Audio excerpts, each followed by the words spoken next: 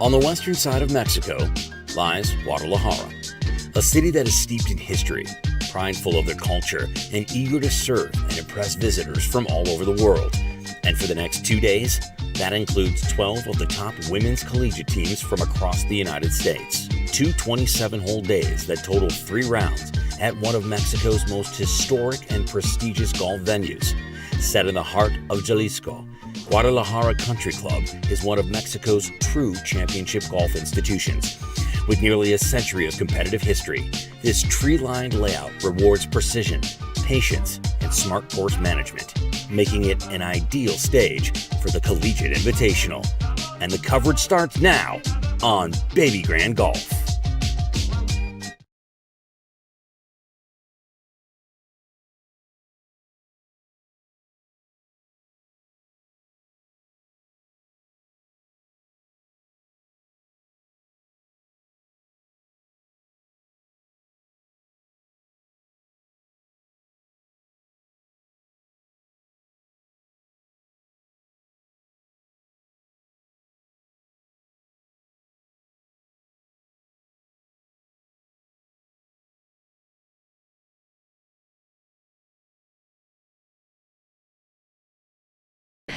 This is a hole number 4, and this is an international setting. We've got Yu Chu Chen from OSU, who's from Taiwan.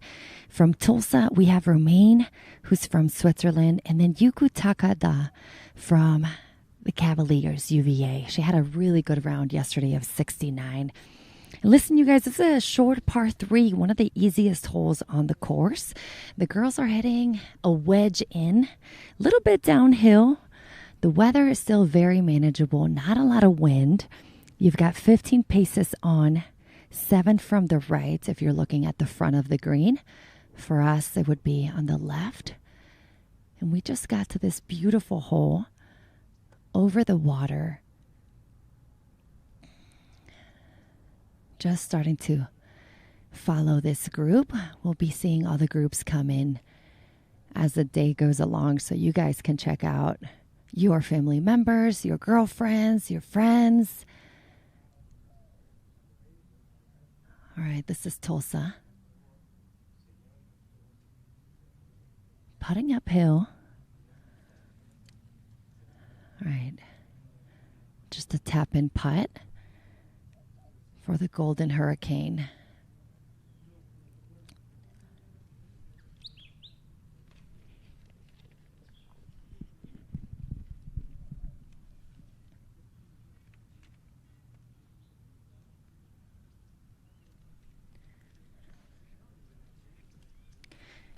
All right, we're going to have a correction here. This is Mira.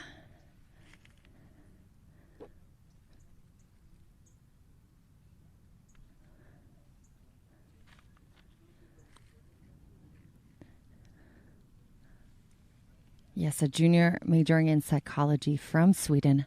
Shot 76 yesterday. Just a small putt there.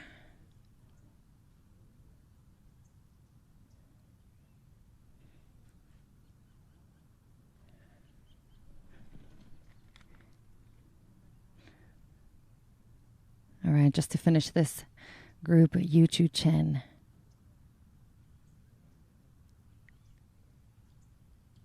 All right. And off they go. Really have to take advantage of this opportunity, the par 3, because then there's some difficult holes that come in, 5 and 6, both par 4s. It's a beautiful day in Guadalajara, Jalisco, the capital of the state, a state that has produced a lot of champions here in this country. We've talked about how Lorena Ochoa and Carlos Ortiz grew up in this golf club, but we've also have some other athletes that are from this state. Checo Perez, Formula One driver, Chicharito, the soccer legend that plays for Chivas, and then, of course, Canelo Alvarez, the boxer world champion. All right, next group on the tee.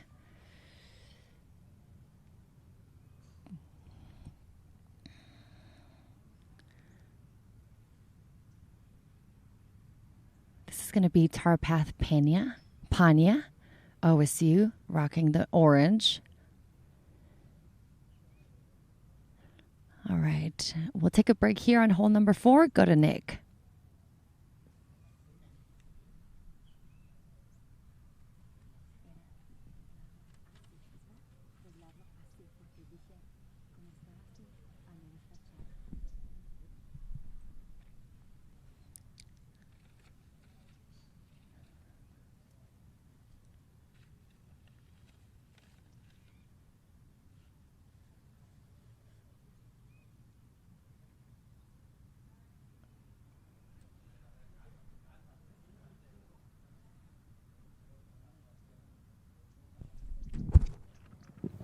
You hear me, Mike? Mike.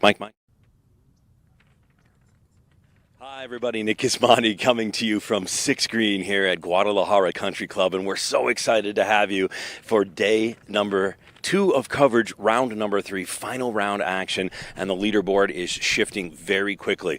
Right now, it's Amy Bond and her Florida State team that is out in front, and we are going to be focusing on Sophia Fulbrook, who's going to be coming up 6 here in just a few moments. She's on fire. She's at currently 3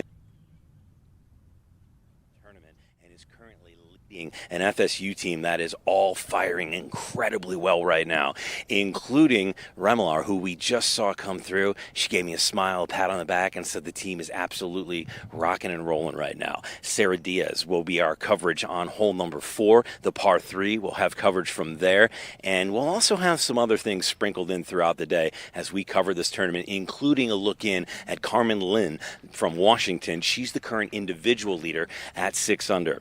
And before Fulbrook gets up here to 6th Green, let's take a look at this hole and show you exactly what it looks like for the player's advantage. Hole number 6, a par 4 at 365 yards. Dogleg left, so real accuracy needed off the tee. If you put your tee shot too far to the right, that's going to run through the fairway and into the grove of trees and block you out from a very good approach shot. Now, the approach shot is challenging. The front left on the green, balls can spin right back into the water. So with a dog leg to the left and a massive pond and that green snuggled up against it, it's a right half of that green to be safe. Most players will find themselves in trouble if they're not very precise off the tee on the par 4 6th.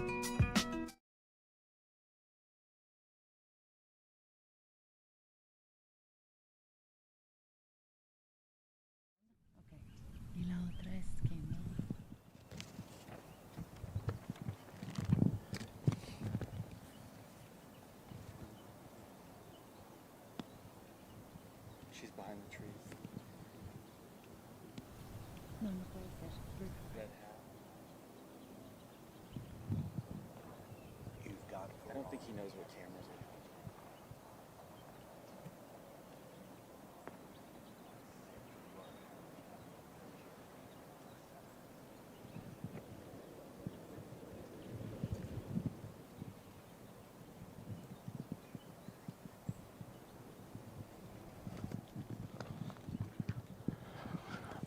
All right, so Remillard off the tee on 7. We just saw her come by, and she's playing very well today. We'll catch up with Remillard, who is currently at 1 under on the day and 1 under on the tournament shortly. But right now, we're back over on 6th Green, where Sophia Fulbrook will be making her approach shot. Beautiful drive by Fulbrook. She's put it all the way down the right-hand side on this 365-yard par number 4. As you just heard, it's a dogleg left, and you need a ton of accuracy, so it's important to really put that tee shot in a position that puts you in a really good spot.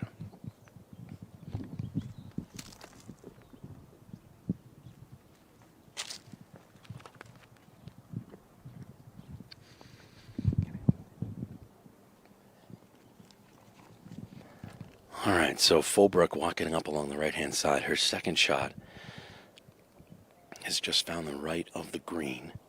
And let's talk about this green for a second here on number 6. Water protects it in the front, and very stylistic of this golf course. There's sand on the right-hand side. Everything on this green, though, pushes from right to left, and the slope at the water's edge is incredibly difficult. The pin placement today is in that back middle, so and actually a very friendly pin. But Fulbrook has found that bunker on the right-hand side. So a tricky shot out of here. Not really in danger of the water. We've seen most of the players today find their way into that bunker. It's actually one of the smaller bunkers on the golf course, but Fulbrook is just going to try to figure out where to land this. So the big question for her is going to be exactly how to play this. It's a significant slope right on the lip that lends itself down to the green. So she's trying to figure out if she's going to land this on the green or if she's going to put this on the fringe. This is her third.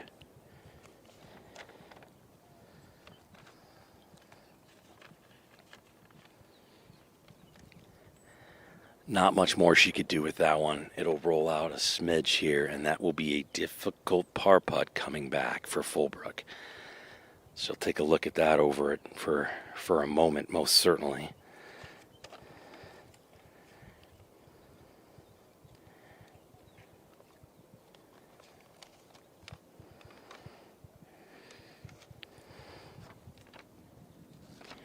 The other players in this group from Houston are Moa Svendenskold and Kara Healy.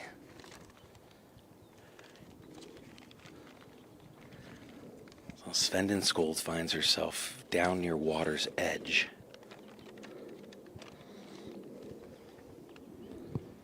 Svendenskold from Sweden, talked about her quite a bit yesterday, the senior.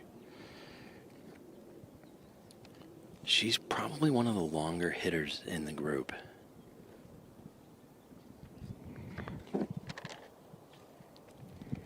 And Kira Healy, she's found herself on the green and really has probably the best look at it. Svendenskold in an interesting spot. She did go in the water, so they're just trying to figure out how to drop for her. So that's a tricky situation because, again, obviously the rule where you drop from your knee and the ball rolls down, you can see her caddy trying to help her out there. They're going to actually have to place the ball, which is a tricky spot on such a significant slope. As I mentioned, if you try to attack that pin in a weird way, it's going to be a bad thing. So Healy will be first to putt. And she's given this a go for her attempt at birdie. Beautifully done. I thought she had it. Kara Healy, the senior from Johannesburg, South Africa. Great opportunity by her and a tap-in par. Let's take one more look at that for Healy. One of the longer putts of the day, and you can't see it from above. It's going to move really hard from the left. This was so close, just off the hole for Healy, and a tap-in par. All right, that brings up Svendenskold. Difficult position off to the far right. In the water, so has to really come up with a shot here and get this close. The problem is the ball is on a significant slope along the right-hand side, so she can't even put her club down behind the ball because it will roll back into the water. There it is. Nice chip by her. Oh, fantastic from that lie. So a tap-in bogey coming up for Svendenskold after finding the water hazard here.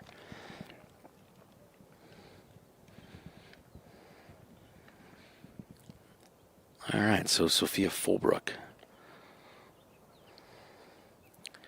Keep in mind that the Seminole team has won back-to-back events here at the GCC. This is for par. Good attempt at it. Oh my goodness, I thought she had that one. So a tap-in bogey and a little bit of a blemish on the scorecard.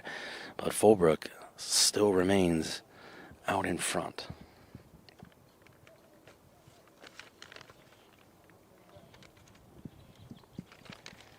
All right, so we'll be on to the seventh hole for our leader, Fulbrook, and her group. Svendenskol just has to clean up this bogey. Shouldn't be too much to it. And Svendenskol with the bogey. We move on to 7, but we head back to hole number 4, where Sara Diaz is standing by.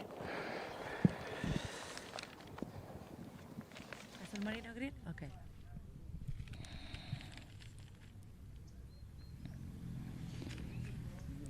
Welcome back to par 4. Hole 4, par 3, excuse me. Where we have Kennedy Swedick from Virginia, Jenny Roller from University of Tulsa, and Gracie Kilgrease.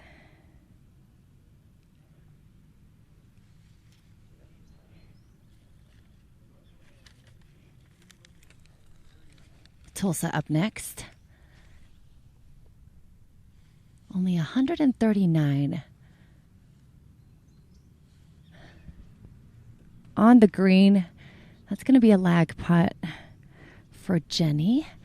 Where you want to be is in the middle of the green to give yourself a nice birdie opportunity.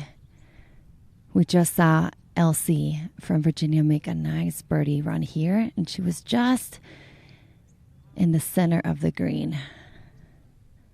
Here comes Oklahoma State University.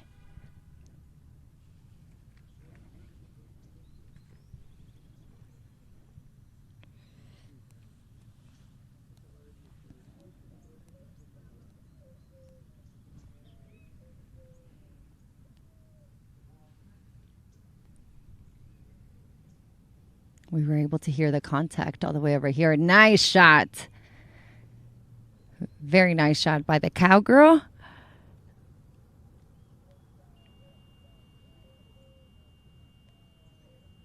And that is Grace Kilcrease, a senior majoring in marketing. We're seeing them walking down the fairway. You know, something that I've noticed is, you know, these par 3s tend to be downhill. This is a nice, easy par 3. The water really doesn't come into play. You've got a lot of room on this screen. 30 yards deep. The pin is 15 paces in. You know, we thought this would be a short and challenging green, but actually it's proven to be one of the easiest holes on the course.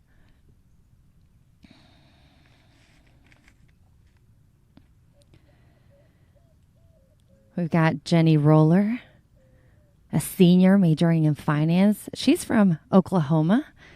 And we have Kennedy from Virginia, sophomore majoring in economics. She's from New York. She actually won Virginia Women's Open in 2025.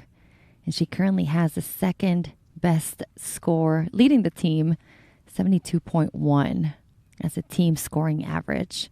Very nice round yesterday of 69. You see the girls carrying those boxes because it is lunchtime. And the club has prepared us delicious either tacos or sandwiches of pork, carnitas. Got to be able to enjoy the flavor of Mexico.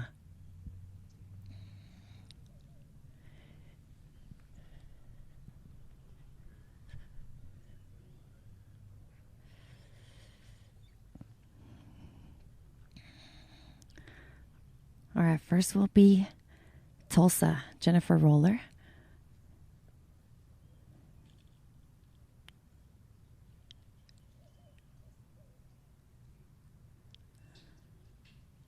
And with these lag putts, you want to do what Jenny is doing right now. Really feel the slope of the green with your feet.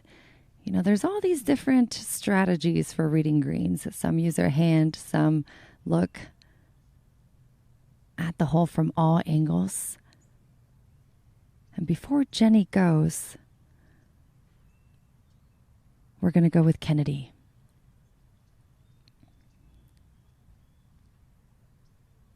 Really had to hit this one. I needed a little bit more break, but cozied up there.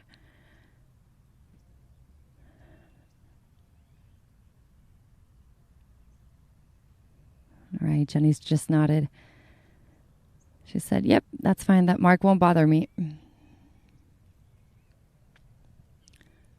A really nice par 3 over here. We actually have a table behind the green with a bunch of board members from the club. Got a little bit of a gallery over here. And it's because where we're at, we have a really nice view of the green and also of hole number 5, the tee box.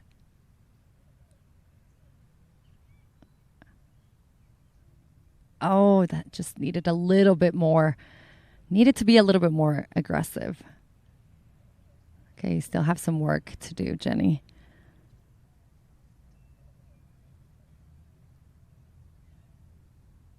Gotta mark that down, study that short putt. Now the cowgirl, Grace, coming up next.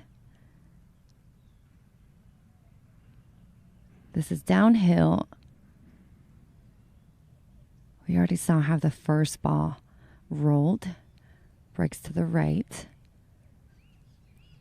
Everything's going to lean back towards that water.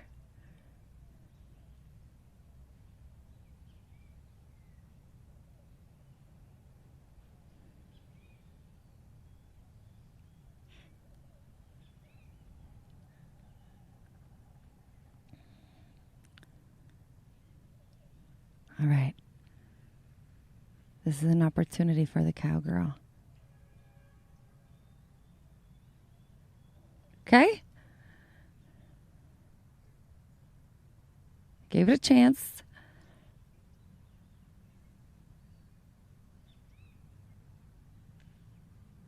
No, being that this is a course where you're going to have red numbers as the winning score, you definitely want to give those birdie opportunities a chance.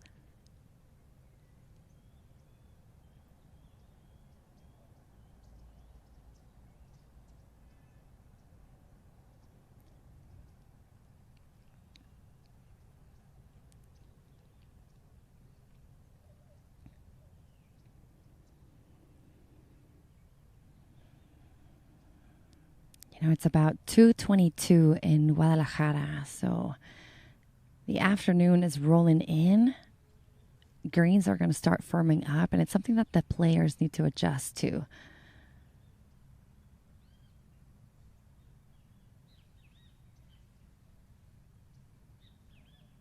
Nicely done.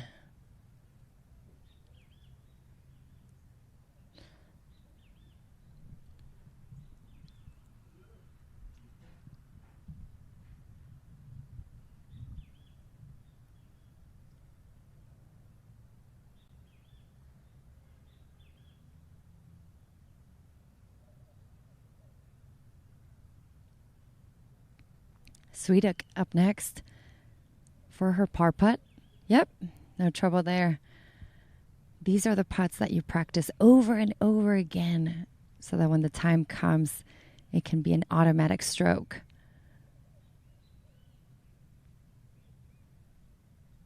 All right, now Jenny. First putt was a little bit short, needed to be a little bit more aggressive, but not a problem. For Tulsa. Okay, 3 pars on this hole 4, par 3. We're going to go to the leaders. Let's go to Nick.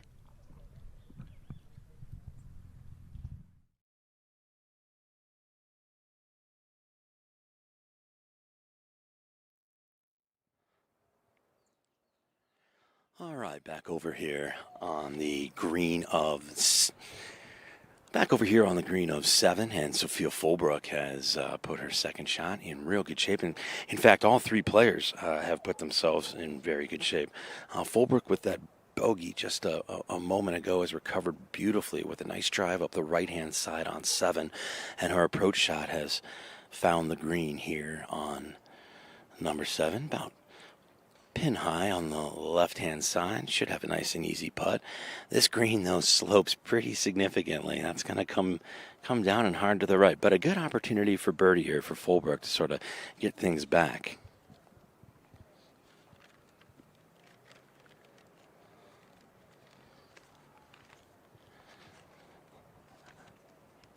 Healy and Svetskold all get themselves in position. Healy, the senior, out of Johannesburg. She's just got this downhill putt. Hers is going to be tricky. Certainly Svensenskold and Fulbrook in a little bit better position here. Healy is going to be first to play, and this one's going to slide down and left.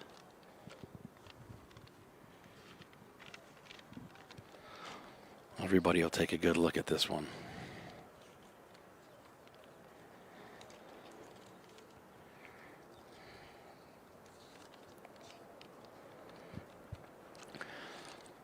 And one of the things we mentioned yesterday, remember that these players get to have caddies, which is very unusual. And the reason being is that they don't allow push carts here at Guadalajara Country Club. So instead of having to carry the bag on their back, which women collegiate golfers aren't necessarily used to, they've got caddies helping them out today. The interesting thing there, however, is that, again, we are in the west of Mexico, and there is a slight to heavy language barrier. It's been interesting that the players stay with the same caddy the whole time and have worked out a little bit of a system. I was talking to some of them yesterday, just trying to understand how they were understanding, and it's a lot of pointing, as you can see here, and just general motioning, if you will, which of course makes things interesting.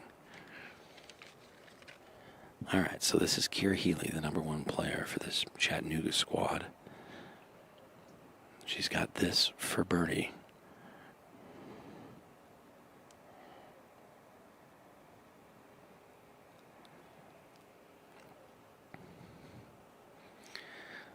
Very fast downhill. These greens have firmed up, and Healy has just barely tapped that.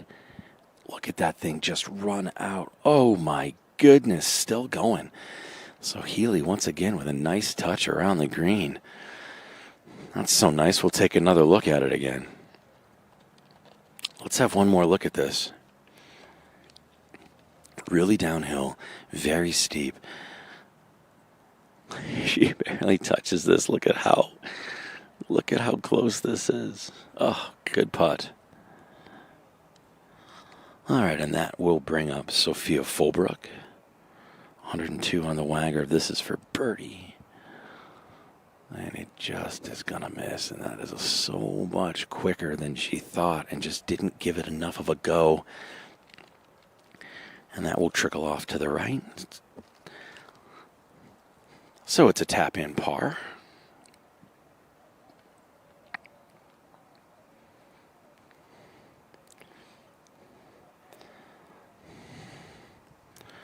Moa Svendenskold. I'm going to get really good at that name by the end of the day. Svendenskold has this for birdie. She's got the only uphill putt of the group and finds it. Svendenskold with a birdie here on 7. One more look for Moa Svendenskold.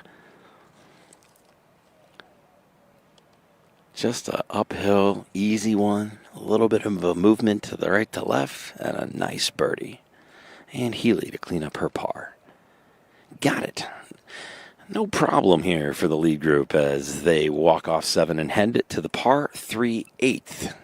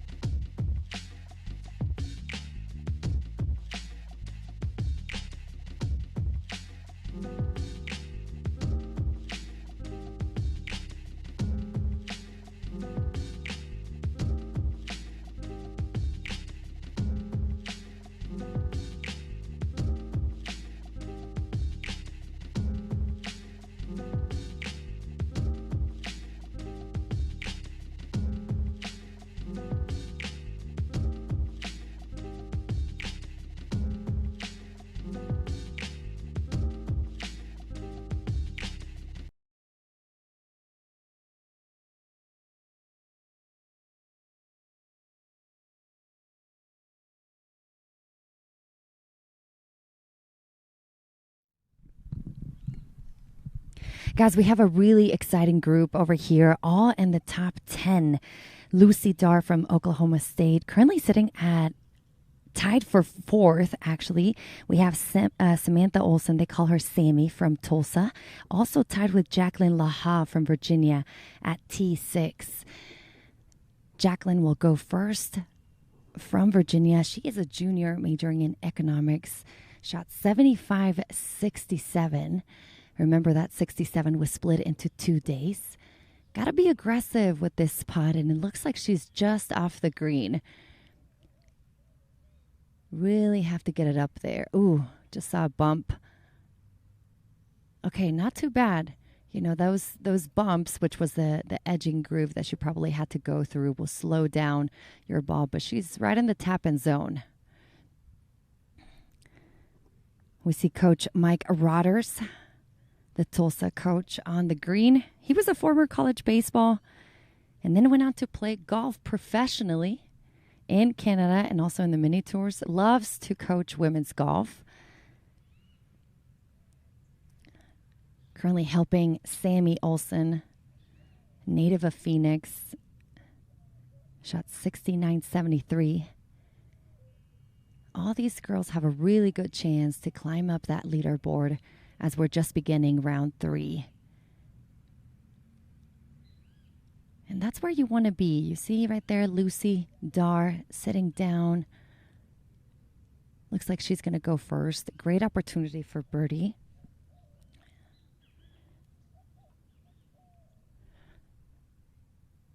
Yep, it'll be Lucy first. And she's really been the spark for OSU. She capped her first round with an eagle at 18 for 69. And then she went and rolled in 3 straight birdies on holes 2, 3, and 4 to post 34 on that front 9 on round 2. Lucy Dar, who is from Stillwater, Oklahoma, where OSU is based. Gotta give it a go. No.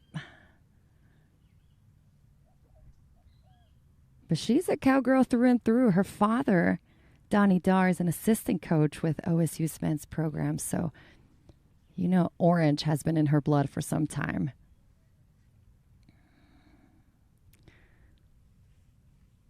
Okay, now Sammy, who transferred from LSU recently.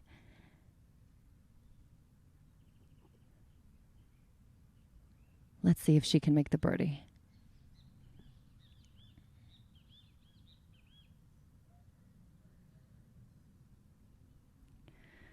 This would be really good for Tulsa, who is sitting in the 6th position in this tournament. Okay, not what she wanted. She's going to go ahead and mark that. Every stroke counts out here, so you better be safe. Now Lucy's turn.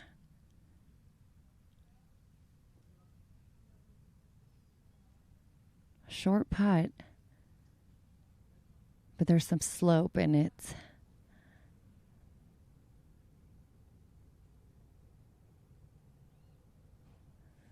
Gotta feel really, really comfortable over the ball before you let that putter go.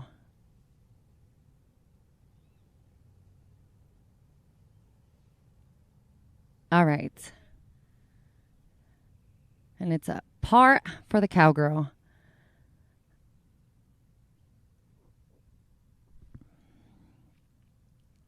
And just to give you an update,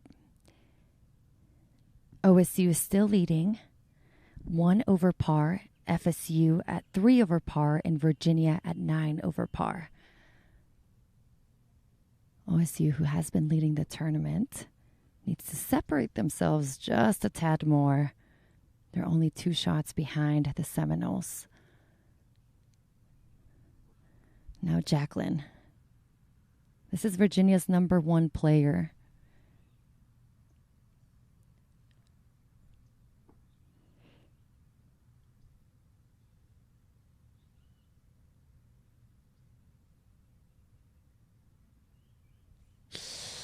Oh, no. And unfortunately, that is a bogey.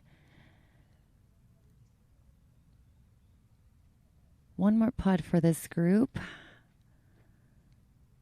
And that's going to be a disappointing hole for Jacqueline. You got to be able to avoid those 3 putts out in this golf course.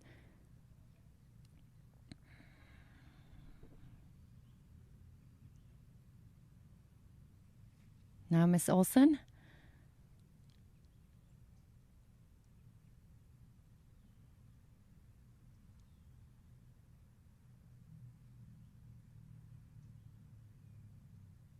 All right. Par for Tulsa. So par for Tulsa, bogey for Virginia, and par for OSU.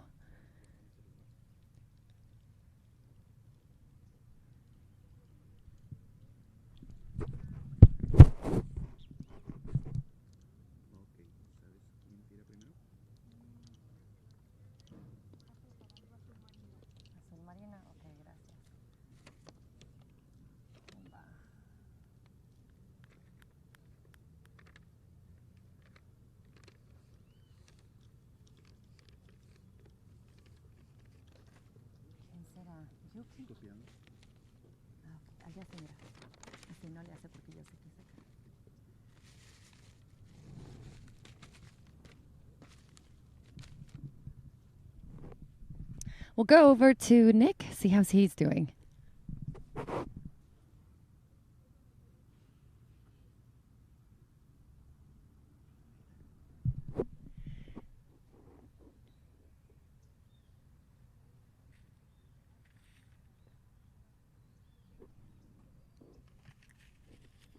All right, and Yuki Takada just hit from University of Virginia, safely on the green.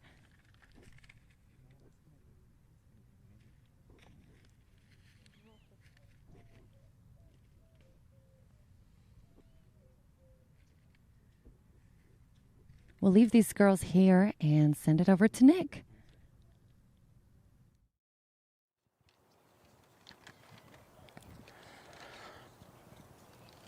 All right, well, both Svendenskold and Healy put their shots over the green here on 8, and both of those have found their way wayward of the green, a lot of wind coming from behind. So Healy with a very nice shot as she puts it up onto the green.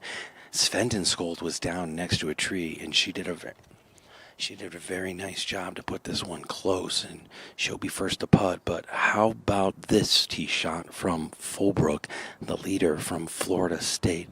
After a par on the last, this was her tee shot here on the par 3 8th.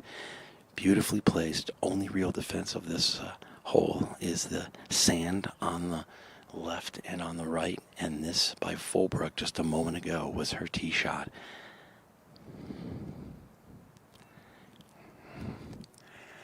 Absolute beautiful, and she's got a tap in birdie to make up for that bogey just a moment ago.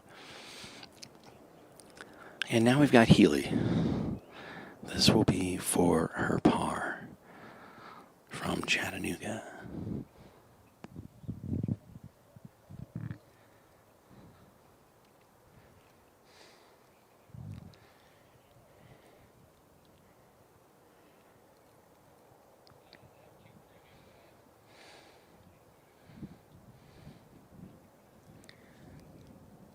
Oh, and just a little bit short for Healy. She'll tap that one in for a bogey.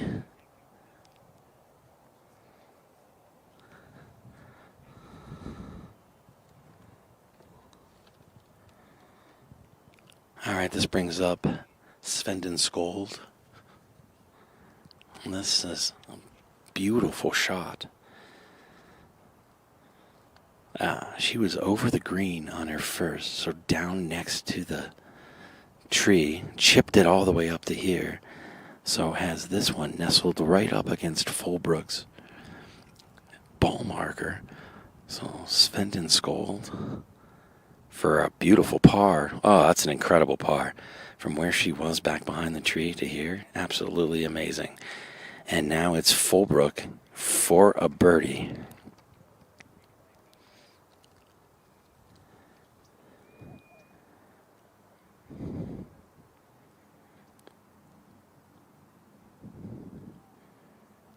Fulbrook for birdie.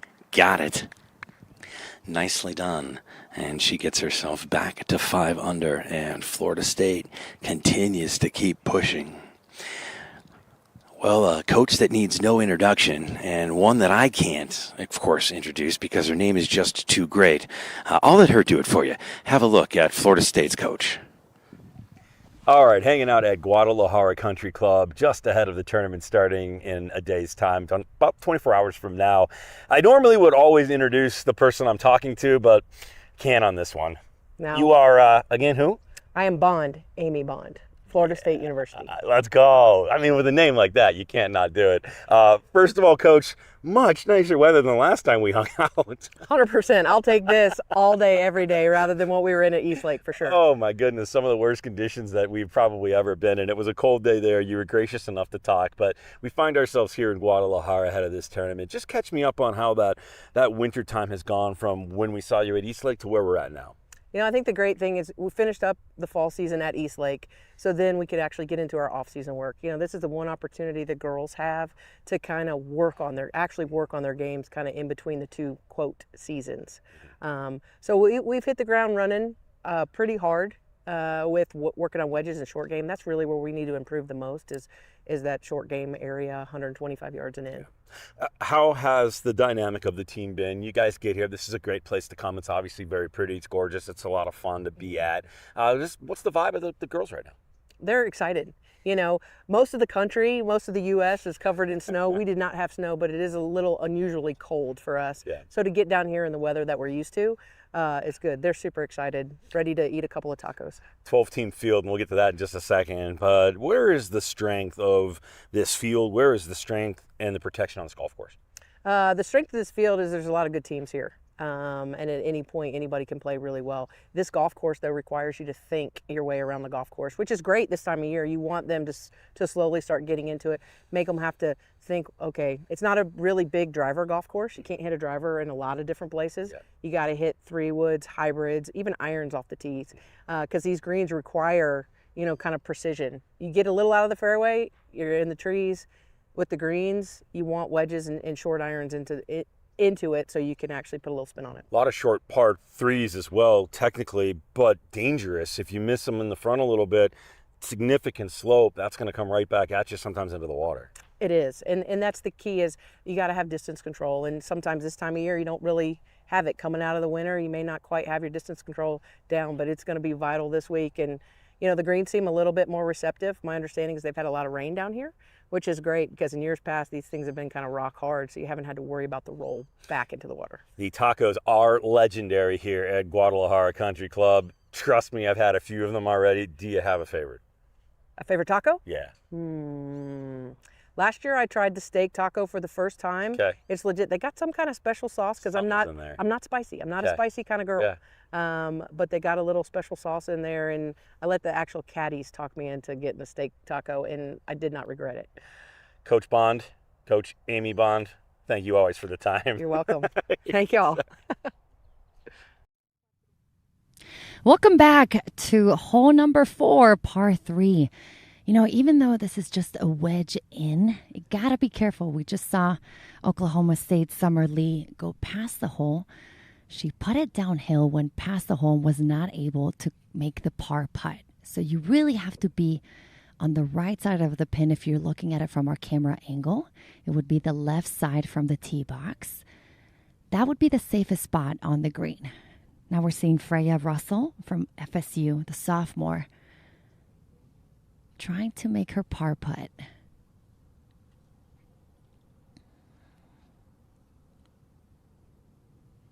There we go. Nicely done. And the reason why you want to be on the right side is because everything goes towards the water. It's not a gimme birdie if you're on the right-hand side. It's still going to be a left to right putt. But these girls have demonstrated what happens when you go past the hole if you're above the pin. Now Yuki Takada from Tokyo, Japan.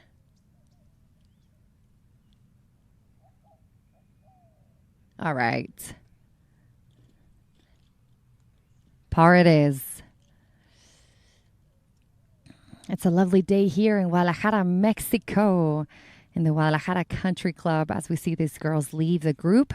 We're going to be hanging out here in hole number 4 so you guys can take a look at all the girls that are coming through. A lot of talent in this field.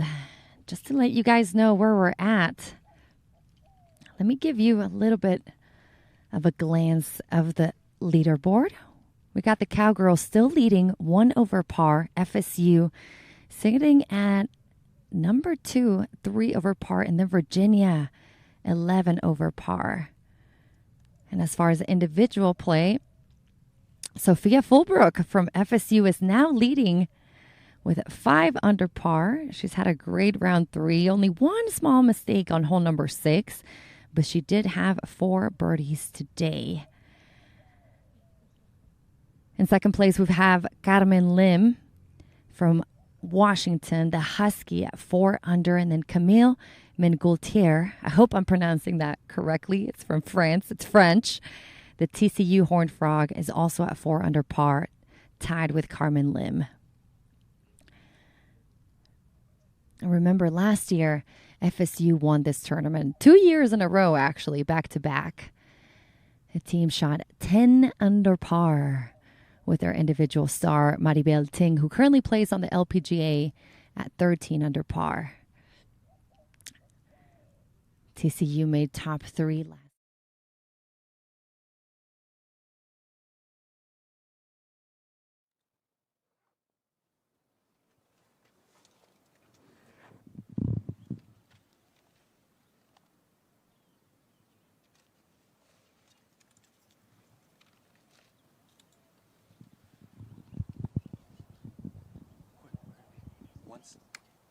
What's that?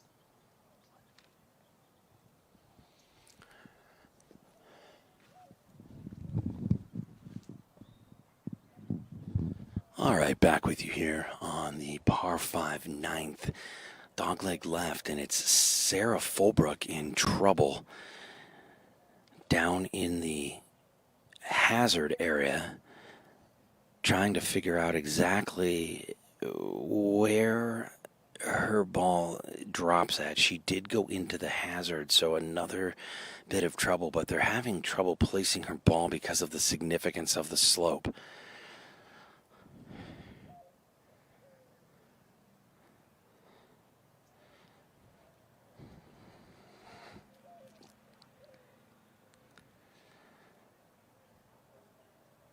Yeah, so it looks like Fulbrook is going to have to...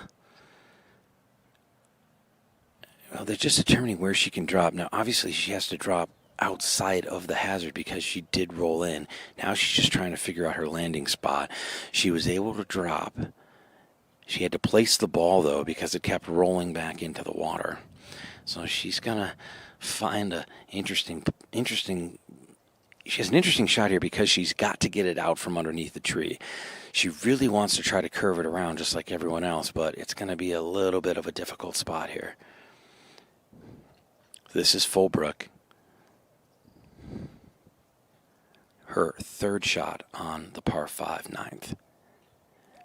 Oh my goodness, that was about as good as she could. There wasn't really much more that she could do with that. She had to punch it, keep it low. Ball was below her feet, so she was smart enough to try to just put it down underneath the trees. And now has found herself in the fairway. So everybody has shots into the green coming up. So Fulbrook going to have to get a little bit creative here if she wants to come away without any blood on this one. She's got herself about a good 190 yards in to a difficult pin that is on the middle of the green, but I don't know. It's protected by bunkers on the left-hand side with 3 big ones, and on the right by a large, long bunker that extends across the length of the green. So it'd be interesting to see what Fulbrook does with this one. Just had to punch out. It was a smart shot for her, just difficult. Healy has found herself in the middle of the fairway. Sven Skold also in good shape.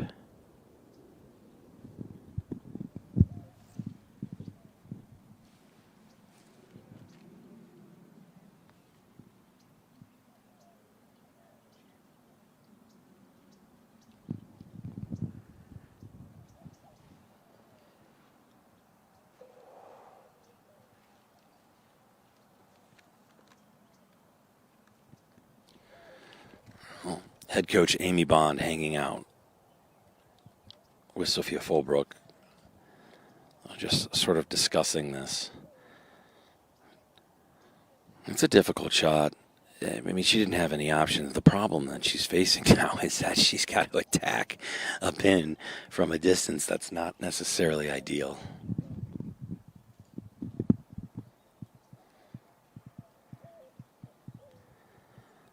She's got about 180 to go here, 190. Uphill green. Pin is in the middle.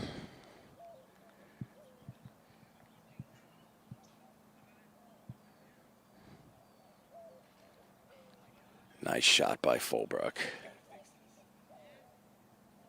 Oh, and nicely done by Fulbrook to get this to at least in a respectable spot.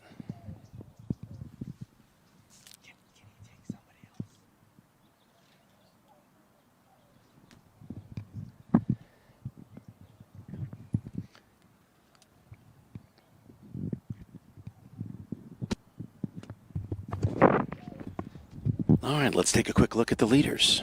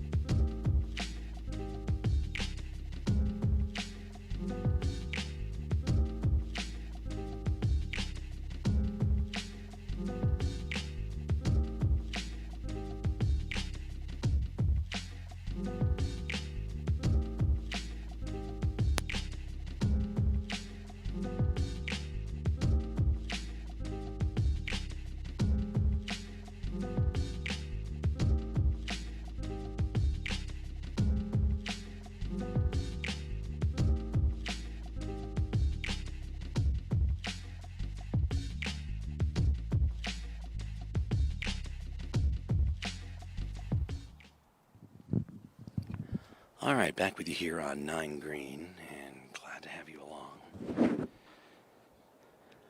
Everybody safely aboard. It was a beautiful shot by Fulbrook to get herself into position. Svend Skold, both of them come up a little bit short on their approach shots.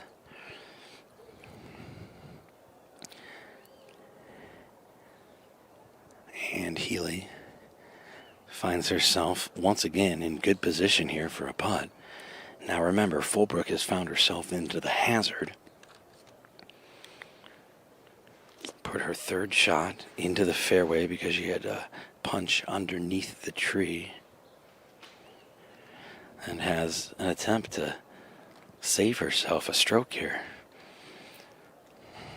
Svend Skold first to putt. This is for birdie. Oh, and it's just gone along to the right-hand side. She's missed this one. Much more downslope than she thought there.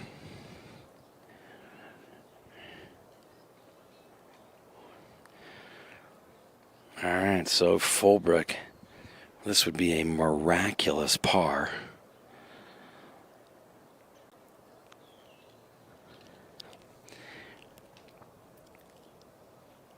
Fulbrook off the fringe. She had a chance to watch Svendenskold's putt and knows that this is downhill. Doesn't move too much. Oh, just a little short. Oh, I thought she had it. Oh, that's just tough. So a tap in here for Fulbrook and a bogey here on the 9th after a birdie on the last.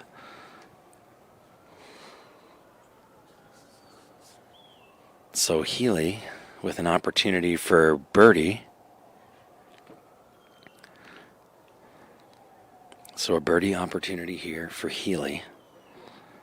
She was the only one that was safely aboard. She's the longest driver of the group. Beautiful drive. Didn't have much in. Played it safe because of the bunkers. This is for birdie.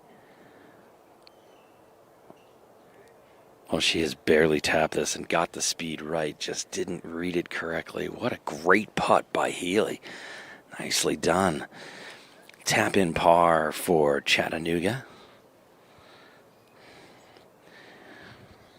And a good look at par here for Svendenskold coming up. Putt's going to move a little bit to the right. They're going to have to be careful here.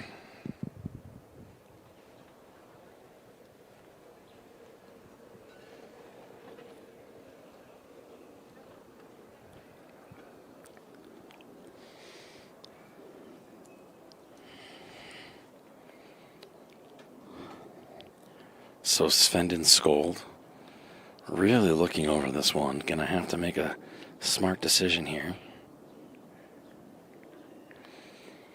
She's overthinking this a little bit. I mean, this putt is gonna move a bit to the right here.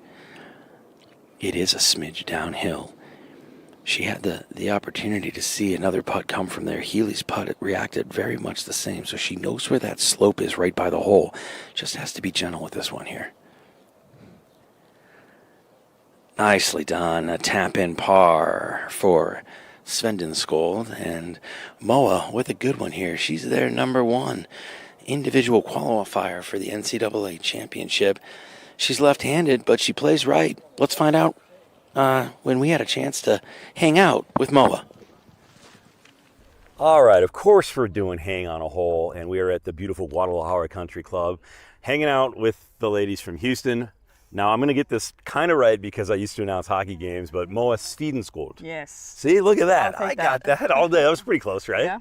All right, we're going to play this hole with you. It's a par 3. All of the par 3s here are a little challenging because of the water features, a lot of sand.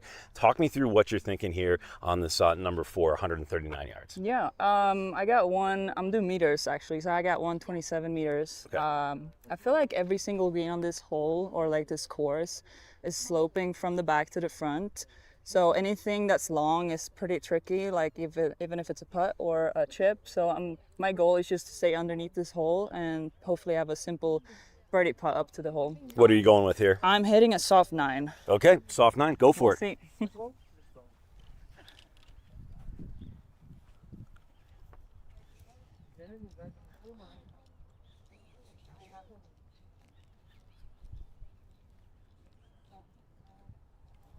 All right, soft 9 for Moa.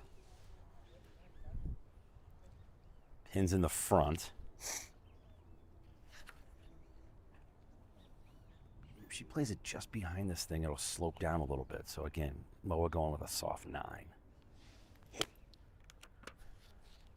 Right at it. I'll go in.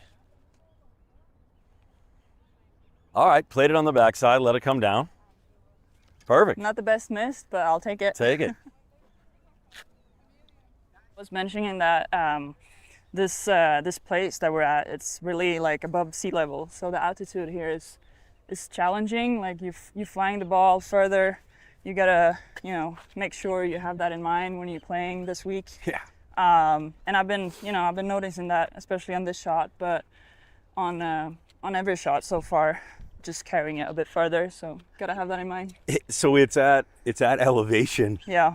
I mean, I'm from Denver, so it's the exact same elevation as what we're used to in Denver. Yeah. How much of an advantage does that give to like the Colorado Buffaloes that are here?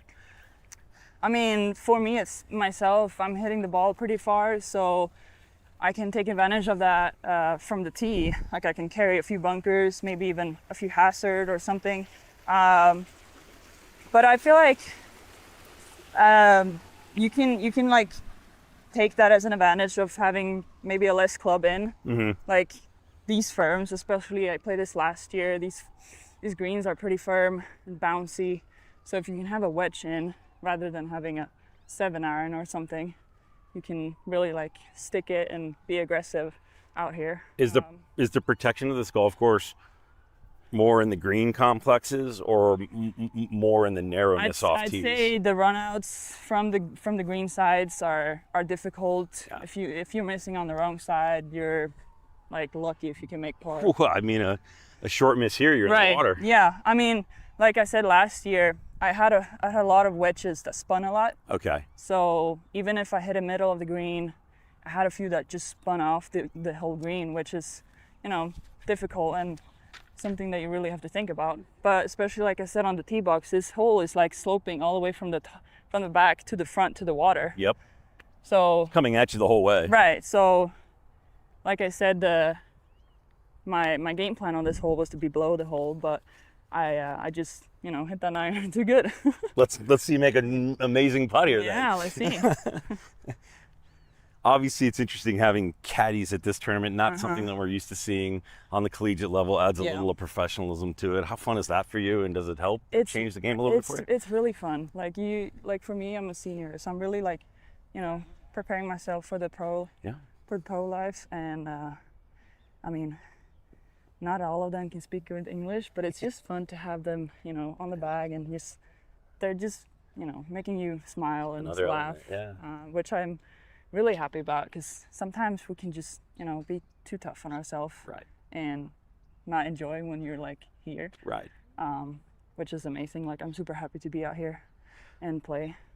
Now, let's check this putt out. Okay. All right. It's gonna be probably a fast one. Yeah.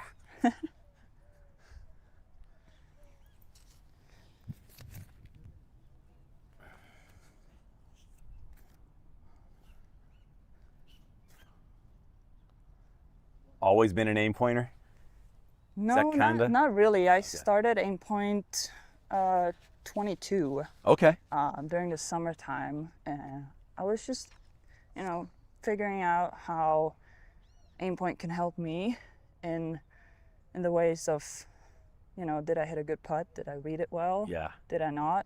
But also I'm a really, feel player. I love to like just, visualize the shot that I want to hit and hit it, not just, I need to hit it this way or and did hit it like 10 o'clock or, all that stuff. But aim point is a really good way to just learn how to read and see if you, good putt, May, see if you read it well and hit it well with speed, because that's like the both things that I think it's really important when you putt, to get that, perfect. Back at the clubhouse, and some tacos on the turn if you're smart on the par.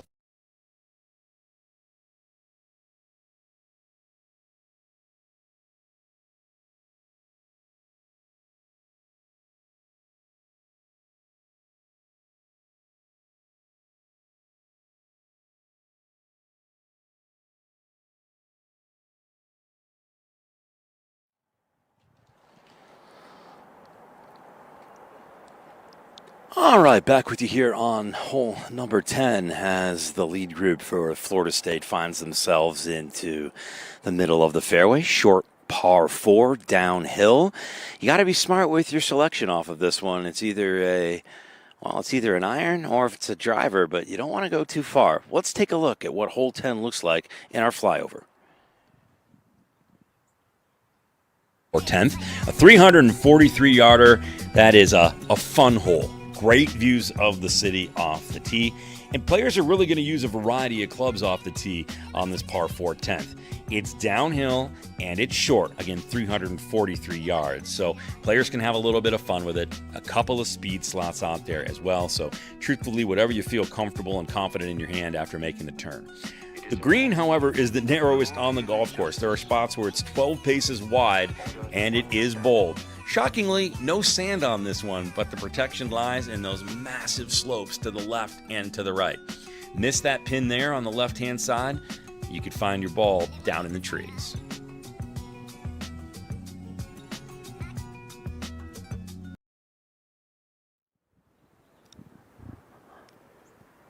All right, back with you here on hole number 10 as Oklahoma State and Florida State battling it out at the top right now. Oklahoma State started the day in the lead, and Florida State came back hot.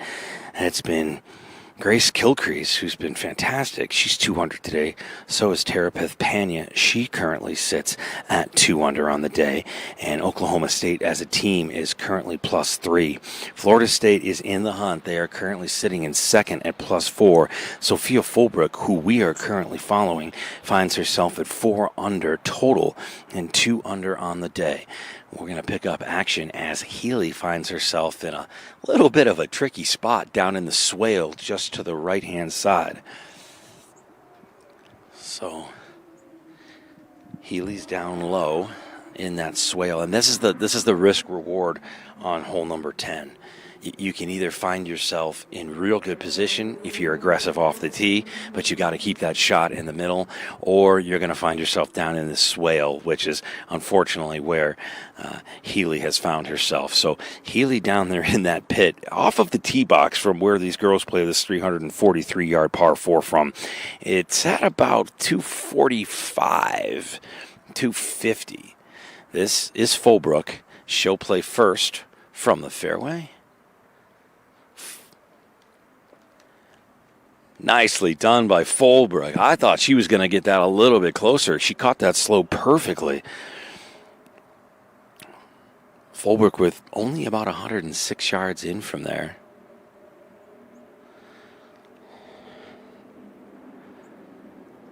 Well, it'll either be Healy next. Nope.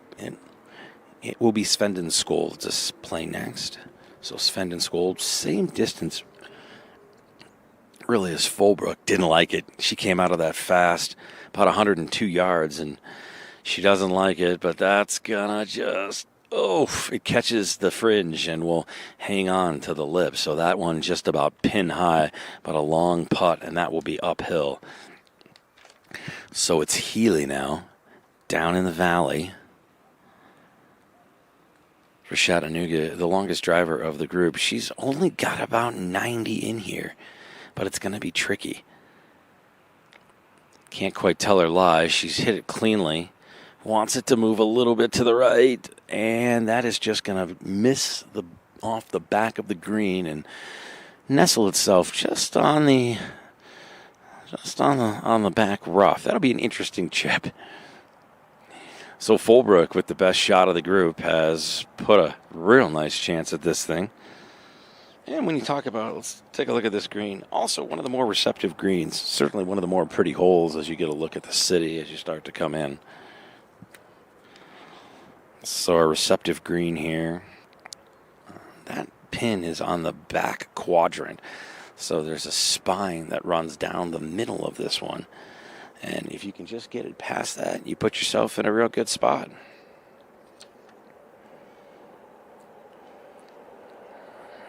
You can also tell just how narrow this green is.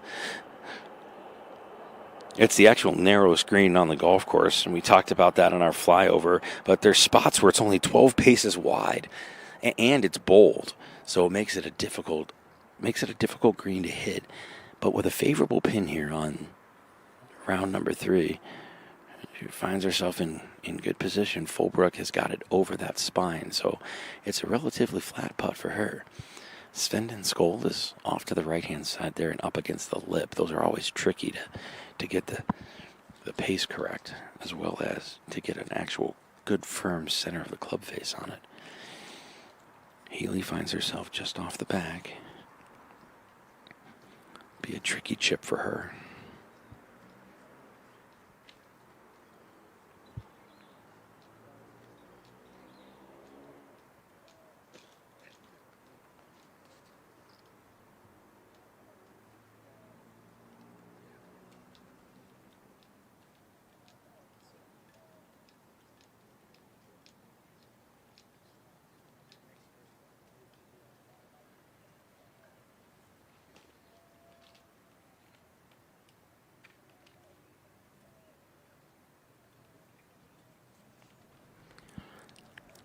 All right, so everybody taking a look at this one.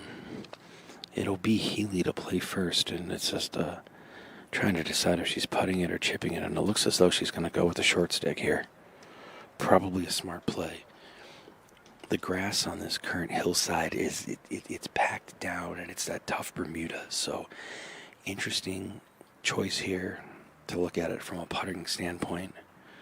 I think most players would probably putt this. You really got to control the spin. The green slopes to the left from where she's at and then falls off drastically. And there's really not much of a lip to catch and hang on to. So difficult choice here, but I think putt is the safest option for Healy.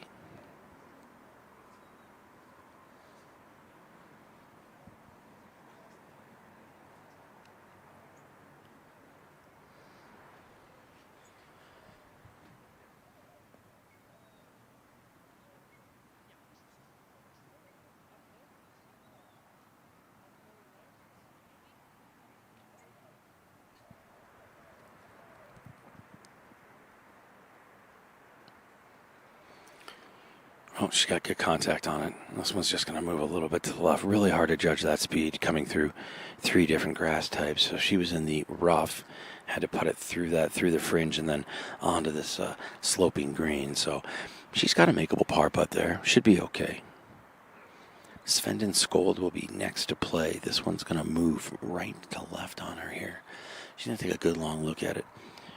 Had a chance to talk to Moa on the practice round day, and she told me that she recently just switched over to aim point. Wasn't necessarily what she'd loved, but she finds the thinking through it and the methodicalness of it and the math of it, truthfully, is what benefits her the most.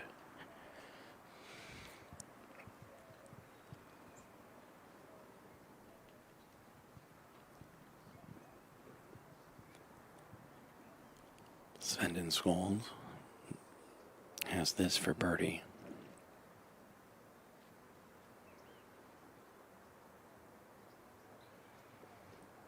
Uphill putt, moving from right to left, just not enough. Difficult to judge that pace. Makeable par putt for sure for Svendin Skold. And that brings up Fullbrook.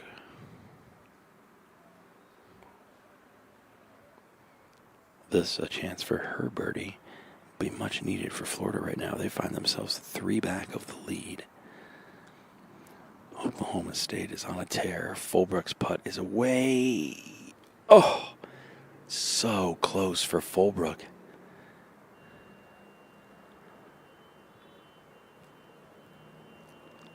Let's take one more look at this putt by Fullbrook as she taps in that par. All right, so easy putt for Fullbrook here. She's over that ridge that runs in the middle, and this one comes up just a little bit short. Overall, not bad, though. I mean, Fullbrook hanging in there. Would have loved a birdie right there to erase the bogey on the last hole, but it's a tap-in par.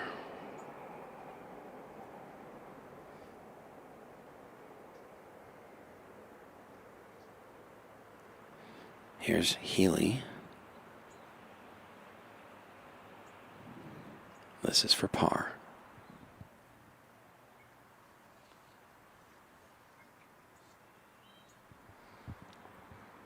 Nice par for Healy, especially in the position that she found herself in.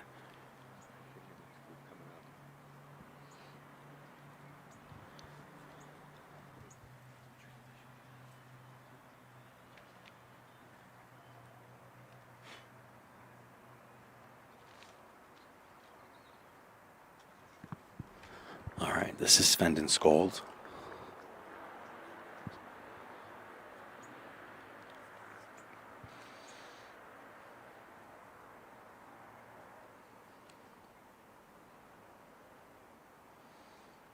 got it.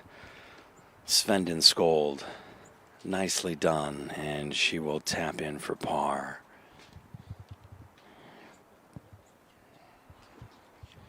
All right, so Holbrook and FSU has found themselves falling back a little bit here. So we are going to stick here on 10. But before we come back to tell you about OSU, let's head over to Sara Diaz hanging out on hole 8.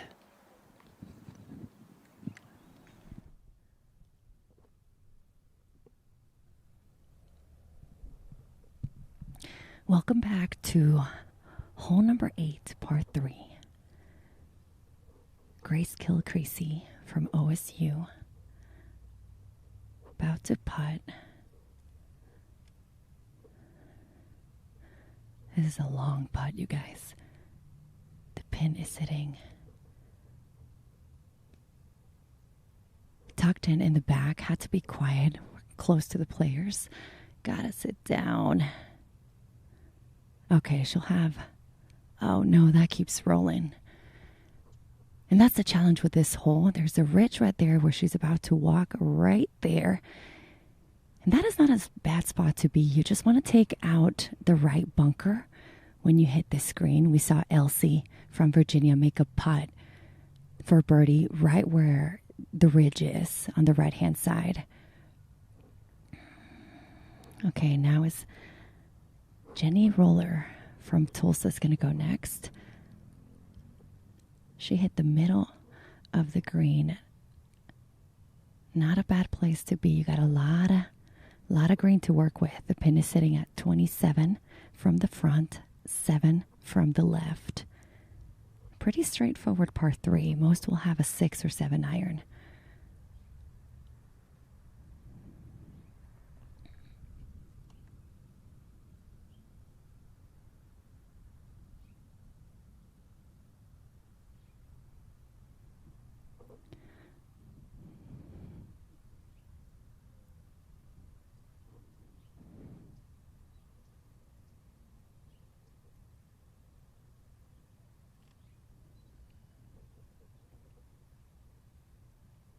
Go. All right.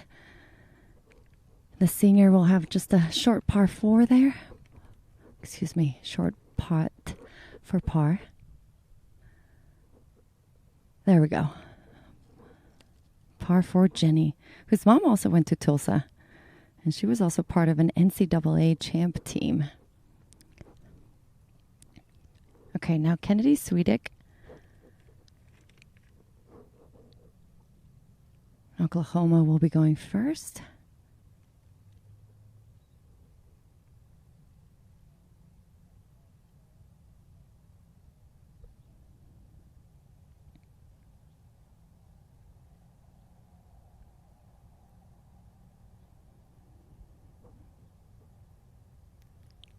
Hard to see the putt from where we're standing. I don't imagine it's very long.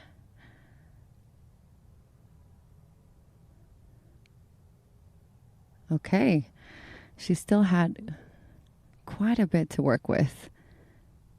A sophomore from New York. All right, now Virginia. Her first shot went over the green, chipped on. You know, it's not a bad place to be if you go a little bit further than the green. The only thing is, if you're going to be chipping uphill, you got to watch for that ridge. You can't go past the hole, otherwise it will roll to the center of the green.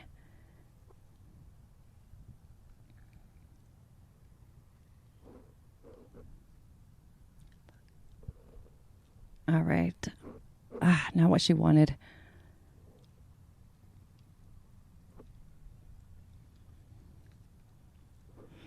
All right, and that's a 4 for Virginia. On to the next hole.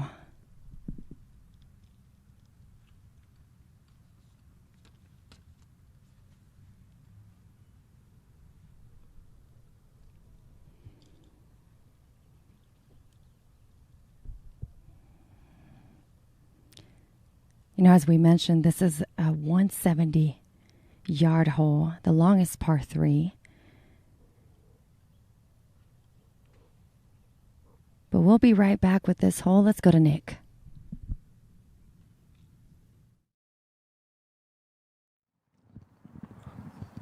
All right, back with you here on number 10, and this is Miranda Liu of Virginia. Her second shot found that slope, has to chip up the hill. This one's got to settle down or she'll find herself in the same spot down the other way. So nicely done there by Miranda Liu, the freshman from Vancouver. She graduated high school early to come to UVA this semester. This is actually her first collegiate tournament and just barely turned 17. So quite a youngin' here.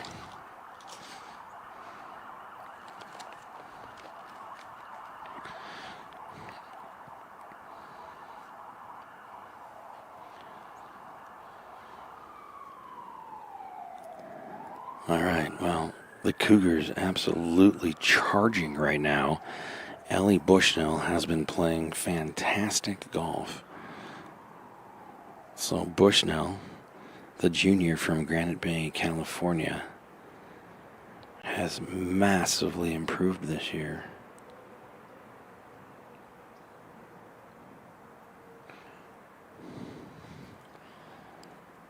Bushnell trying for a par, and that will just move off to the side. She's 11 over on the tournament, but just 2 over on the day. Nice putt there by Bushnell. They're going to need a little bit more, though.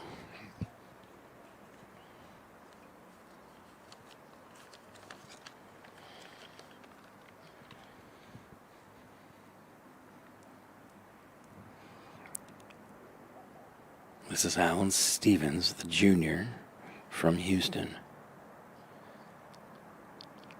Stevens looking for her birdie, just won't find it, so it'll be a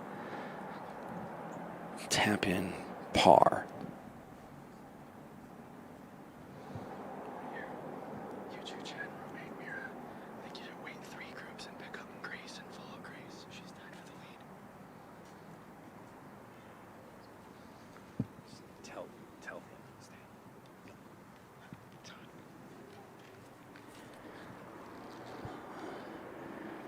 All right, just a quick opportunity here for par, and that one just goes wide.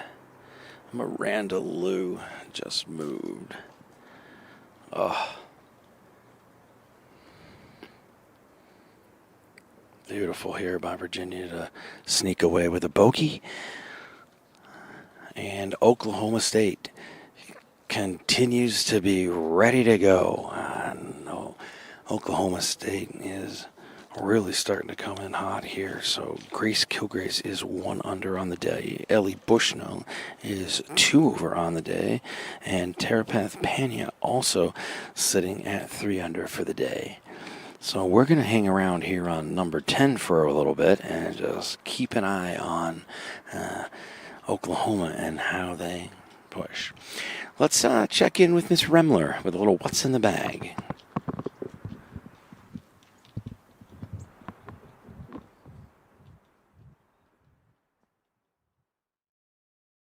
With Elon Putis Remler of FSU. I know, I tried. I got kind of close. These names, they're getting trickier. I've announced hockey before, too. We're doing a what's in the bag. First of all, it's really good to see you again. I'm glad the weather's a little warmer than when we last talked, freezing in Eastlake. Right. But I'm looking forward to this. First of all, I want to talk about your bag. The gold legs are fire. Yeah, so this bag, we just got it. It apparently took 3 years for them to get it sorted, but here we are. It's amazing, actually. It got is our cool. names on it, Seminole head on it, first state, gold legs. I mean, everything that you could ever ask for, right? It's pretty cool. It's really cool. I love it. It's pretty cool. I like the detail. I like the logoing. It's the pattern on the bag. Yeah. Coach did a good job. She did a great job. Head covers are fire. I like all of those. Let's talk about what you have iron-wise first, then we'll talk about your woods, wedges, and your putter. Okay, so I'm playing the Blueprint S from Ping, all the way from pitching wedge through a 5 iron. I just swapped. This is gonna be funny, but to this 4 iron, which is like a kind of like a thicker iron. Like a little more driving iron. Yeah, a little bit of muscle back to just so like be able to get through the rough a little bit easier. Okay. Kind of been struggling a little bit with that 4-iron, so get different type of shafts in it as well. Okay. Just to make golf easier. Make golf easier. Yes, that's what we like. Yeah, right? we like that. Yeah. We do. And then we're playing the normal like ping wedges. I think there's like Tour Pro maybe. All right. Don't You know. like them? They're good. I love them. I love these clubs. Like nothing bad to say about it. Could never say anything bad about it. No. Honestly. So I'm playing at 50, 54, 58. Okay. What do you chip with typically? The 58? Yeah. Okay. Yeah. That's usually what I try to. These greens are tricky, so I mean, the wedge shots need to be good. Dialed. Yeah. Dialed. Yeah, and then I got driver, some sort of shaft. It's a shaft in your golf club. That works. Yeah. It's a 90-degree. Not a gearhead. Not a super technical gearhead, which I love about you.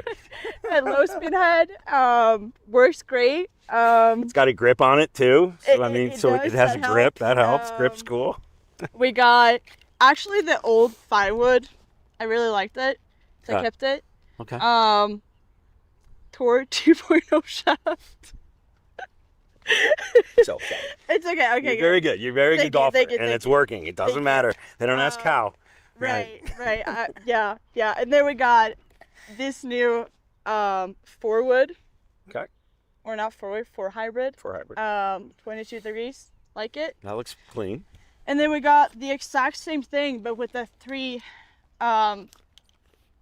hybrid. Okay. So it's just a few degrees difference in loft on them. Playing with some different clubs in the bag right now, obviously. This is a practice round. I would not. We'll pare it down. hopefully cheat with this amount of clubs. Everybody's but- going to be counting. Right. And then, And what then else? Actually, we got another club in here. All right, so there's we another got one. a There's more. 3-wood, There's more. The new peg one. Love it.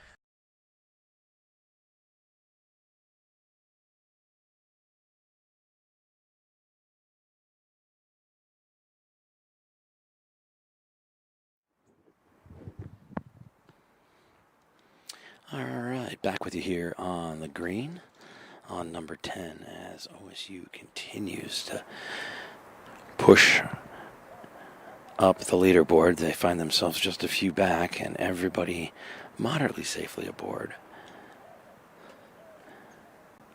This is Mira Berglund, the junior from Sweden. From Virginia, this is her attempt at birdie.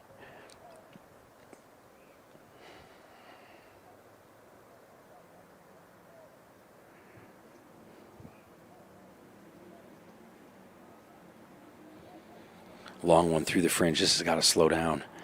Oh, goodness. And that hole is on a little bit of a ridge, so it just trickled off to the left a little bit. She just transferred from Campbell this past fall. She has a collegiate win at Tennessee's event in 2024.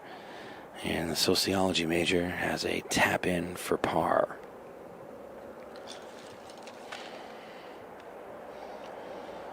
All right, Yu Chu Chen from OSU with a chance at birdie. And the freshman, who has a 4.0 in her first semester, is clearly balancing the college life pretty good. Yu Chu Chen. Oh, this one's going to run away from the hole way too much. Didn't bother to check the back there and didn't see how much that falls off. Didn't walk around the hole. So this one falls off and will be a difficult putt for par.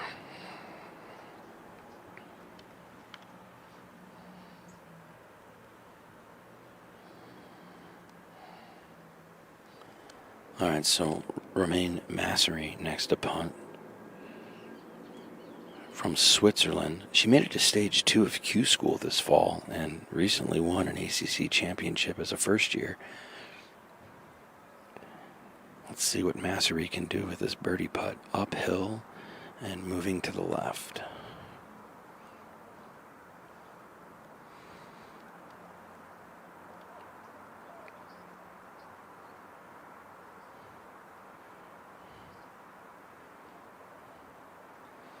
Massery's birdie putt away, and you know what? Had the right pace, but it just moved a little bit to the left there, so it'll be A tap in here for Massery.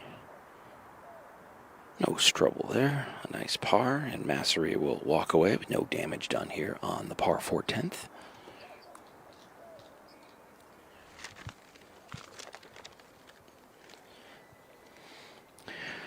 All right, so Yu-Chu Chen has this for a par. Really going to have to think through this putt. This is a big one, especially with how close they are.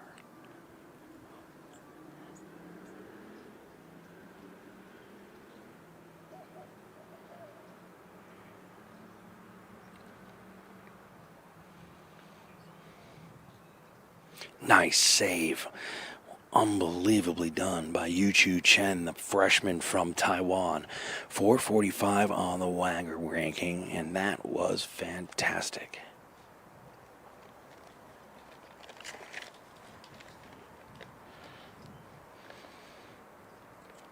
All right, Berglund just to clean up her par.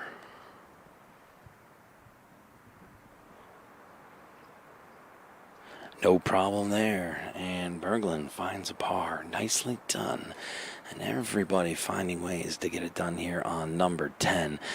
Beautiful setting here at Guadalajara Country Club, and one of the best parts, the tacos. And you can get them in like 3 different spots on this golf course. I had a chance to try them with my partner, Sara Diaz. Well, it's practice round day, but probably the most famous element of Guadalajara Country Club that I was told about before getting here was the tacos. Sara Diaz, you got to help me out here because I am not fluent in Spanish. You are amazing at it. So we're gonna do this dually. But first of all, I mean, these tacos are amazing. Right? Yes, yeah, we definitely need to get what is most popular. Okay. And so we're gonna order it together. We're gonna help him out. Y tenemos también a Josué que nos va a ayudar. So we're gonna order you, since it's your first time in Guadalajara, okay. We're gonna order you a bistec taco, okay? Thin steak, very flavorful. I think you'll be able to enjoy that. I like that. Okay. That sounds good. Then we're gonna go with a guisado, which is chicken, okay, and a stew. And then, I don't know about this one, Nick, it might be out of your comfort zone a little bit, but it's pancita. Like pancetta? No. No, pancita is beef tripe. Okay, so it's got a lot. Wait. You're varyingly, what's beef tripe mean? Beef tripe, it is what it sounds like. So it is, yes, it is stomach. It's crunchy, but it's very good. Do not be scared, and you're here for the experience. All right. I'm ¿Nos gonna. recomienda que esos 3 tacos? Sí. Sí. Bistec, pancita y pollo, chicken. Ajá. All right. What's the most popular taco? ¿Cuál es el taco más popular que la gente ordena aquí? Bistec. Bistec. So you gotta go with the steak, and we're gonna dress it up. The toppings are what I really love Yes, con cebollita, cebolla, onion, cilantro, una salsita. You can't go wrong with the salsas. Oh boy. All right. Okay. All right. Okay, here we have it. So, bistec, steak. Then we have the guisado. And then this one, Nick, you gotta try it. It's all right, I'm in. Flavorful. Don't even think about what it is. It's got a lot of nutrients, a lot of flavor. We're just gonna dress it up for you, and then you're gonna take a bite. All right, I'm in. Okay. Let's do it. ¿Me le ponen los condimentos, por favor? Sí. All right. ¿Sí les gusta todo? Sí, por favor. Onions, must play. Yes. Cilantro, must. That's yes, you gotta dress it up like the Mexican flag, right? So cilantro is verde, onions white, and then we've got to put the salsa. I like a little red sauce. Spicy. But no spicy. No, we're not gonna go spicy because we gotta work tomorrow. We gotta make sure he's okay. Is this mild? Mild? Que no pique. Okay, perfecto. Perfect.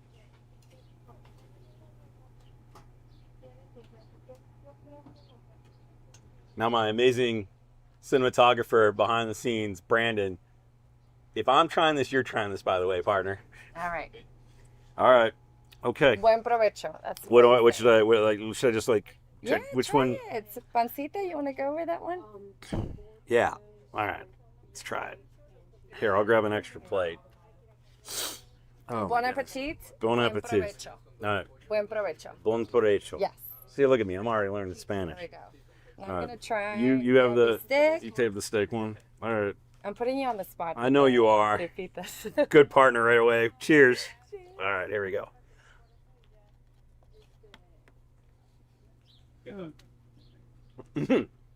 Delicioso. Very good. It's fantastic. It's fantastic. If you come to Guadalajara Country Club, the tacos are a must. We're going to enjoy these. This is going to be a daily for us. Thanks for the help, partner. You're welcome. Now you can call yourself a Mexican. I've done it. It's actually very good. I'm surprised. You had me scared about this one. Get the tacos. Trust me, you're going to love them. Okay, back with you here on number 10, and this one is getting a little interesting. This hole is risk and reward. So we've got the group of Thirteenth Panya, Zoe Shemi, and Elsie McCleary. I had a fun time hanging on a hole with Elsie McCleary earlier this week. The freshman who grew up 15 minutes from the University of Virginia. Her dad also went to UVA, and her sister Kennedy is a competitor golfer as well. All right, so Elsie's going to be the first to play. She finds herself in a little bit of a tricky spot here. That ball actually hung out and stayed up top and didn't actually run all the way down the hill. Grace Kilgrace, the leading player at 5 under, had an eagle earlier today. She'll be coming up in just a moment.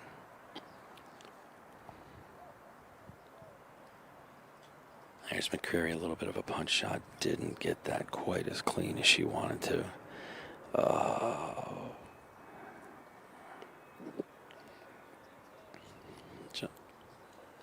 Just a tough lie there for Elsie McCreary. Kind of had a ball above her feet. Wasn't in the best spot there, so just had to move a little bit. And just caught it a little bit scully. So a difficult putt for par for the young freshman for Virginia, upcoming.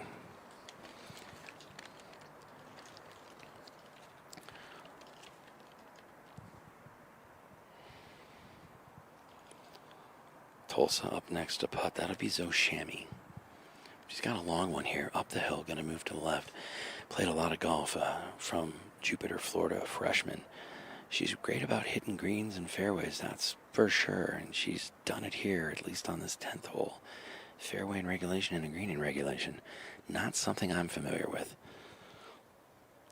Trying to major in biology, and her coach says that she's a happy, contagious person. This is Tulsa's first appearance at the Collegiate Invitational at GCC. A lot of positive energy. These guys are big fans of each other. Look at this.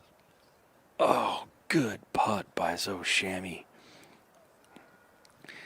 Head coach Mike Roders out here walking with him. He led Tulsa to an American championship in his first season as head coach.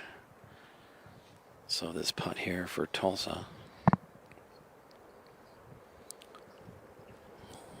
Be a little bit of a tricky par putt, that's for sure. All right. Thirteenth Panya next up, the sophomore majoring in business from Thailand.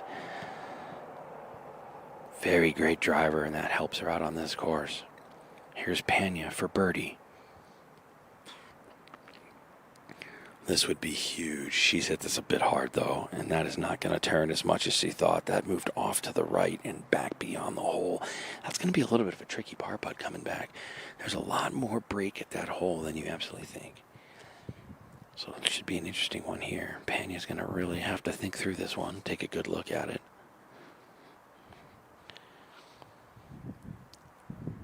This is Elsie McCleary. This is for par.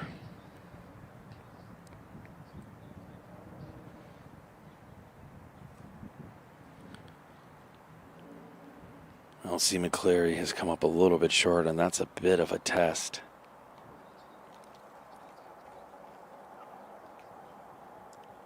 All right, so McCleary will have a little bit of a tricky one here for par. Actually, all the players have left themselves with a little bit of an interesting situation.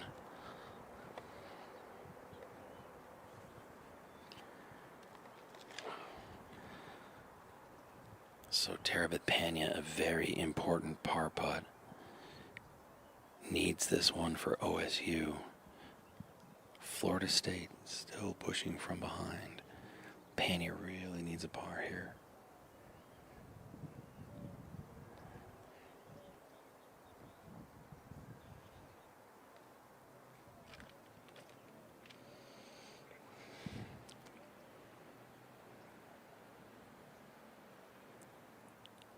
Great par for Pena. OSU stays at 1 over. And Pena with that par remains at 3 under on the day and 2 over for the tournament. So Shammy next up. The freshman, the number 4 player on this team, has this one for par. Shammy plus 4 on the day, 12 on the tournament. This is a big one. Got that one. Nice par for her. Confidence boost heading into number 11. And maybe a little bit of a knee knocker here for the freshman, Elsie McCleary. 2 under on the day, 6 on the tournament. She's been doing great. Head coach Rhea Scott going to be very proud of this young lady. Said that this is going to be one of the future leaders. Virginia, the host of this event, they were past champions in the inaugural event in 2020 and 3rd place last year at the Collegiate Invitational at Guadalajara Country Club. And she's done it. A nice par for Elsie McCleary and a quick wave to her teammates as she walks on. Elsie McCleary doing a great job as a freshman.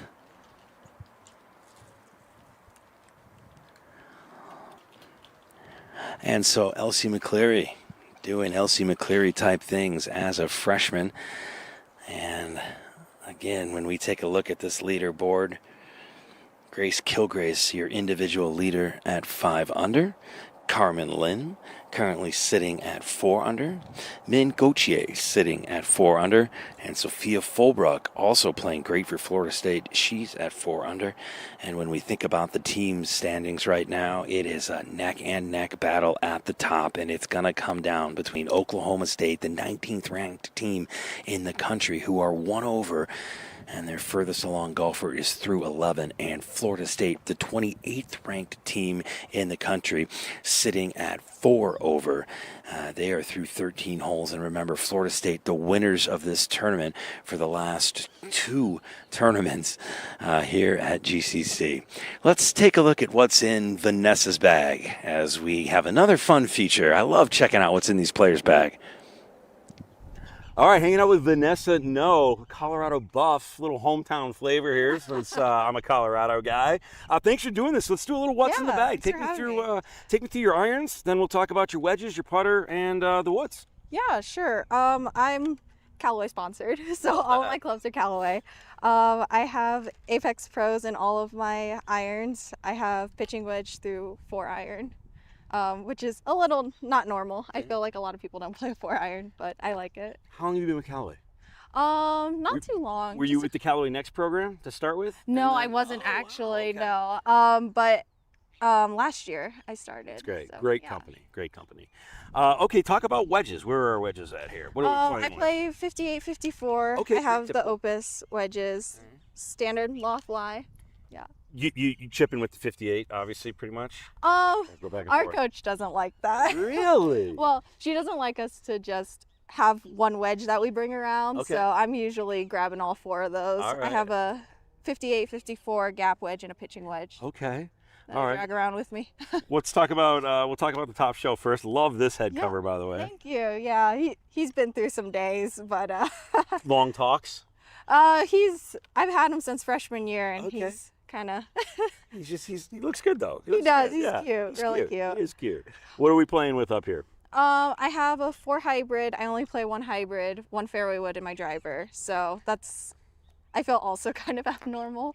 Did you make the switch to the new driver? Can we take the head cover off? Yeah, I have a Paradigm. Okay. I put I have a little piece of tape Okay. on the front of my driver because they don't have any alignment otherwise for the triple diamond heads. Okay, I like that. That's unique. That's my own little touch. I have a Okay, little that's piece of nice. tape That's there. a nice little ad. Nice little ad. I have, this is I call it my 2 wood because it's a strong 3 wood. Okay. But I play triple diamond paradigm head as well. Neutral standard. Will you make the 13 switch half. to the new Quantum? I've actually tried the elite driver head and I really didn't like it that much. Yeah, so you stick with what you I like. stick with what I like. All right, and then how about our putter? My putter's actually custom. Love that. Love the big grip. It has it's a chrome finish top. Very cool. Most of the time it's actually this blue color Yeah. instead. So I really like it. It's been doing me well. Very cool. Yeah. All right, is there anything else crazy that I'd find in the bag? Is there any like superstitious items or anything like that, or just kind of just our standard No. in the golf bag type things? Yeah, nothing much else to know. I have a cute little pin. All right, oh, let me see that. Show me that. Cute Oh, I pin love on the this. front of my bag Okay. there. Somebody give that to you? Is it No, just... I have it matching with my boyfriend. Okay, I like that. And then the cool thing is this front of the bag here, this female chip is actually my design. Really? I drew it. How cool. Because we usually have a male chip, but for this year I drew a female one. That is awesome. And it's on our heritage book as well. Look at this. This is cool. Can I see this? Yes. of Oh course. my gosh, how great is this? So I'm really happy that they used my design for something. Well, it's a great design. Thank you. All right, who's better at golf, you or your boyfriend? Oh, me. Yeah. By like, oh, that was Definitely. such an easy answer. Oh, me for Okay, sure. I love it. Well, listen, thank you so much for taking the time. Enjoy the rest of your practice round. Good luck this week. Yeah, thank you. All right, taking a look at the leaders, Oklahoma State sitting at 1 over, Florida State sitting at 4 over, and Virginia, the host of the tournament, currently sitting in third at 13 over. Houston, also the 32nd ranked team in the country, at 15 over, as some of the last players are coming through this 10th hole right now.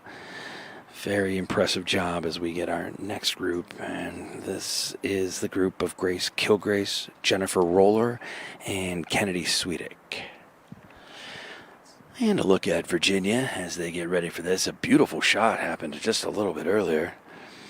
Kennedy Swedick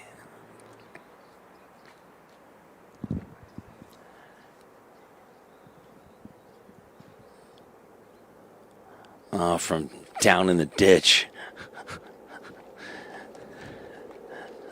That's a tough one. There's a lot of risk and reward on this hole.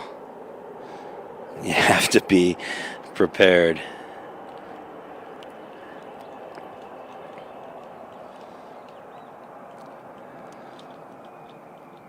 Jennifer Roller found herself down in the ditch, the senior from Oklahoma. She thrives under pressure. Her mom went to Tulsa too and was part of an NCAA championship team. Just, you can come up short on some of these shots, and if you do, you find yourself fighting to get up these greens.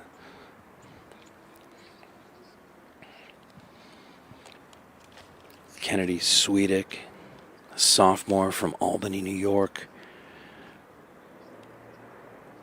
has this for a birdie after a miraculous shot that came from underneath the trees. So she has that left for par.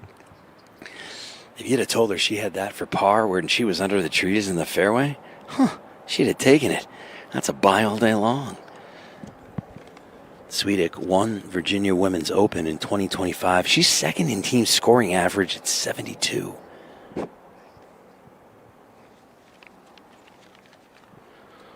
Grace Kilgrace. She is the number one player for this team, a senior from Arkansas, 92 on the Wagger, so in the top 100. She was the WGCA All-American in 2025, Carmel Cup champion, and an ANWA participant. Grace Kilgrace is the best player on this team, and she is doing Grace Kilgrace type things today. Currently at 3 under, 5 for the tournament. This is for birdie.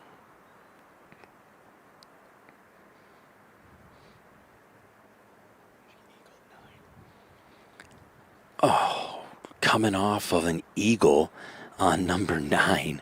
That would have been eagle birdie. So this one has got a little work to do on a par here.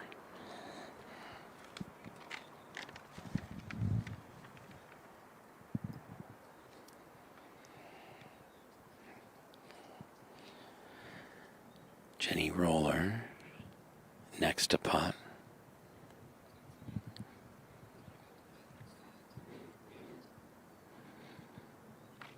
This is for par.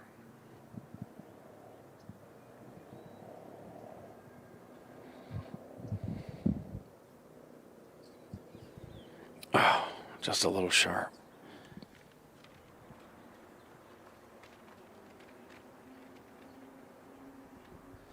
All right, a little tap in there.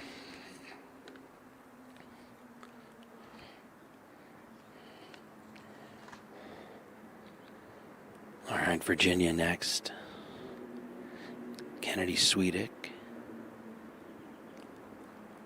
Economics major for par.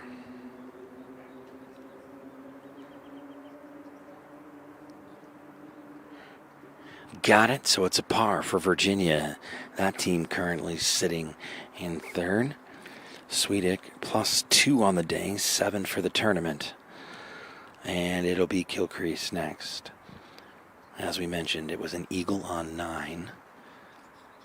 Currently at 3 under for the day. This is for par. And to keep Oklahoma State a few out in front of FSU.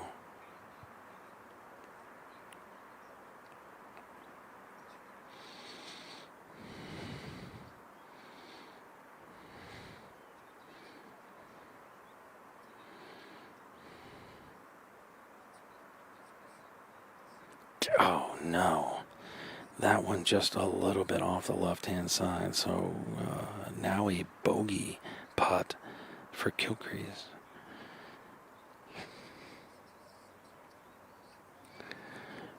She bogeyed 8, eagled 9, and now has a bogey putt here. She's just going to pause to think about this. She had a front 9 of 33, 3 under. That will move her to 2 under, and Gilcrease will move on to hole number 11. Sara Diaz is standing by on hole 15. Oh no, Layla Pedrigue from FSU just missed her par putt. Yeah, you know what we saw here is that if you bounce the ball in the middle of the green, you're going to roll all the way off the green, and that's exactly what happened to Layla. She chipped it on, and then she left it. It was a pretty good distance to save par, but unfortunately she did not do so.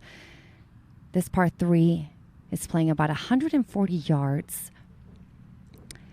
The pin is tucked in the front, only 7 paces from the edge of the green, 6 from the right. And like we said, you know, this green is playing very fast. It's 3:56 p.m. in Guadalajara. Greens have firmed up, but we'll take it to the tee, where Amelia Vaisto from University of Houston will hit first.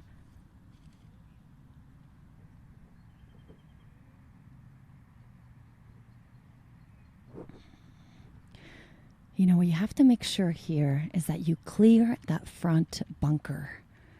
Unfortunately, it's going to be very hard to stop the ball at the pin, given that it's at the very edge of the green.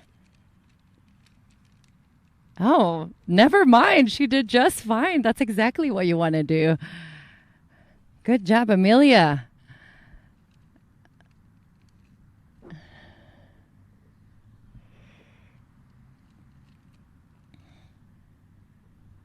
Up next, Haruhi Nakatani.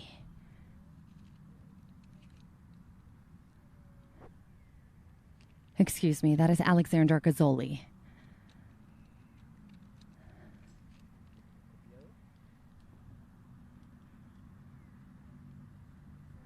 This is one of the few greens that runs away from you. Let's see if she can do the same. Okay, stop, stop, stop, stop, stop. All right, not bad. It's got to land very softly. Otherwise, you're going to face trouble in this hole. Okay, the last one to go from Chattanooga, Reggie.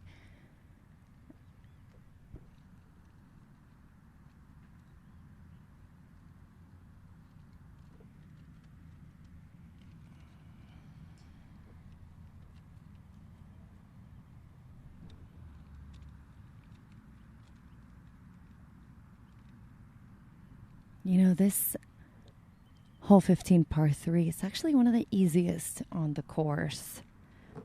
Only 140 yards. Oh, well done. Yes! Great shot. All right. 2 players have an opportunity to make birdie here, gain a stroke.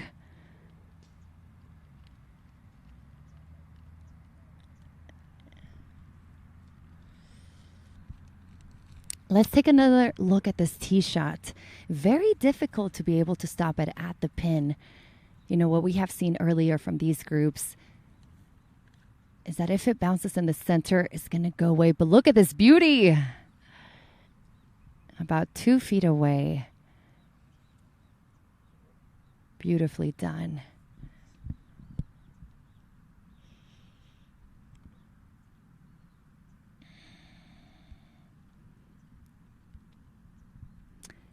Emilia Vaisto.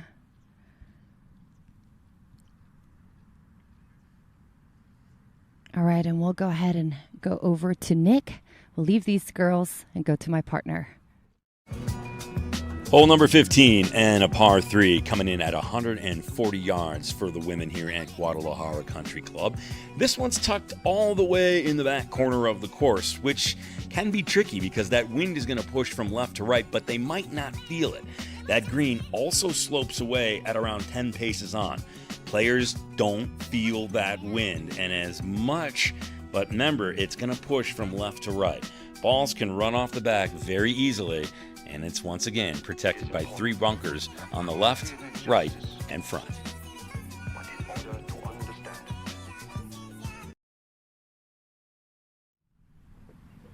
And we're back on the green. 2 players have an opportunity to make a beautiful birdie. But we've got 3 balls on the green, so really this could be an opportunity for all.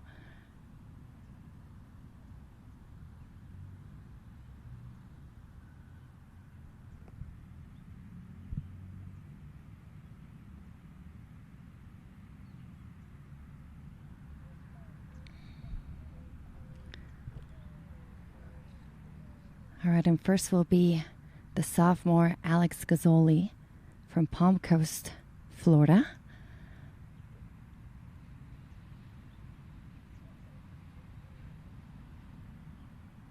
Lag putt, you just want to cozy it up there.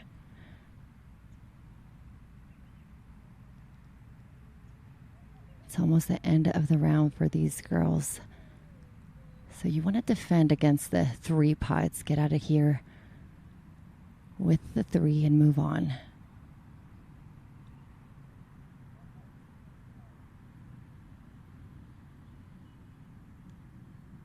Yeah, that needed a little bit more gas. She still have room to work with.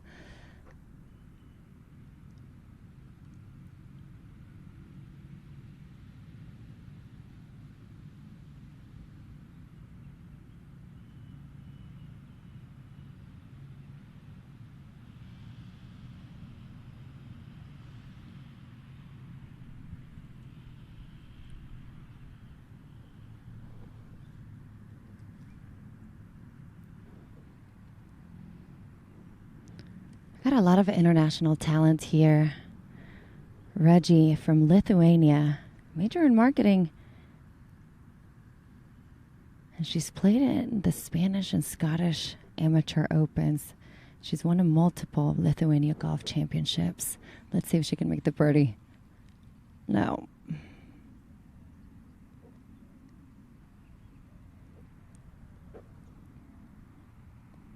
Okay, disappointing stroke there. Still gets a 3. We'll leave these girls and send it over to my partner, Nick.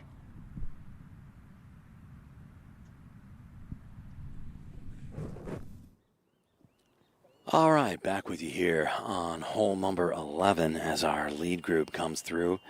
Kilcrease has been just on fire after a small bogey just a few moments ago on the green on 10. Everybody almost safely aboard, but still one to play in the fairway. And that is Jennifer Roller. She had the longest drive of the day and finds herself in pretty good position. Now, water comes into play on this hole, and it can get a little bit tricky here. That pin is in a favorable spot, but it's just on the top of a ridge. So let's see what Jenny Roller can do.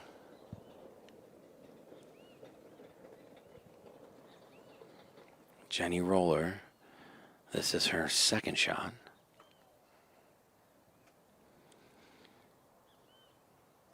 Beautiful shot here. It's got to just spin a little for her. Listen, right idea. Tried to avoid that water in front. So did a real nice job to put that on the left of the green. So have a little bit of a downhill putt, but pin high. So all three on the green and some interesting putts coming up here. This will be a little bit slippery. Now, remember we talked earlier about the fact that these players had the choice to pick a caddy or not pick a caddy. They have elected to, Jenny Roller at least, to carry her bag. And that was a choice they were given. Again, the reason that caddies are being provided at this collegiate tournament is because, well, they just don't have push carts here.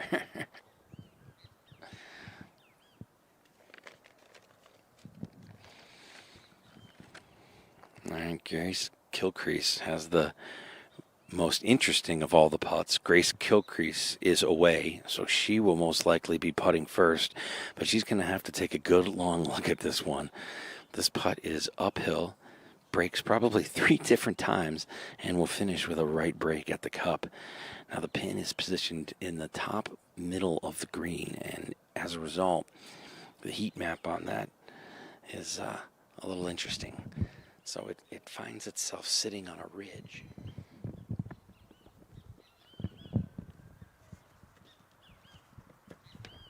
Talk about this hole for a second. You only really needed a 225-yard drive to stay in that wide area. And if you do that, you're short of the H2O as well. So you basically want about a second shot, just about 100 yards. That's kind of what Kilcrease had, but she just didn't judge that hill, so it spun back a little bit. Precision is going to be the key here, especially on this back hole location. So Roller did a nice job to put it there, but this is going to be Kilcrease.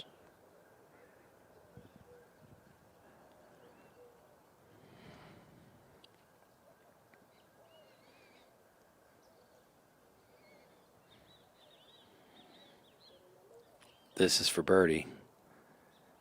Giving it everything she's got. Oh, she got it! Kilcrease with an incredible putt for birdie from a mile away, and that erases the bogey on the last hole. What a putt by Grace Kilcrease. One more look and drains this one. Elects to leave the pin in. Perfect pace, perfect read, and boom. Grace Kilcrease with a beautiful birdie here on 11.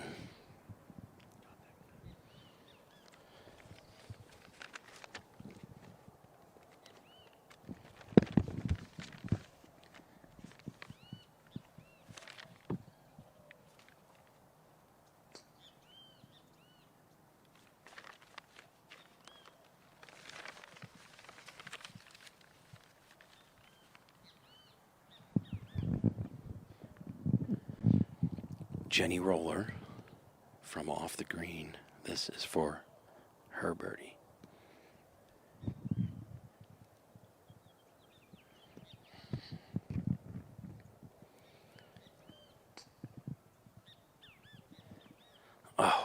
just a little bit to the right. So it should be a tap-in par for roller.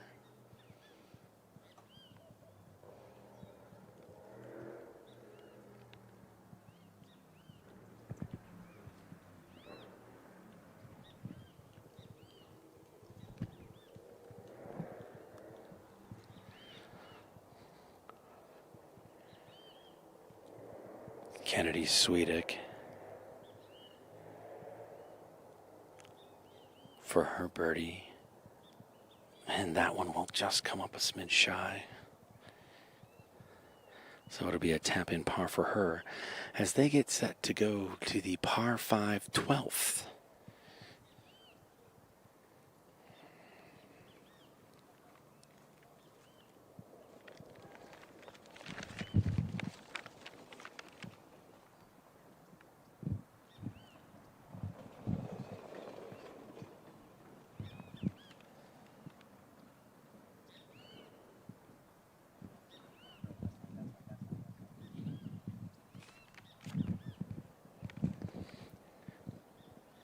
Oh, and there's Roller to tap in her par. So Gilcrease with an absolute beautiful birdie here on number 11. Let's take a look at some of the history here at Guadalajara Country Club. Woven throughout Guadalajara Country Club for 5 to 6 kilometers is an 8-foot wide, uneven, and bumpy stretch of brick that has long pre-existed the lush green layout of the club. It is the road to the Basilica de Zapopan, a 17th century Franciscan sanctuary built in downtown in the state of Jalisco, Mexico. It is one of the most visited sanctuaries in western Mexico, and it preserves a wooden virgin that is considered a valuable relic of medieval origin. The Virgin of Zapopan is also known as Our Lady of Expectation. In 1734, she was proclaimed patroness against storms and lightning. After Mexico became independent in 1821, the Virgin was proclaimed patroness of the state of Jalisco, and she is certainly watching over the field here this week.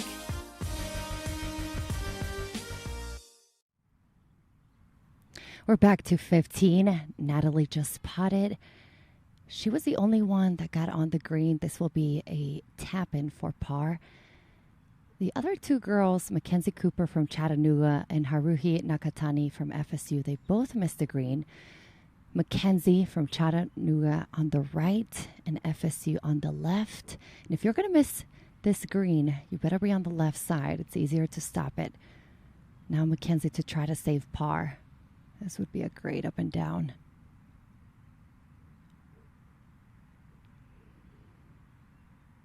Yeah, this is going to be a bogey for Chattanooga. Let's see if Nakatani can save her par.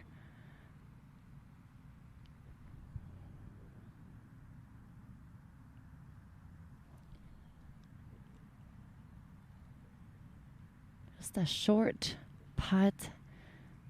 Gotta make sure you read it correctly.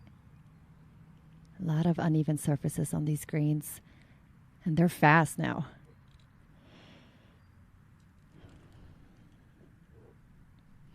This is the freshman from Tokyo, Japan.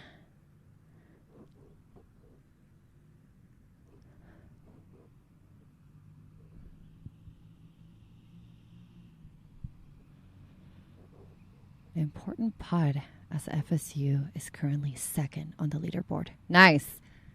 Well done. Just to update you guys on where we're at, OSU still at the top of the leaderboard, 2 over par. FSU right behind it, 3-shot difference at 5 over, and Houston 13 over.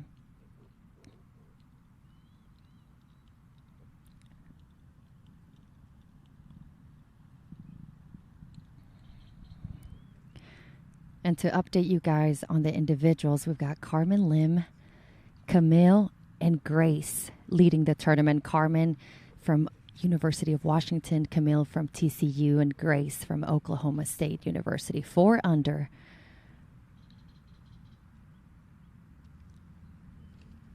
So let's review it one more time. We'll go to the team leaderboard. Oklahoma State, they've been trying to separate themselves from the rest of the field, but it's only a 3-shot difference from the Seminoles. Houston at 13 over and Virginia in the same spot. Oklahoma State, who their best player right now is Grace Kilcrease at 4 under for today. And as far as the individuals, we were just talking about them. Carmen, 4 under through 16. Camille, same thing, 4 under through 16. And then it's Grace Kilcrease from OSU at 4 under. She's just played the front 9, starting the back 9. And the back 9, very dramatic. Okay, you've got the easiest hole, the hardest hole as well. This is where they need to shine. They need to focus. It's a course that requires a lot of thinking.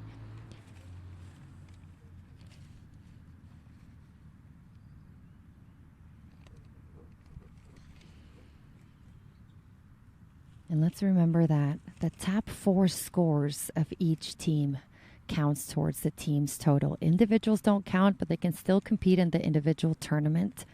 And even though conference isn't until April, and that kind of feels like a long ways, you want to be able to build up your points for the NCAA ranking. That'll determine who goes to regional. So even though it's only the first tournament of the spring, you want to have a good start.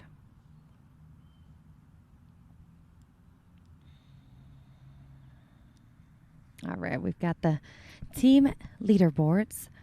Oklahoma State, Florida State, and Houston being the top teams. OSU has been able to keep at the top of the leaderboard. Yesterday, they were also leading.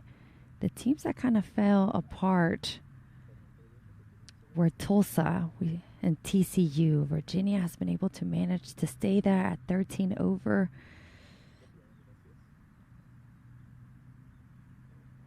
But the one that we're chasing is OSU. All right, so let's go to the leaders. Let's look for my partner, Nick.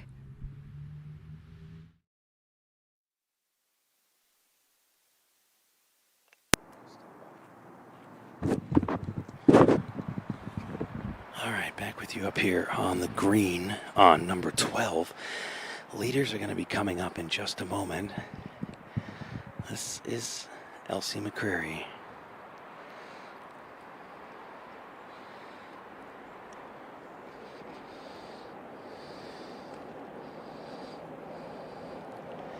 Nice job by Elsie McCreary. Another tap in for the young freshman from Virginia.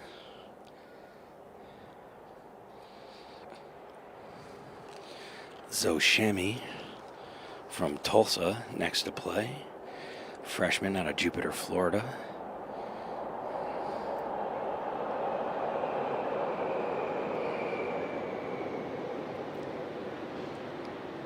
No problem there. Quick little tap in.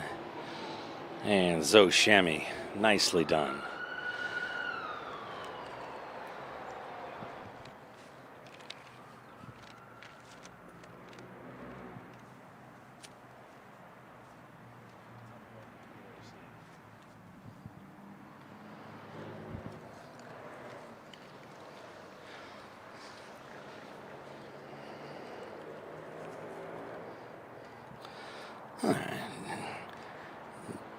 Jennifer Roller trying for this reachable par 5. So Grace Kilcrease, Jennifer Roller, and Kennedy Sweetic here, the lead group, as OSU trying to get something done. They find themselves in really good shape. This is a reachable par 5.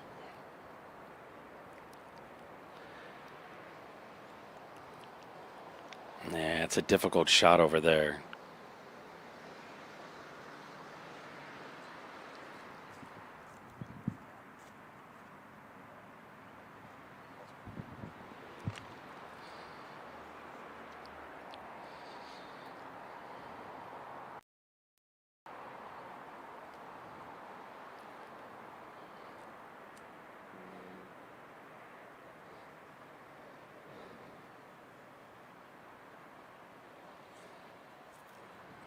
All right, well, it's a reachable par 5, but everybody's sort of laying up and playing it safe as we come down the stretch here.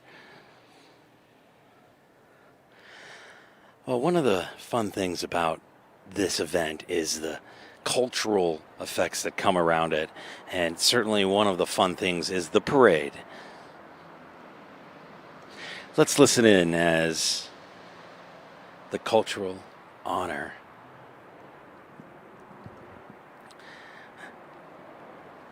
BYU, everyone welcomed, of course, at the parade and the inauguration of the event.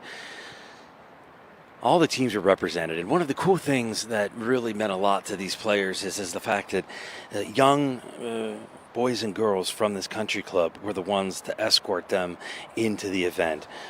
The entire council, past presidents, everybody came in to celebrate this incredible and amazing event. It really is something special for the players, and they get excited about it. And I was talking to some of the players about it when they were walking in, and I said, you guys ready to eat, or are you enjoying this? And they're like, oh, we look forward to this every year. It's fun for us to be, honored and represented, and it's one of the main reasons why everyone comes to Guadalajara Country Club. It certainly allows for some honor and for some celebration, and all of the past presidents from the country club show up. The council members here in Guadalajara and the state of Jalisco all show up to welcome in these amazing golfers and celebrate them at Guadalajara Country Club before the start of the event.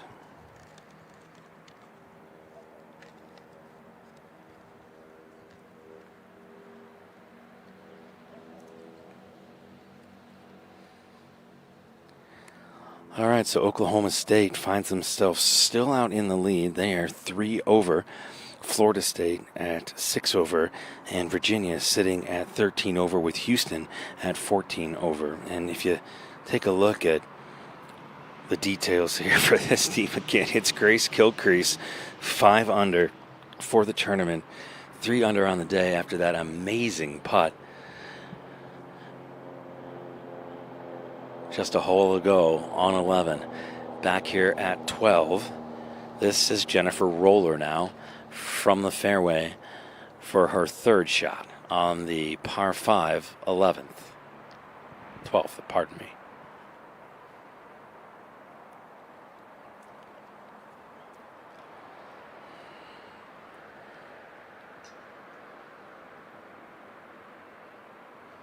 Jenny Roller, just a little less than 100. Nicely done. Puts that about pin high just on the right-hand side of the green. Not too much trouble over there. How about one more look? 58 in her hand. Remember, you're at altitude here, so 5,200 feet. This is Roller carrying her own bag. Nice shot, just a little bit less than 100 in there. And manages to find the green.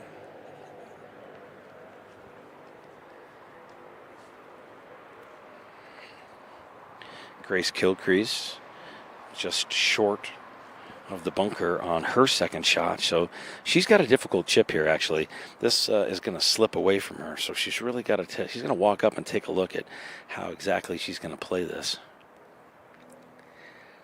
Everybody else on.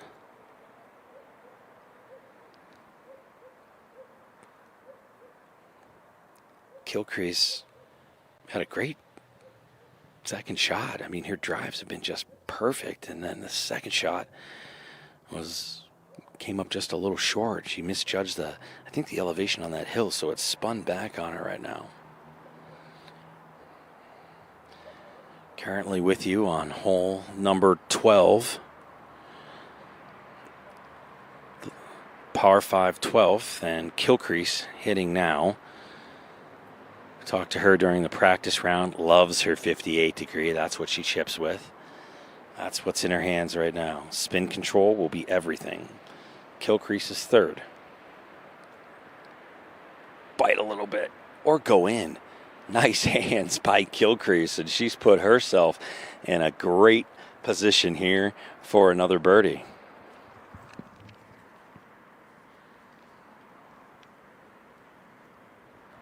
One more look at it. Nice chip shot by Kilcrease. Landed it just on the side of that hill, and it'll just roll out to a good opportunity for birdie here.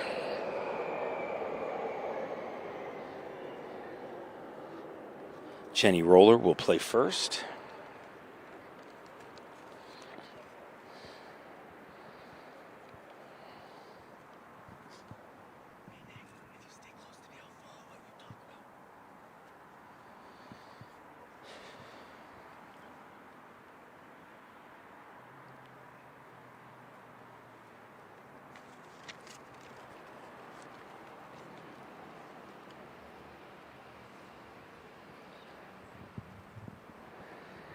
All right, this is Kennedy Swedick from Virginia. This is her opportunity for birdie here on 12. And just not enough. Really uphill. Moves a lot to the left. So she'll actually put a mark on that. Interesting.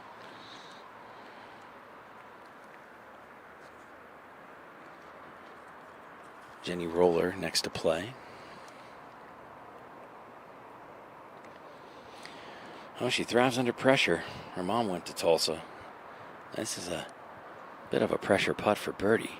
Even though Tulsa not necessarily in the hunt for the win. She's got this here.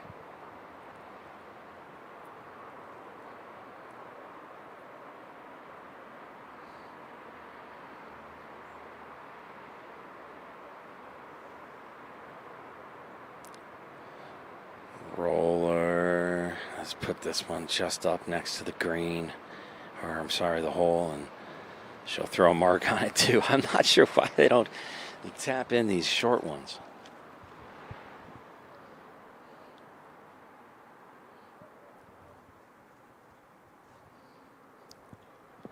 Grace Kilcrease. Her opportunity for another birdie.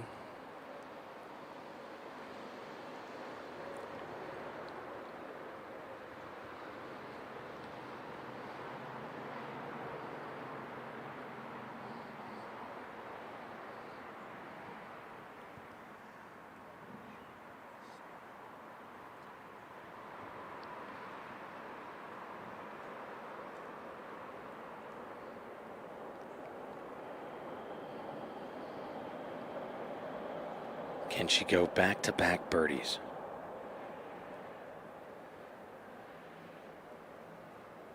Yep. The answer is yes. And Kilcrease continues to just dominate.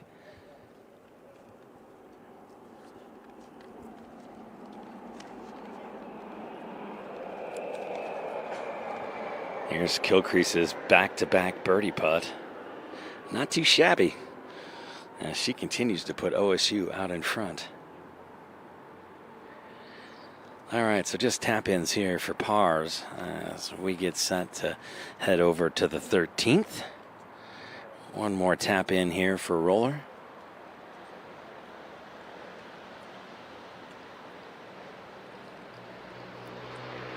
And Roller taps in for a par as Kilcrease, our leader in OSU, heads to 13.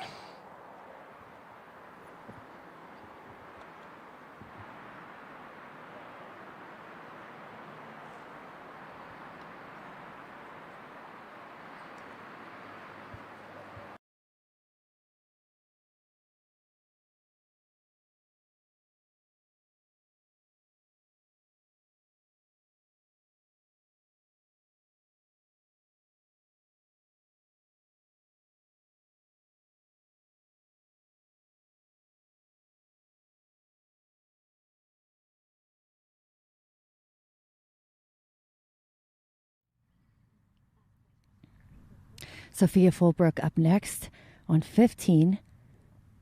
FSU, who's currently leading, and Sophia, oh, very nice shot, had tied for 4th.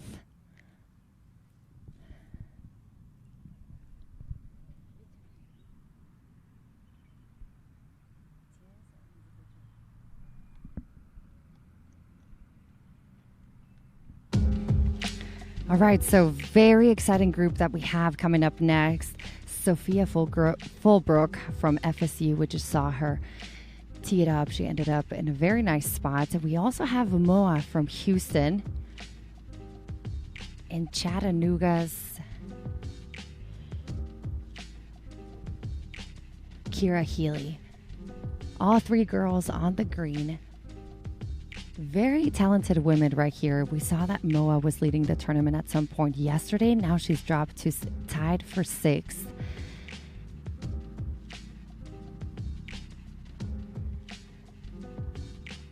While Kira Healy has been able to squeeze in the top 20.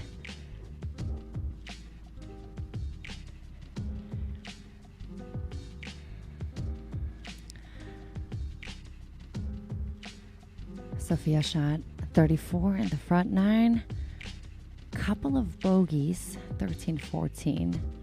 But with this tee shot, she might be able to make up for those mistakes. Let's take a look at the team leaderboard as well.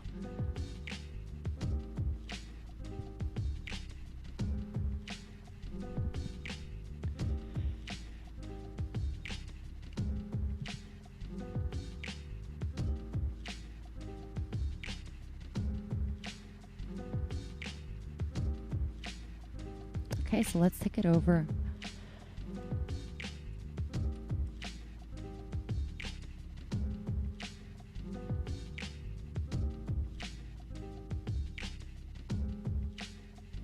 With Elin Pudas-Remler of FSU. I know, I tried. I got kind of close. These names, they're getting trickier. I've been on hockey before, too. We're doing a what's in the bag. First of all, it's really good to see you again. I'm glad the weather's a little warmer than when we last talked, freezing in Eastlake. Right. But I'm looking forward to this. First of all, I want to talk about your bag. The gold legs are fire. Yeah, so this bag, we just got it. It apparently took 3 years for them to get it sorted, but here we are. It's amazing, actually. It got is our cool. names on it, Seminole head on it, first state, gold legs. I mean, everything that you could ever ask for, right? It's pretty cool. It's really cool. I love pretty it. cool. I like the detail. I like the logoing. It's the pattern on the bag. Yeah. Coach did a good job. She did a great job. Head covers are fire. I like all of those. Let's talk about what you have iron-wise first, then we'll talk about your woods, wedges, and your putter. Okay, so I'm playing the Blueprint S from Ping, all the way from pitching wedge through a 5 iron. I just swapped. This is gonna be funny, but to this 4 iron, which is like a kind of like a thicker iron. Like a little more driving iron, Yeah, a little bit of muscle back to just like be able to get through the rough a little bit easier. Okay. Kind of been struggling a little bit with that 4 iron, so get different type of shafts in it as well. Just to make golf easier. Make golf easier. Yes, that's what we like. Yeah, right? we like that. Yeah, we do. And then we're playing the normal like ping wedges. I think there's like Tour Pro maybe. All right. You like them? They're good. I love them. I love these clubs. Like nothing bad to say about it. Could never say anything bad about it. No. Honestly. So I'm playing at 50, 54, 58. Okay. What do you chip with typically? The 58? Yeah. Okay. Yeah. That's usually what I try to. These greens are tricky, so I mean, the wedge shots need to be good. Dialed. Yeah. Dialed. Yeah, and then I got driver, a some sort of shaft. It's a shaft in your golf club that works. Yeah. It's a 90-degree. Not a gearhead, not a super technical gearhead, which I love about you. A low spin head, works great. It's got a grip on it too. So it has a grip. That helps. Grip's cool. We got actually the old 5-wood. I really liked it, so I kept it. Okay. Tour 2.0 shaft. So it's okay. You're very good. You're very good golfer, and it's working. It doesn't matter. They don't ask how. Right. Yeah. And then we got this new 4-wood. Okay. Or not 4-wood, 4 hybrid. 4 hybrid. 22 degrees. Like it. That looks clean. And then we got the exact same thing, but with the 3 3 hybrid. Okay. So it's just a few degrees difference in lofts on them. Playing with some different clubs in the bag right now, obviously. This is a practice round. I would not. We'll pare it down. Cheat up with this amount of clubs. Everybody's going to be counting. Right. And then, what else? Actually, we got another club in here. All right, so there's we another got one. a There's more. 3-wood, There's more. The new peg one. Love it. I feel bad for your caddy. He's carrying like way extra I clubs. also brought my umbrella, which I feel really bad about. I'm terrible. I know it. It's Butter. okay. Let's talk about the butter. Actually, this is a very old putter. Yeah, that's I've had it for a few years, and I really like it. And I've tried swapping it out, but it just keeps on coming back. So. And I've noticed there's a lot of girls are naming their putters. Does that have a name? No. No. Okay, he's just the Odyssey. Yeah, it's just like. All right. Yeah, it is what it is, but it works. Yeah, it works. So like. Again. Make golf easier. Yeah, right. All right, let's talk about anything else in the bag. Do you have any like superstitious things, good luck charms, anything in there? No, I've tried to get rid of that stuff. Okay. Yeah, I try to work on that, but I always keep my tripod in here. Okay. G-Pod Golf. Cool. Film you. Great. Yep. Carbon fiber. Light. Amazing. Very nice. And how about golf ball? What golf ball are you playing? I'm playing the Pro V1 swapped 3 weeks ago. Okay. So first tournament with it in the bag, Right. but hopefully that will work out. Right. It looks like it's working. I do mark my ball very differently than like most golfers do. Let's take a look at that real quick. Okay, this is probably the. Okay, this has like a scratch on it, but do you want me to show this? Yeah, this guy right there. Okay, so I don't mark it over the Pro V1 logo. I'll mark it on the back of the ball because I want to draw it in the dimples, which I have got bullied for in college, but it's okay. It works, so I'm not going to stop doing it, but yeah, that's like... I like it. Yeah. All right, last question, then I'll let you get on your way. What's your go-to snack? I know it's tacos here in Guadalajara, 100%, but what do you normally, what's in the bag? So I'm allergic to all nuts except for peanuts. Okay. So I would say just like plain salted peanuts. I like it. Yeah, that's All my right. go-to. Helen, you're the best. Thank Good luck. you. It's good Thank seeing you. you. Appreciate Have it. fun this week. Thank you. All right, get those tacos. Yeah. All right. To play on this par 4 13th. Perfectly played, and that's going to come down the hill just a little bit for her. Grace Kilcrease has put her shot on the far right side of the green, finds herself in a pretty good spot. Grace Kilcrease still sitting at 5 under through 12 today. And nicely done as well by Sweetic from the University of Virginia. So all three find themselves safely aboard the green here on 13.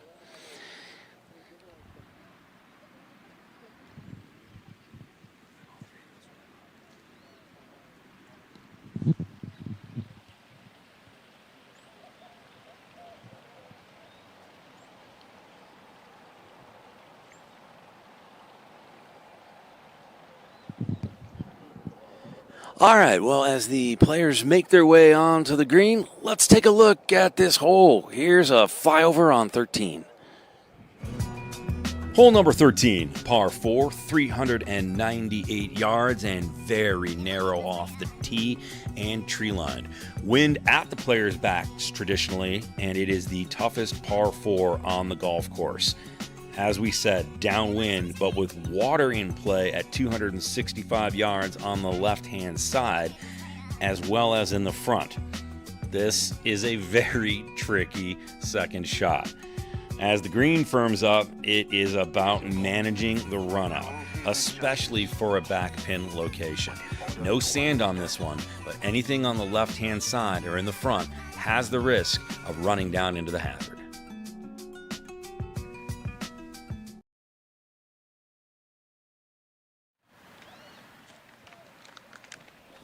All right, back with the group of Grace Kilcrease, Jennifer Roller, and Kennedy Sweetic. And Oklahoma State finds themselves still in the lead, but Ooh, it is getting tight. It's just a difference of 2. Florida State is currently at +5. Oklahoma State currently at +3. The 19th ranked team in the country and the highest ranked team in this tournament, looking to try to do something special. But Florida State not going away quietly. It's been an interesting day for Grace Gilcrease. Some birdies, some eagles, some long putts. She's playing just absolutely fantastic. The senior in marketing who's in the top 100 of Wagger, and remember, an All-American from 2025.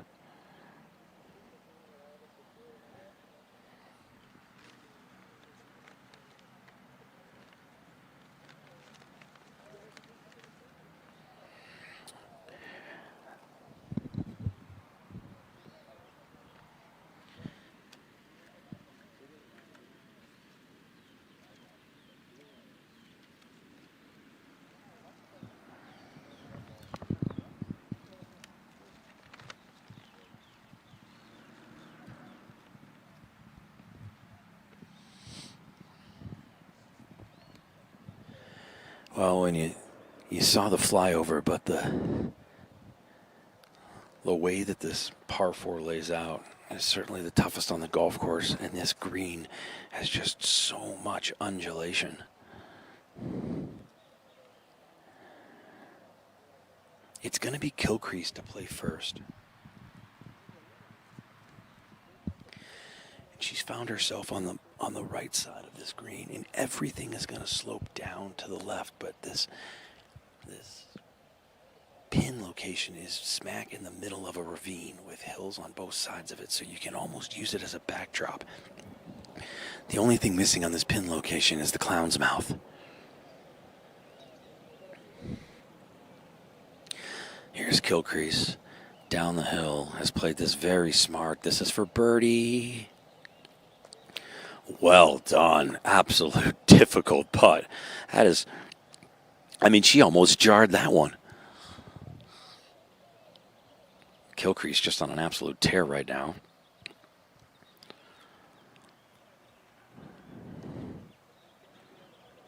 She will mark that, but really, truthfully, just has a tap in. All right, that brings up the host of the tournament, Kennedy Swedick, the sophomore, for birdie.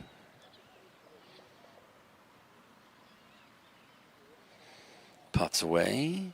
This will slide gently down the hill. Oh, just past. Nice putt. Kennedy Swedick. Nobody going for the tap-in pars. She throws the mark down, so let's take one more look at it then before Roller gets ready for her putt. This one's just going to come down the hill, move a little bit to the left. Perfect pace for Swedick. Nicely done. And Jenny Roller now with her attempt. This is for birdie. Similar putt that Gilcrease had.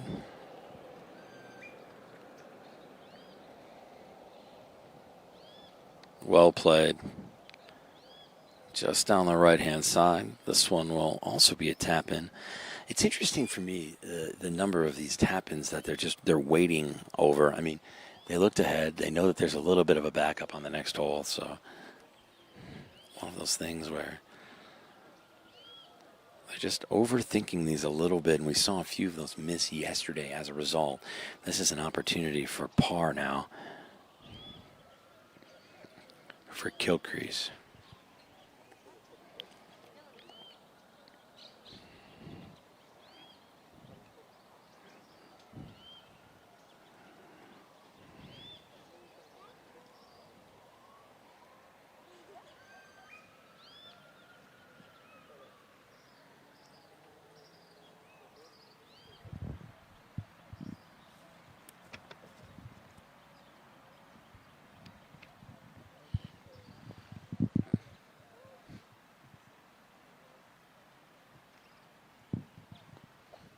Oh, goodness.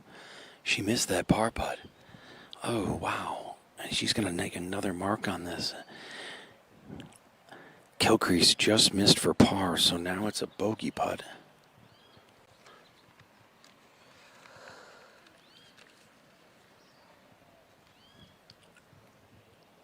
Sweetick now will have her putt for par.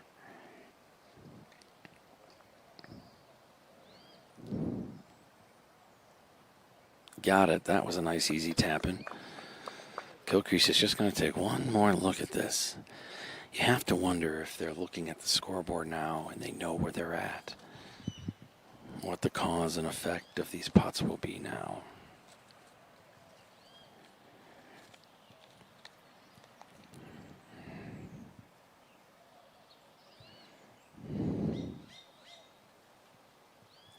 Kilcrease will tap this in and move on. So Kilcrease with a quick bogey there and a small mistake.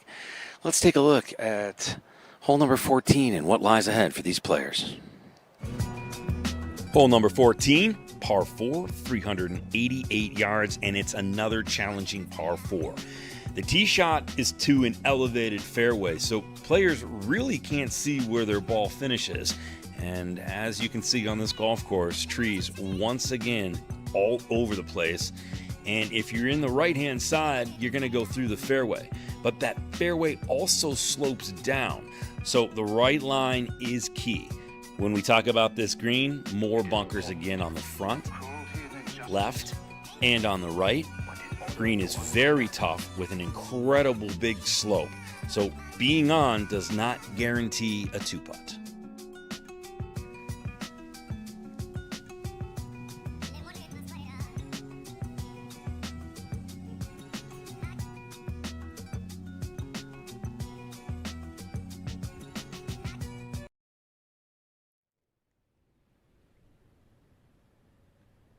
Hole number 14, par 4, playing 388. Jenny Roller will be going first. This is an elevated fairway, but from the top, it's pretty flat. The girls are going to have about 150 to the green.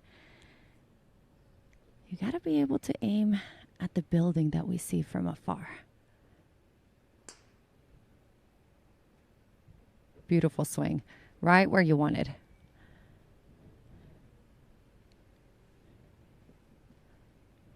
Now Kennedy Sweetick. You know, this played the hardest hole yesterday. Played half a stroke over par.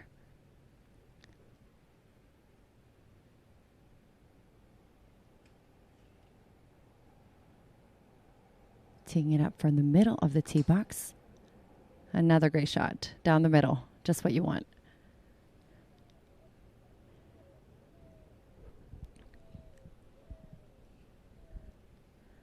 And now Grace Kilcrease.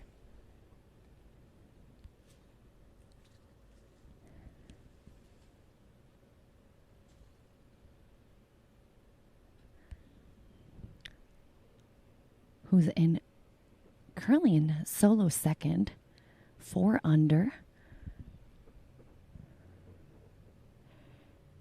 She just saw what she needs to do. Down the middle, a little bit on the right-hand side would be great.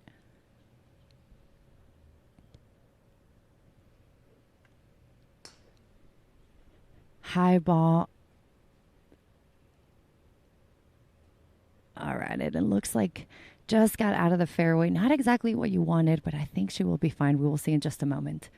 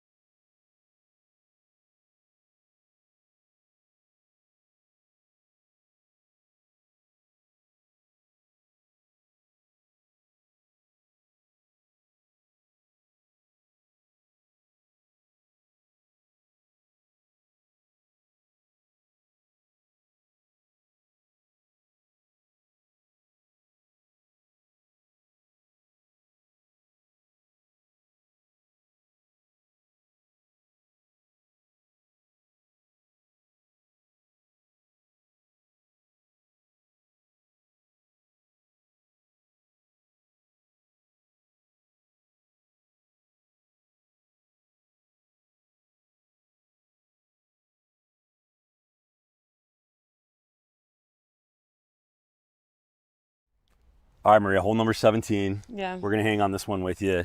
Just give me your first impression overall. What are we thinking? What do you have in your hand? So it's 150 to the pin. I want to be a little long because I have the water. Okay. So yeah, I'm hitting my 7-iron. All right, 7-iron it is. I hope I... Drinks are on me, by the way, if this goes in.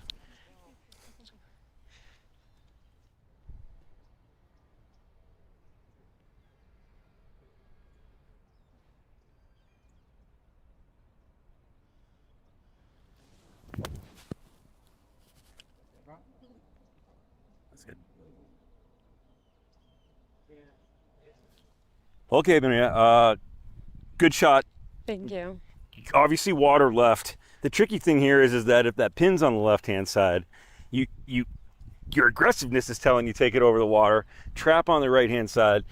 Is the thinking here just to sort of play safe, go middle of the green? Yeah, I feel mostly all of the holes here is just like placement. There's some holes that you can go for it, but I think you have to be fat side a lot of the holes. Yeah, mostly on the par threes. They play a lot with your game, so. The par threes here seem simple, but they've got so much protection built in. Like, Yeah. You're short on this, that's going to roll back into the water. Yeah. Well, I have played a lot of times this course, and it's just like every time is different. Yeah. So. You are from Mexico, I'm from obviously. Mexico. How great is it to be here in It's Guadalajara? really nice. I love to be home. I live really close to here, so it's just fun. Mom's here walking Yeah, along with you. my How dad great is that? Somewhere here. Okay. My grandparents are coming. My extended family is coming. I have a lot of family living here, so it's exciting. Yeah. Massive gallery for you. Yeah. All I right. hope I play good. Okay. Oh, you'll play great. I have know all you the will. pressure from my family, so What's it's your fine. What's your favorite hole out here in Guadalajara Country Club? I will say 9.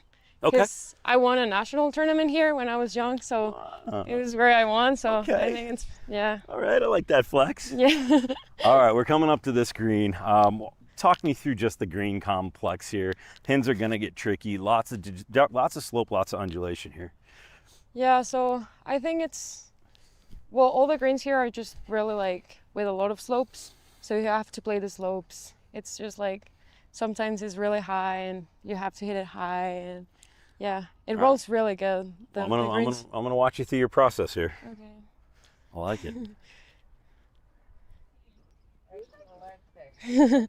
So I just see where the ball is going. I see the slope is going this way. So I just try to focus in a shorter place to aim, and yeah. Hi, Naji! Say hi to Naji. So yeah, this is gonna go a lot. So I'm just aiming like over here. Okay. Pretty Like, quick too, yeah? It's gonna be quick. Nice and yeah. firm today.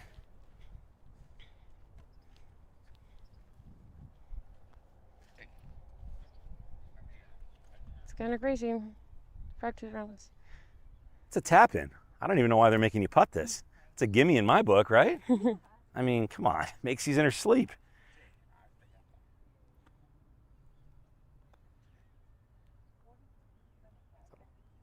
Oh, go. Sit. So much slope. Yeah. All right. It's Tap in good. pars aren't bad. Yeah, it's good. I think a lot of the pars, like, if you made a par here, it's good, you know? Let me get that for you. There's gonna be birdies, but Well, love it. Well, look, we're looking forward to watching you play this Thank weekend. you.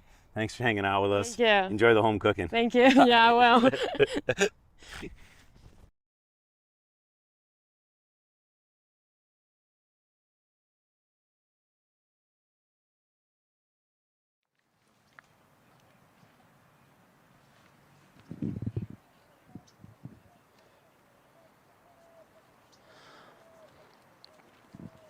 All right, back on the green, and everybody ready to go for their second shots. This giant ravine, if you catch it, rolls you down in the hill, but unfortunately Kilcrease found herself on the right-hand side. This was her shot just a moment ago, and once again she had to really punch it low and didn't have much of a chance because she was underneath those trees, and if you hit your drive too well on this hole, you find yourself all the way through it. So she had to punch it low, was trying to roll it up to the green, and finds herself in an interesting spot, so it'll be a chip up onto the green for her third.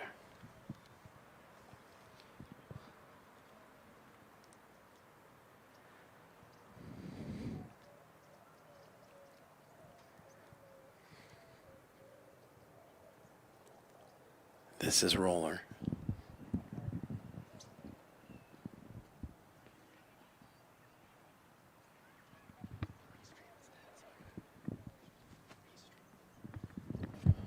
Oh, and that's the result if you fall off on this difficult hole. These fronts are so dangerous.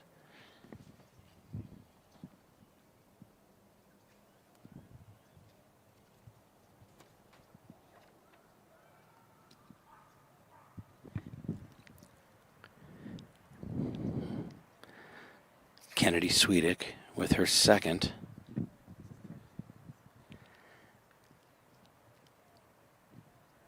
Oh, this one looks good. Swedick spins it back in a beautiful shot. Oh, wow.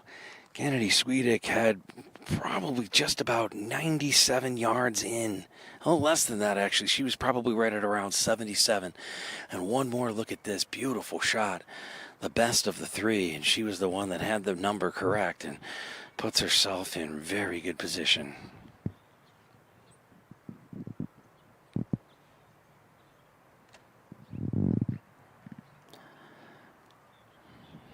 Lovely done, nicely done there. This challenging par 4, a tee shot to this elevated fairway, so you can't really see where your ball finishes, and even in this one here, you can't.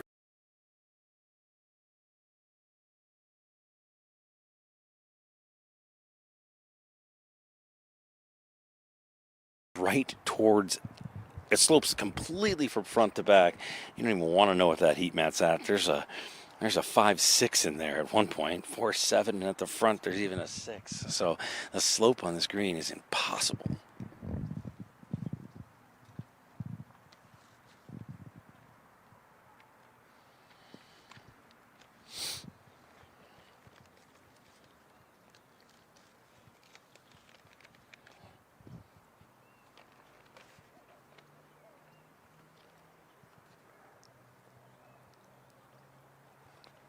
Kennedy Swedick makes the victory walk up to her ball.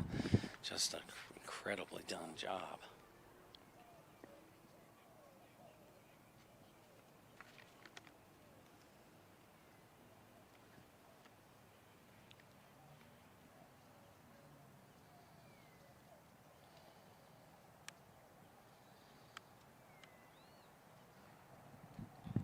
Here's Roller's pitch up in her third, and that is... Here's Roller's pitch up in her third, and that just finds a way to chip this one up from a blind position to a very slopey green, so it's on the left-hand side. Not a bad shot at all for her. It'll be a bit of a tricky par putt, though, as that one is downhill almost entirely. Now remember, Kilcrease was underneath the tree, so she's got to find a way to also do this and get it back up and underneath. So, good shot underneath the tree. Tried to roll it up onto the green. So this is Kilcrease's third.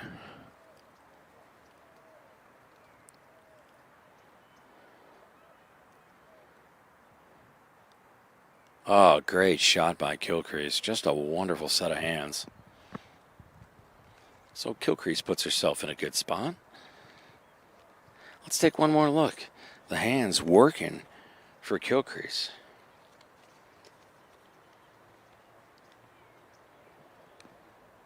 Beautiful shot by Kilcrease, and puts herself in an opportunity for par here.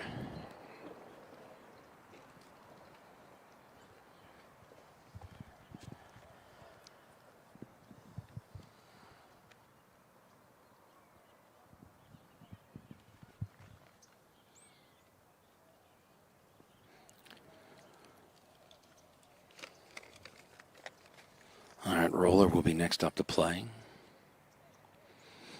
From Jenks, Oklahoma. This is Tulsa's first appearance at the Collegiate.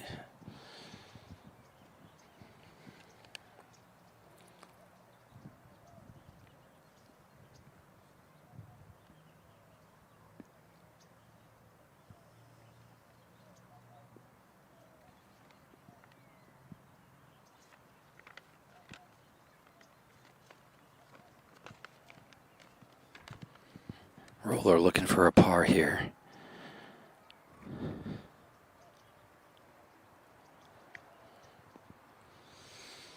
She's going to take her time over this one.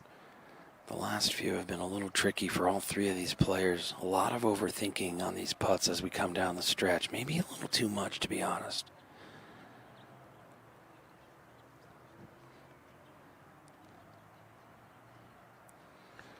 Nicely done. No problem for Roller. Can't believe I haven't used this yet, but she just rolls it in. Roller. Not too much movement on this one. Just a nice, easy stroke for a par. Kennedy Swedick up next.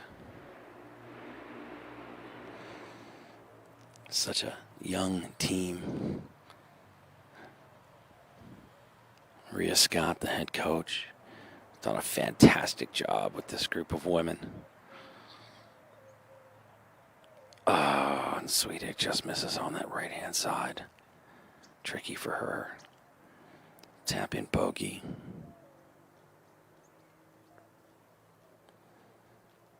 And Gilchrist now from Oklahoma State University.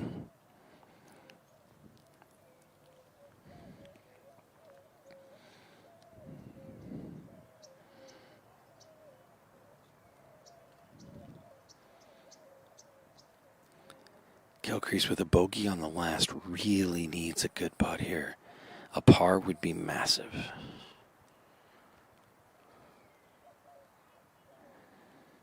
Now she's looked at this from literally every direction.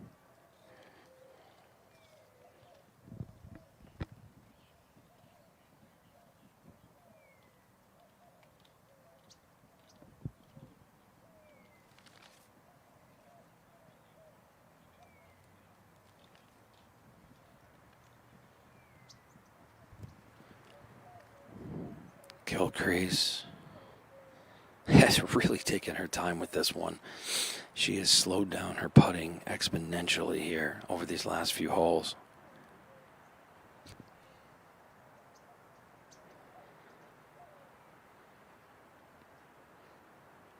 Gilchrist for par. Oh no. That's a back-to-back bogey for Gilchrist.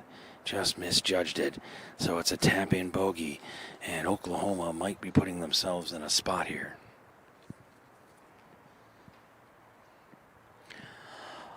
All right, the players head to 15, and this is what it looks like from above. Hole number 15 and a par 3 coming in at 140 yards for the women here at Guadalajara Country Club. This one's tucked all the way in the back corner of the course, which can be tricky because that wind is going to push from left to right, but they might not feel it. That green also slopes away at around 10 paces on. Players don't feel that wind, and as much, but remember, it's going to push from left to right. Balls can run off the back very easily, and it's once again protected by 3 bunkers on the left, right, and front.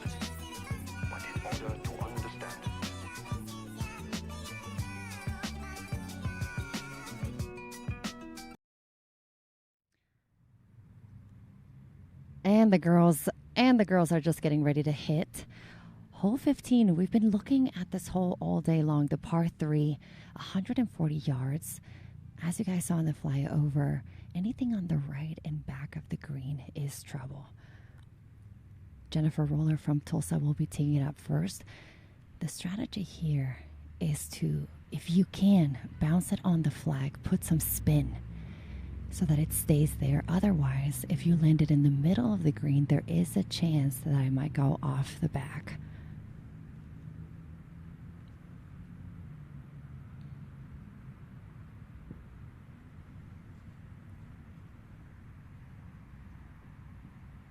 Just a wedge here for Jenny. Just off to the left. All right, middle of the green, and it looks like it's going to stay there. Great shot.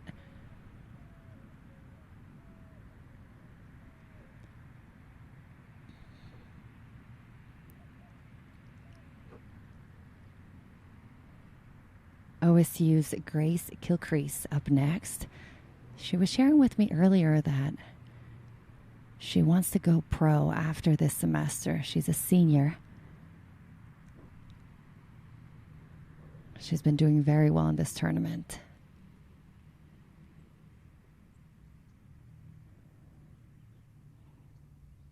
You know, it is so tempting to try to go for the pin, but again, missing the right on the right side would be trouble. Girls haven't been able to get up and down from that position.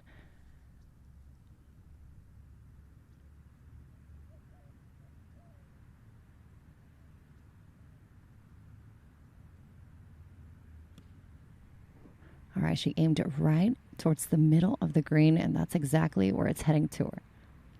Ah, very nice. Great shot. Jennifer Roller already picked up her bag. She's playing fast. She's been the first one to arrive to all the tee boxes since we've been following this group. Now Kennedy Sweetic choosing to tee it up on the left-hand side of the tee box, opening up a little bit more of that angle towards the flag. Looks like she's going to go right at it, be aggressive. Okay, it's heading towards the right side of the green. Oh, yeah. Unfortunately, it took a big bounce off to the right. That's going to be a difficult position to get up and down.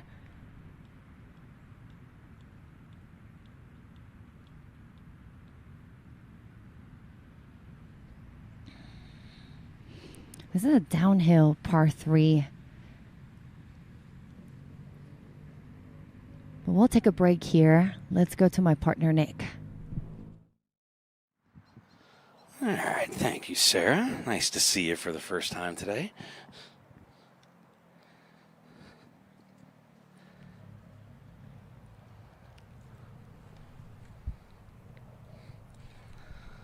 Of course, Sarah doing a great job on our coverage, hanging out over on some of the par 3s, but now she joins us with a lead group. So how are we doing today, Sarah?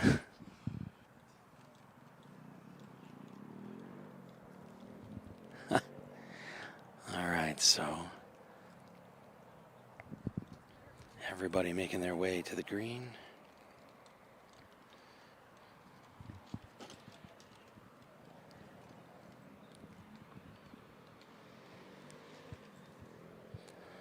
All right, so Grace Gilcrease with back-to-back bogeys, looking to try to recover here.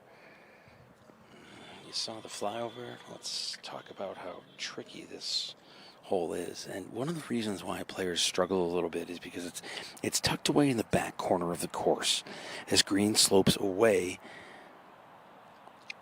right at about 10 paces on, but it's protected in the front by a huge bunker.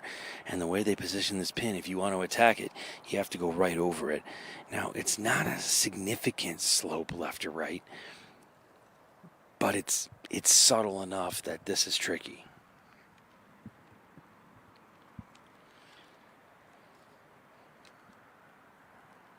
Sweetic attacked the pin, but found that slope, so it moved off down to the right. So here's Sweetic with her second shot.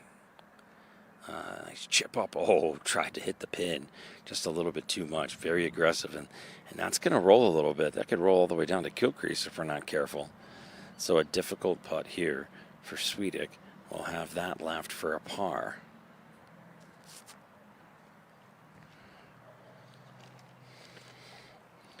Jenny Roller, the senior from Jenks, Oklahoma, 476 on Wagger, will be next to putt. The tee shot was good. It's just it's tough to judge how much it's going to slope and how much it runs away from the tee. And these girls definitely did have a practice round in them, but it's not the easiest thing. And this putt for Roller is going to be difficult as Sara Diaz joins me. This is tricky for Roller, Sarah. Yeah, definitely. She's got a lag putt. You want to cozy it up there. The difficult shot here, Nick, was, if you miss the green, there's been a lot of girls that have been able to save par right where Tulsa is. So I expect Jenny to have a 2-putt and get out of here with a par. We said this morning, morning on our show, par's a good score. This is Roller for a birdie. or just make a birdie. Oh, Close.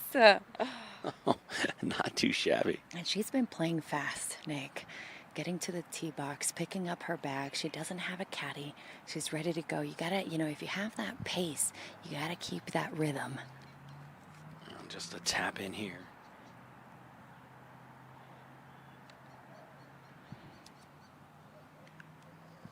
All right, so Roller in fine shape with a tap in.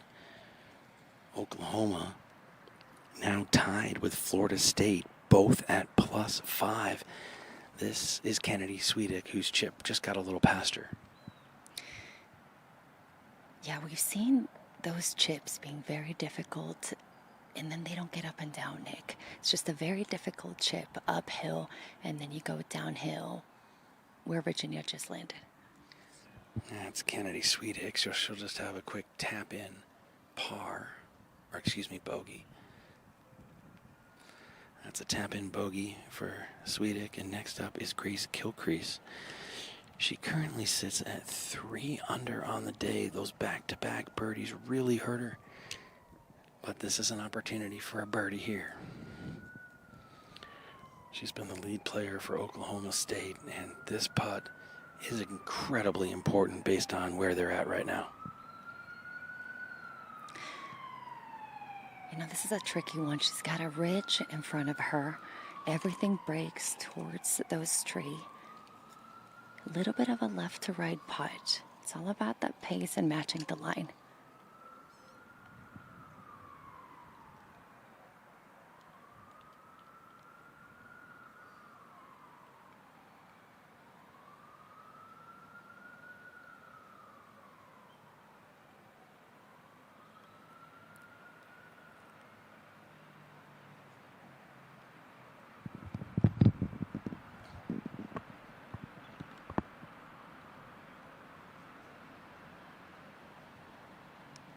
Oh, nice putt. Rightly judged.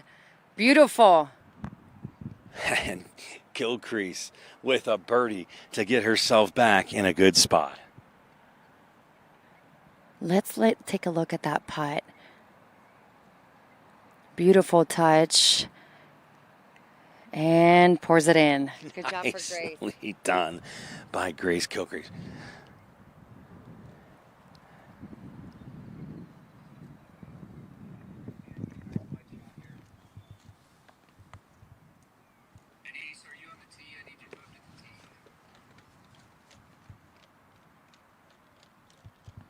All right, we send them over to the 16th.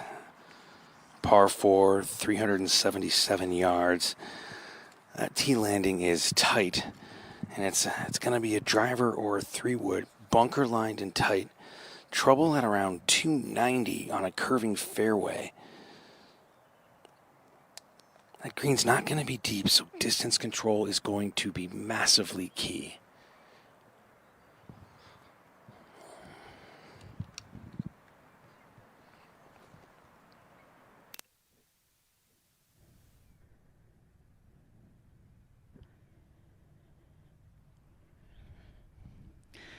All right, Jenny's going up first. There's some bunkers in the distance, and where you want to land it is right in between those bunkers. They do come into play. The 3 on the right.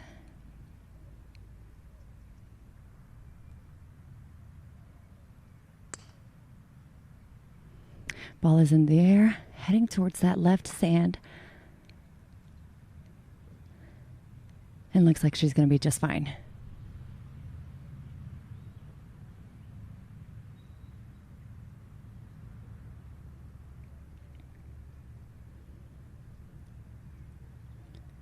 Grace up next. She's going to go with the wood.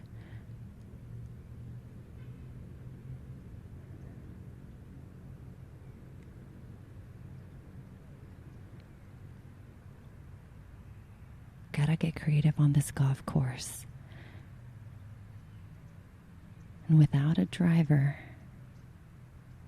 you take some of those bunkers out of play.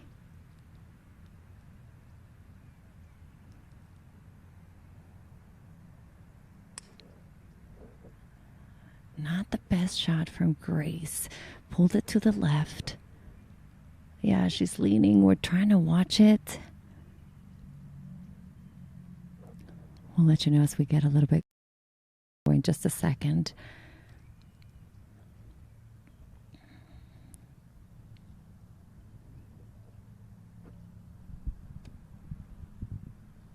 Now Swedick.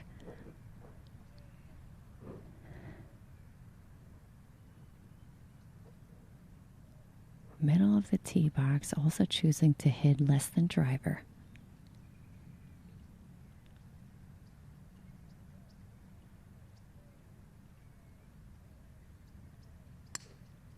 Ah, nice shot. Down the middle. Yep, that's exactly what all three players were trying to do. This is a time of the day where the shadows start getting in the way, too. There was a lot of shadows on the tee box. Could be a little bit distracting.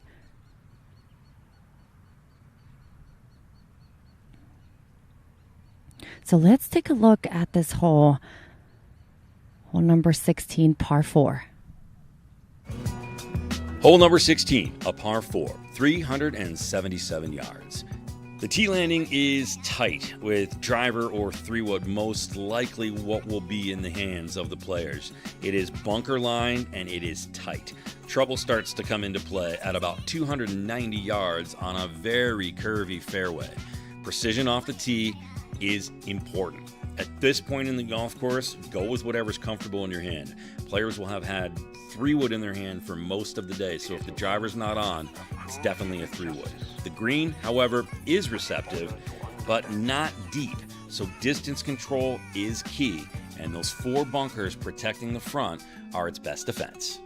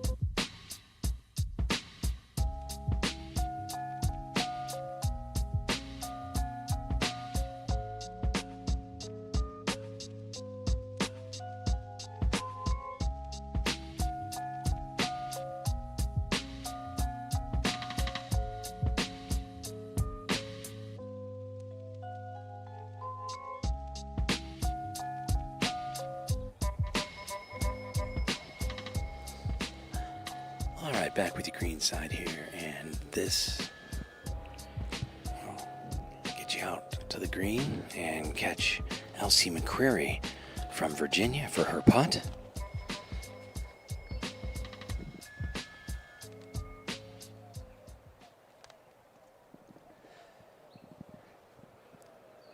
All right, so Elsie McCreary here. I just talked to her. She walked off the last hole before we moved down, and she said, "You know what, Nick, I'm going to do great my next 5 holes." And she's been doing just that. Positive attitude. Has this for par.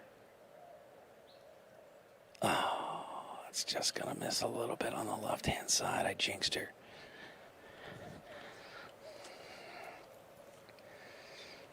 She'll take a quick look at this for a tap-in.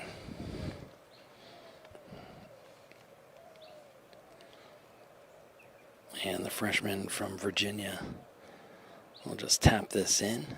I had a chance to hang on a hole with her during the practice round day, and she's just got so much energy, so many smiles. It's just so much fun to watch her play. Elsie McCreary, probably my favorite.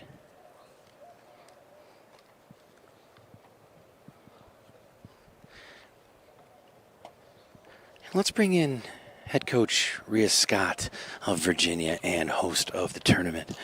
Rhea with me now, and Rhea, such a beautiful day. Your team battled yesterday, battling hard today. Just thoughts on the event so far from your perspective? Yeah, as far as our team goes, we just don't have it quite clicking today this afternoon. Really had things going at the beginning of round 3, but just this back 9 is really, really challenging. This stretch of like 13, 14, hardest holes on the course, and they're surely proving it. So hopefully we can finish strong and pick up a couple more strokes. We can't thank you enough for hosting us and having us here and just letting us be part of such an amazing event in a beautiful country at a beautiful country club. It is a spectacular day. Glad you all could be part of it. Honored to have this live stream coverage, and just helping show everybody at home what this event's all about. What side of the mic do you like better, this one or the one when you're on our team? When I'm with my current team, always on their side. But if it's just another junior event or another amateur event I can help with, I'm always happy to help Baby Grand out. Thanks, Rhea. Have a good rest of the tournament.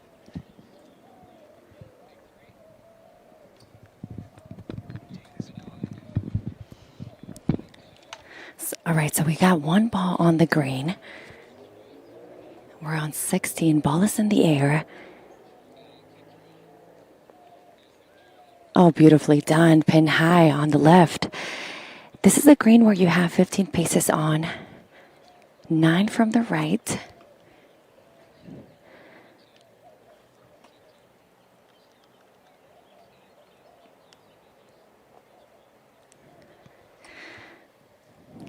And we're almost done with this round. The last few holes of this stretch had Jenny from Tulsa up next.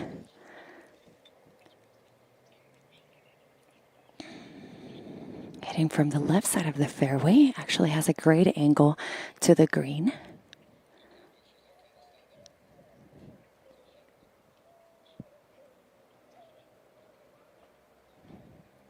Few practice swings just to make sure it feels really good. Got to commit to the shot.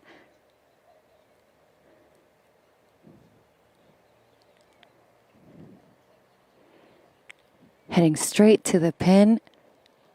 Oh, let it bounce forward. Lots of spin. It stays there, but that's going to be a good putt.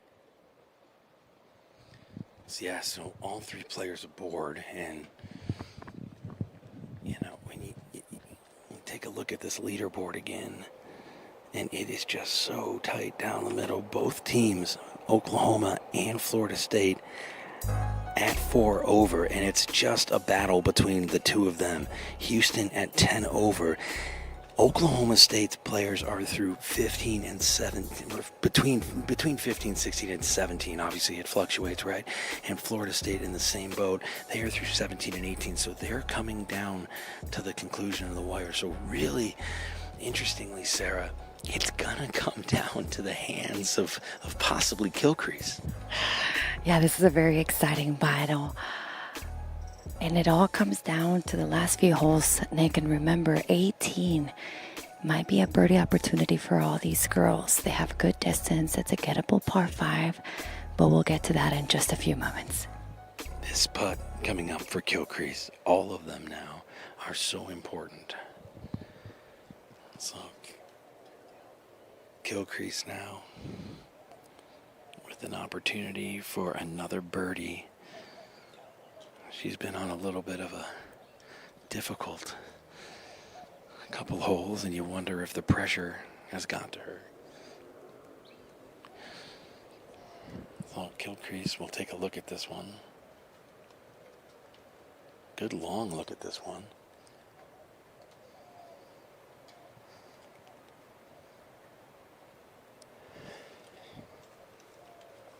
Everybody really thinking about this right now, and Sara, they're maybe overthinking it. Uneven surfaces. You want to be able to feel it with your feet. Players are walking around, taking a look at every angle. How to visualize that line. It's all about the feel.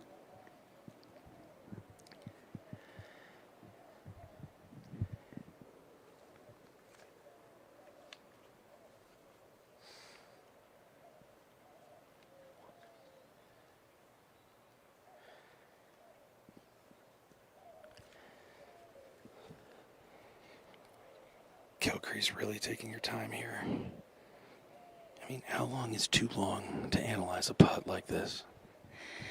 You know, in my experience, it's better to keep the same rhythm, right? You start overthinking things, Nick, and it can get really complicated. But at the same time, you know, these greens are firming up as the afternoon goes on. We're right in her line. I just want to make sure we don't move, Nick.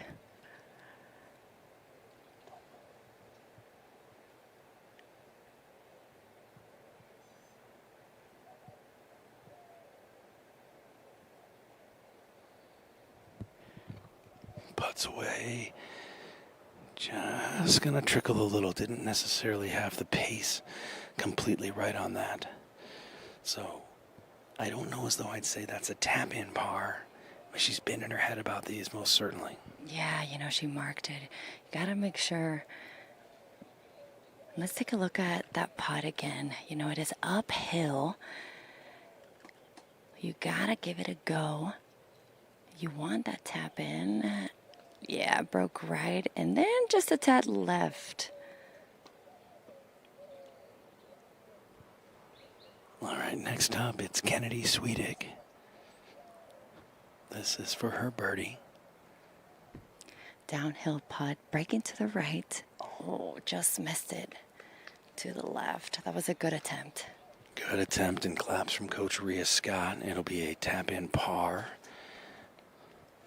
And there's the par, and one more look at this putt that almost goes in for birdie for Sweetig. This was a downhill.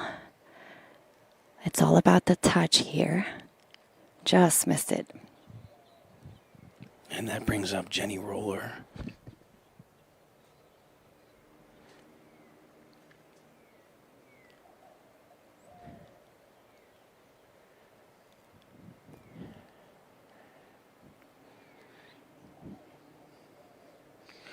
And Jenny Roller with another roll in. Nicely done, and I love it.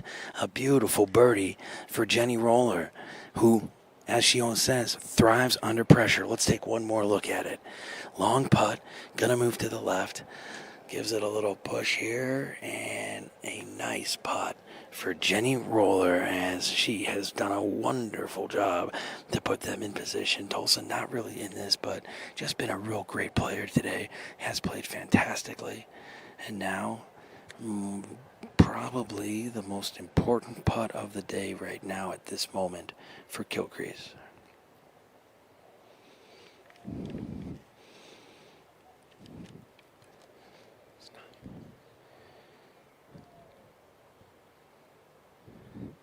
Kilcrease for par. Oh, and she's missed it. Oh, that is a tap-in bogey again for Kilcrease, and just a difficult spot for her to be in. Not super comfortable. They will make their way to the next tee box here, as this will come down to the absolute wire. Let's go over to the tee where Sara Diaz is standing by. Sara?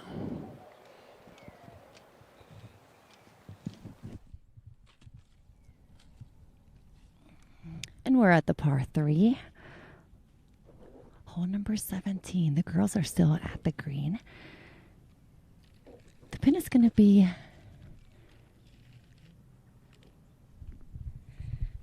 Give me just a second while I look at my notes here.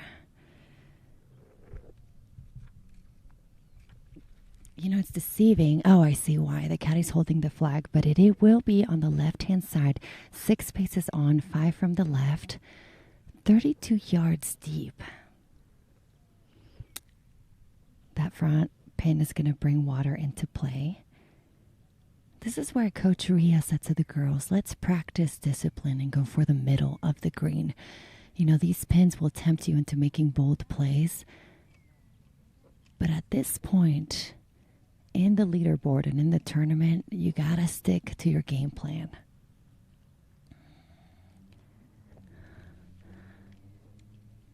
And the girls just arrived. We also have a gallery here. We've got some country club kids.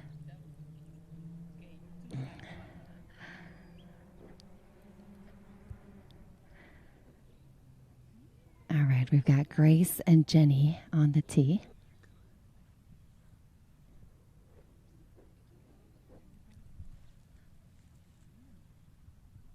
I just asked the kids to come and say hi, everybody, but they're being a little bit shy.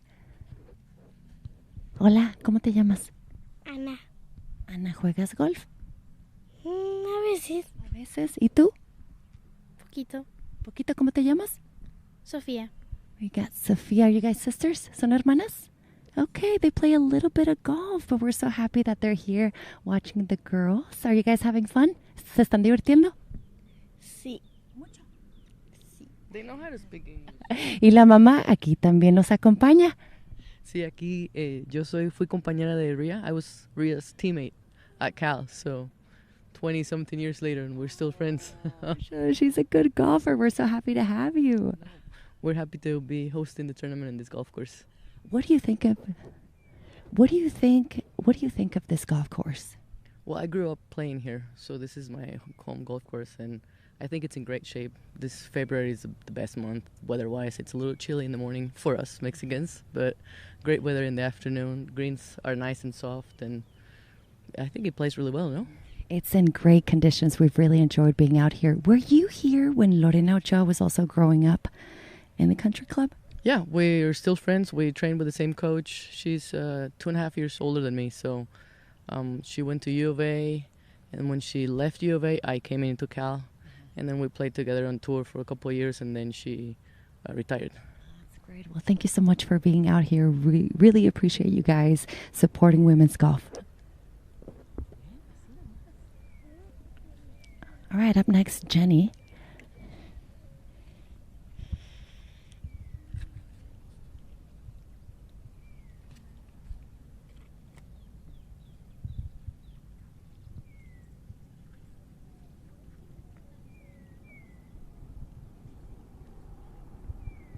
A 154 yards. Pin is tucked to the right side of the green. Jenny chooses to go left.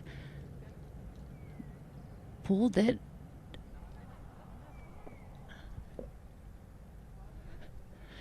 Couldn't quite see if that landed on the green, but that was a pull.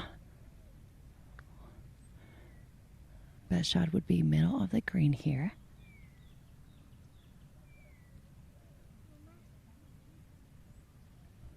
Grace up next, representing the Cowgirls at OSU.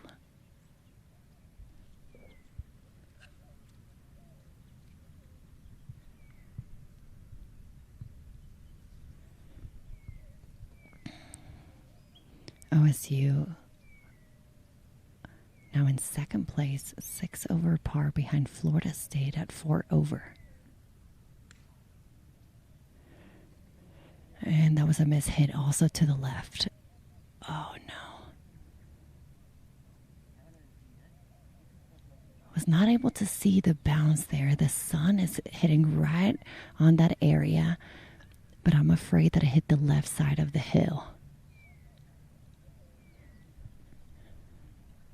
All right, let's see if Virginia learned what those two players did. You want to go to the middle of the green.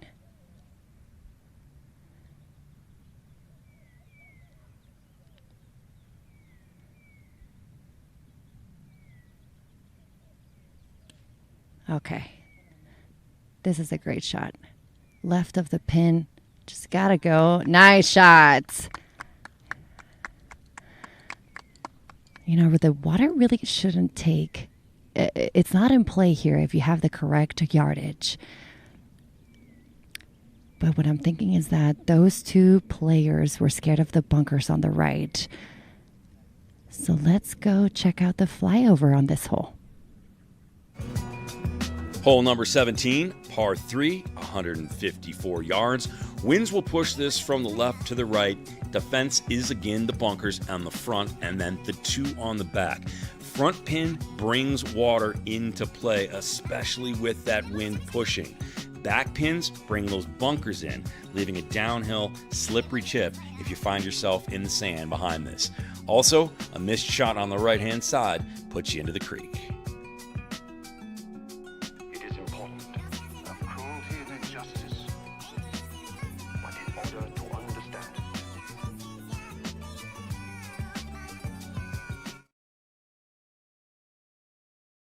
Which one are you going to? Team, go to the team leaderboard. Team leaderboard.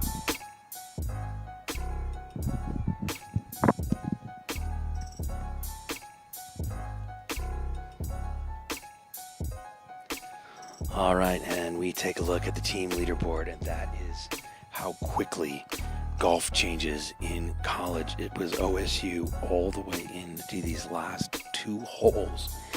Florida State was out to an early start, and they have found their way to be +4 with all golfers currently finished right now.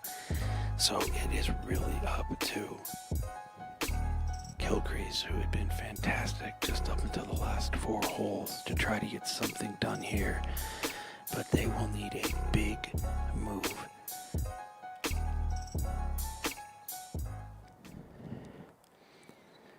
Remler played fantastic for Florida State. She finished the day at 3 under. She was easily their best player. So the situation is this.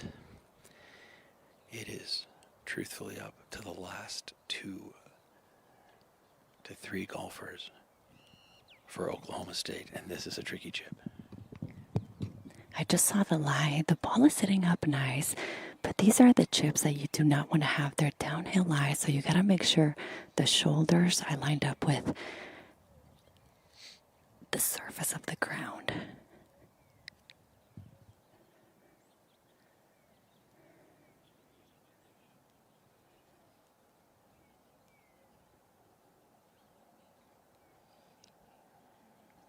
Weight in the front foot.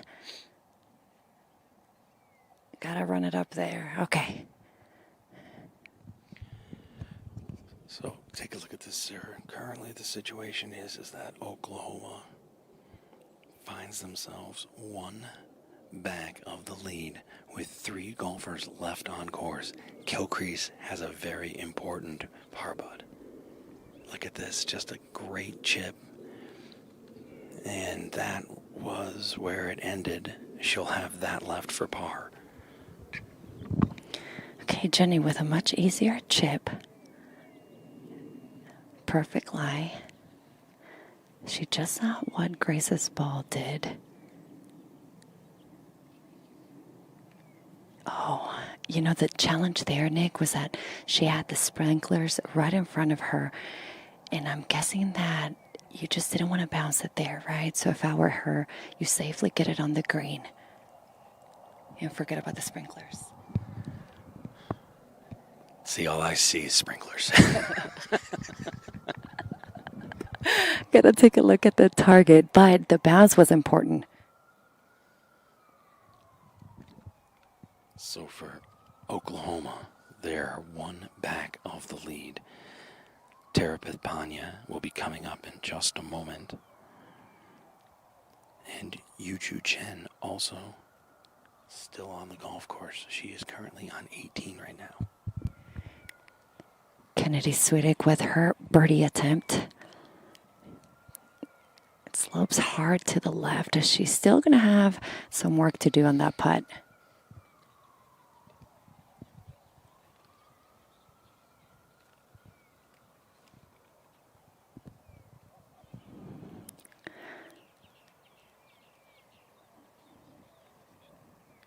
Okay, Jenny up next.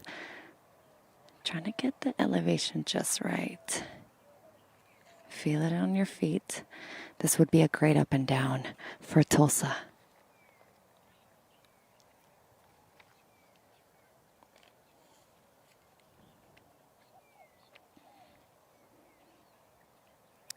We've got some shadows on the green, but none that should interfere with Jenny's putt.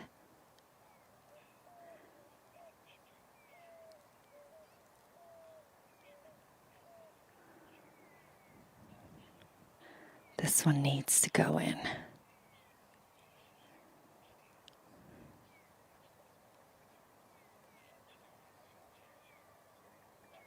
Gotta get it up there.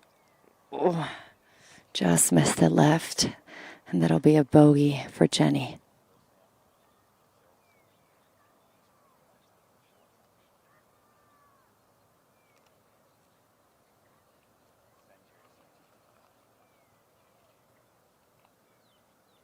All right, she's still in good spirits. Waving at her teammates. Now Gracie's turn. This one's going to break from left to right.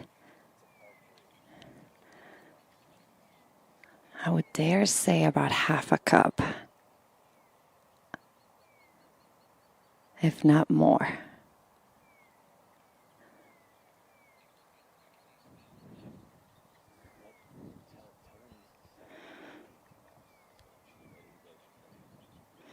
Important putt for Grace as she's tied for second.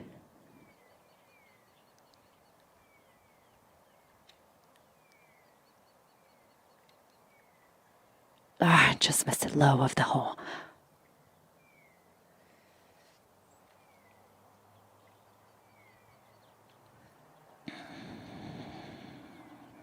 All right, still waving to her teammates.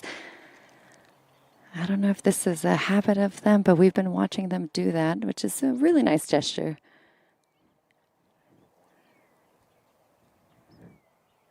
Now Swedick.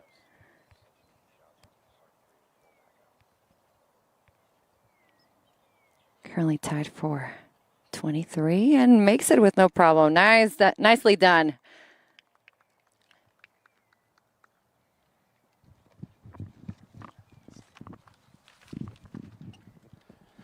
All right, well, not an ideal situation for Oklahoma, but set this up for me and how you think this might play out given what's left on the golf course here. As the next group coming up is Lucy Dar, Samantha Olson, and Jacqueline Laha. Well, listen, you got 18, the easiest hole, right? So right here, you just got to make sure you hit the center of the green and get those 2 putts to make par. The pin tempts you to hit it on the right side of the green, but if you do so, the bunker can come into play. All right, so this is Samantha Olson from Tulsa.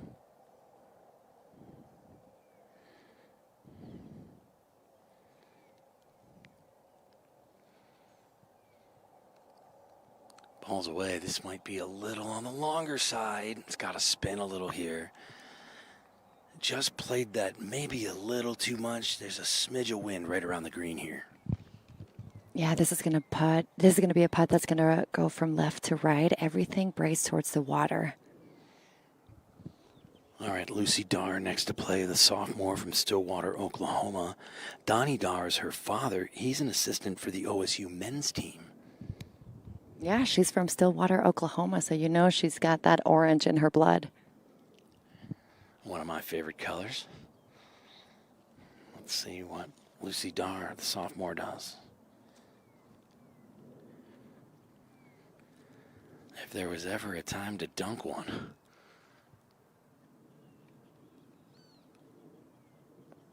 Spin and bite right there. That's a good safe shot, Sara. That's exactly what you want to do. Pin high in the middle of the green. She's going to have an uphill putt. No stress.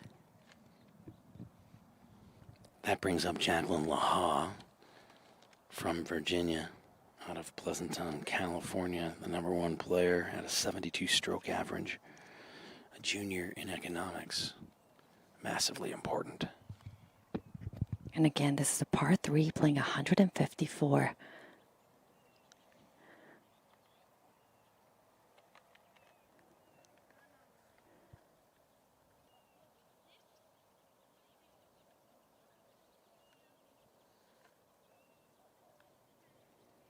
Nice looking swing, heading straight to the pin. Oh, this is going to be a good shot. Yes.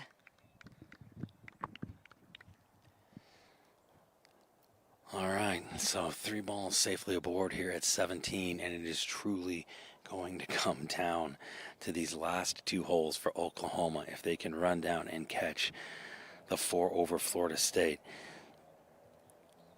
Yu Chen is on 18 right now and sheep hard, leading only Grace Kilcrease and Terapith Panya left on the golf course. They will both need to birdie. Now, Summerlee is still on the golf course, but not participating. She's playing as the individual.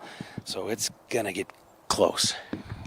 This is exciting. This is, a great opportunity to get that first title of the semester and build that confidence towards conference.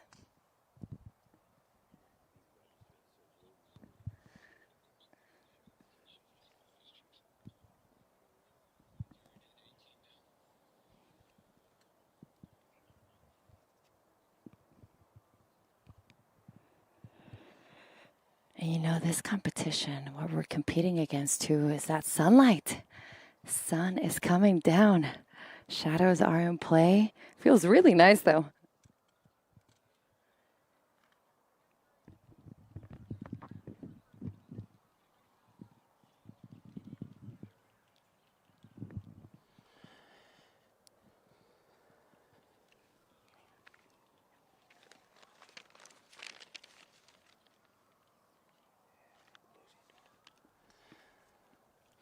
Well, it's not impossible.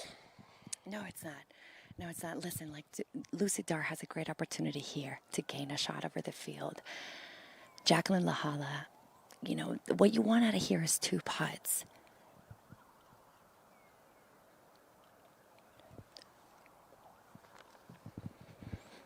Just smart golf right now is really all you need.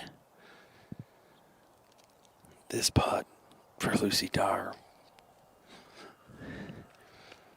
the sophomore, could potentially be one of the biggest of her career. A birdie here would be just huge.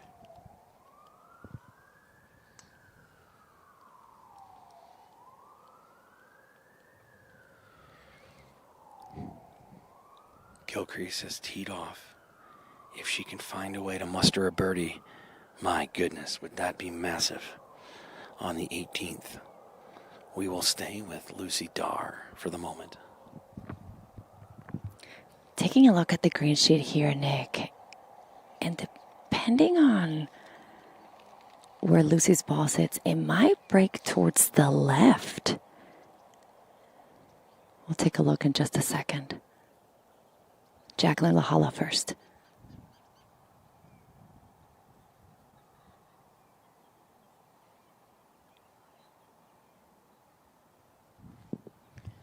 It's away and close. Looking for a tap-in par. That's a little outside the leather. I'd give it to Sara if we were playing together. I don't know about that, Nick. This is a time in the tournament when the excitement levels are up high. You got to control your nerves. You might have you kind of have an idea of where you sit in the leaderboard. So, if your coach is telling you or your teammates are telling you, but you just want to keep calm in order to make these 4-footers. You strike me as like you make those in your sleep, though. Come on. Maybe back in the day. Right now, I don't know. I'm nervous for the girls. Huge putt here for Lucy Dar. She's got this for birdie.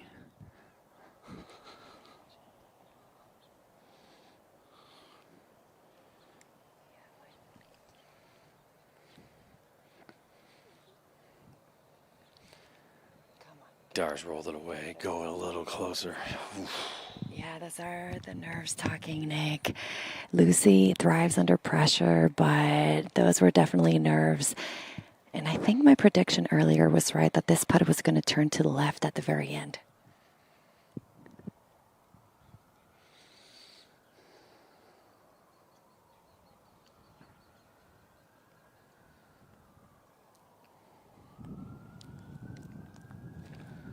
Samantha Olson, the sophomore from Phoenix, Arizona, a transfer from LSU, says she loves a challenge and a true team player. She's been hanging in there all day long. This putt's going to move to the right. Just a good putting stroke is what's needed. Yeah, I missed it low.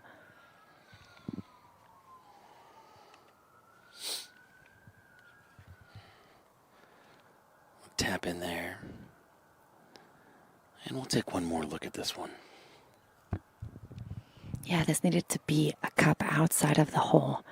Everything breaks to the right, just short of it.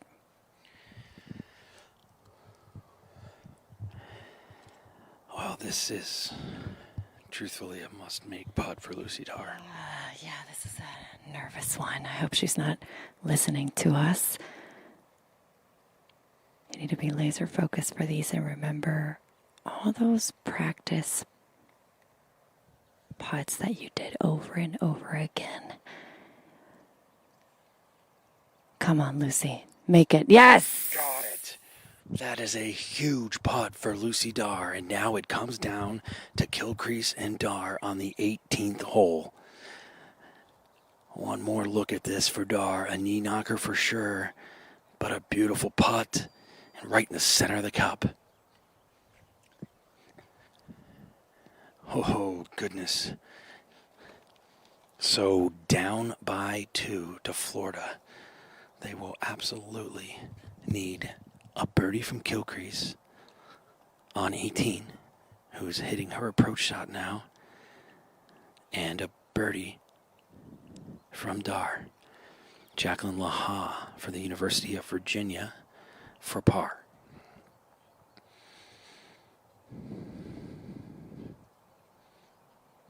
No problem there. Now, I wouldn't say a tap-in par, but we were going to give it to her. And they are done at 17 as we get you all set to head over to 18, where our final group will head in a massive moment for Lucy Dar. Can she get a birdie? Will Grace Kilcrease get a birdie as she gets ready to hit her approach shots up to the clubhouse on that elevated green? We're about to find out. So glad to have you with us here on Baby Grand Golf. Let's go over to Sara. We just arrived at hole number 18. Lucy Dar just arrived. This is a beautiful view of Guadalajara. We can't quite see it, but the buildings behind the green let us know that we're in one of the biggest cities in Mexico. We're heading towards the clubhouse now. We're still waiting on the girls. They're in the fairway. So just to let you know about this hole, par 5, playing 477. It's been playing the easiest hole all week, straight uphill. And then the second shot is really going to add some elevation.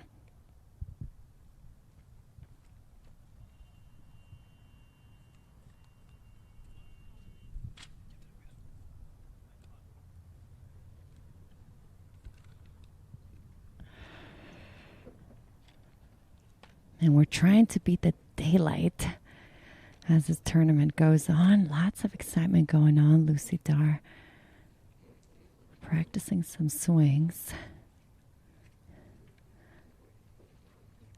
And we're just waiting for the green to clear still.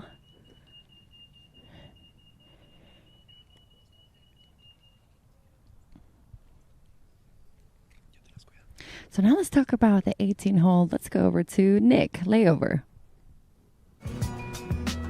The par 5 18th, 477 yards, and a beautiful finishing hole that comes right back at the clubhouse with the city as a backdrop. It is straight up the hill towards that clubhouse and the iconic veranda where people will be gathering to watch the finish. It is gettable and it is reachable, but overhanging trees in the layup present a challenge.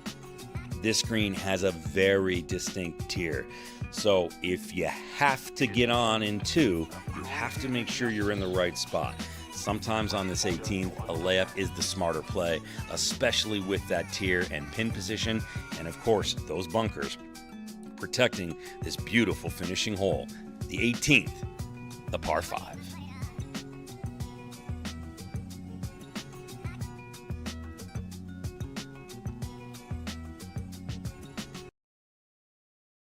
So as Nick said, you know, the second shot there will be key. You've got some overhanging branches of the tree we're trying to show you. There it is. Okay, so you see the target line. It's going to be between the tree and the sand. And now you can appreciate the city of Guadalajara. By the way, these club members have a fantastic view of the golf course, and I'm sure there's going to be a lot of members out there in a gallery watching these girls. This clubhouse has basically all the second deck and the restaurant open. It's open air. It's beautiful weather. Hopefully we can catch it on camera. All right, Lucy Dar, ready to go.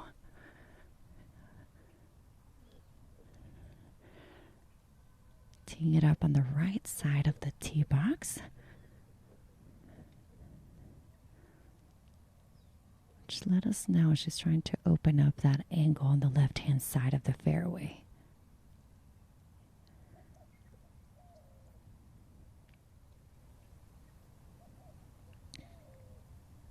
Nice looking swing. Strong legs. Okay, this is cutting to the right just a little bit. All right. I think it went over the front right bunker that we see over there.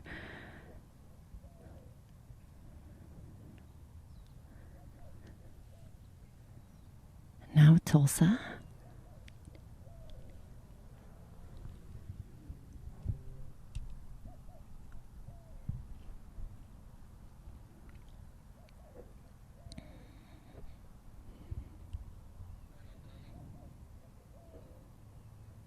Let's see what line she chooses.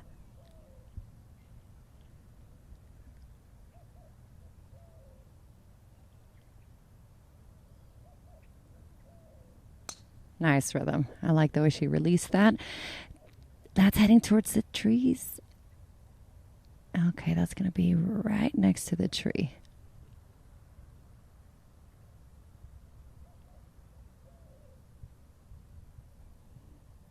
And Jacqueline Laha from Virginia.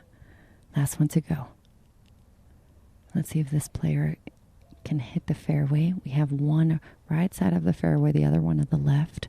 Middle would be great, Jacqueline. Come on.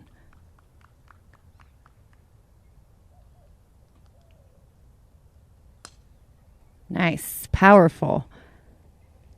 In the center, just below those overarching limbs. And off we go. Last hole for these girls.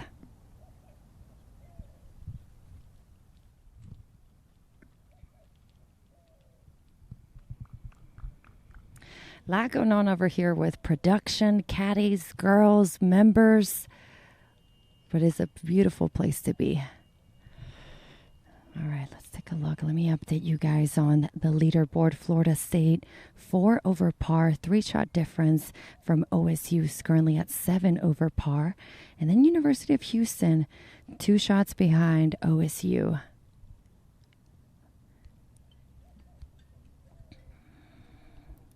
Carmen Lim, who finished earlier at 1 over par for today, 5 under par, is still at the top of the leaderboard. And Camille Mingaultier, sorry if I mispronounced that. I know it's French. Gotta add a little bit something. 3 under par, 1 over par for today. And Maylin Kim from Houston, also at 3 under par, shot 5 under par today. Very nicely done.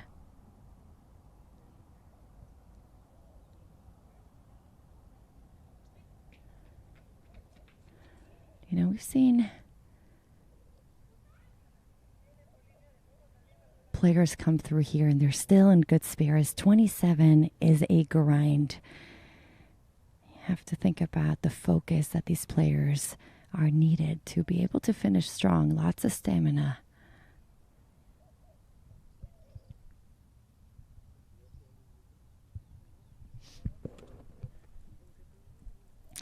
And we have a Monse here. Hola, Monse. How are you? Hi, fine, and you? Monse is one of the rules officials here at the golf courses who've been able to clear some rules out for us. But first, let's take it over to the individuals. So Carmen Lim is still leading the tournament. University of Washington, excellent round. The first round, bogey-free. Second round, -1 under, and third round, 1 over par. Another purple team we see up at the leaderboard, TCU Cami. 1 over for today. 3 under total, as well as Maylin Kim and Samantha Olsen. Samantha from Tulsa. We've been following her along. She goes by Cami. Shot 1 under for today.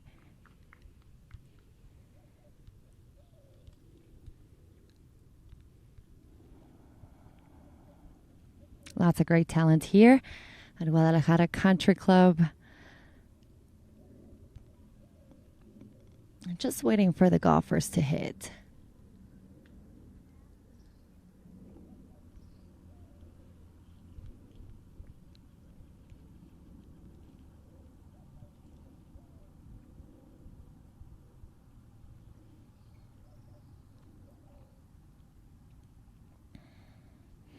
All right, so it's really Samantha Olsen who could potentially climb up the leaderboard, excuse me. She's 3 under so far, just got through 17. You know what? She's going to have to make an eagle on 18 to be able to tie Carmen Lim.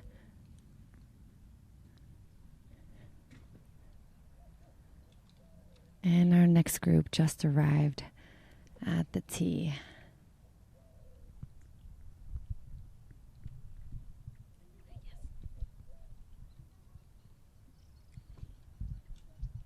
We have FSU, Virginia, and Oklahoma State. You know, this is when it can get really long. Not so much, you know, the 27 holes, but just the waiting in between. As the tournament goes on and it's the last stretch, players tend to take a little bit more time to prepare for the shots. They're looking at their putts more than they should. You know, you accidentally change your routine, which you shouldn't do. But then that takes a little bit more time, right? So there's a lot of waiting. You just got to keep patient. Maybe sit on the ground too to keep your energy levels.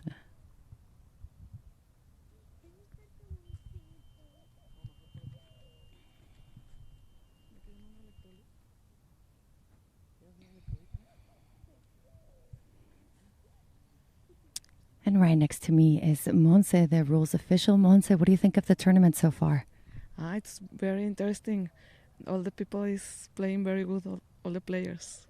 Lots of talent here at Guadalajara Country Club. 12 teams. That's who we've been following.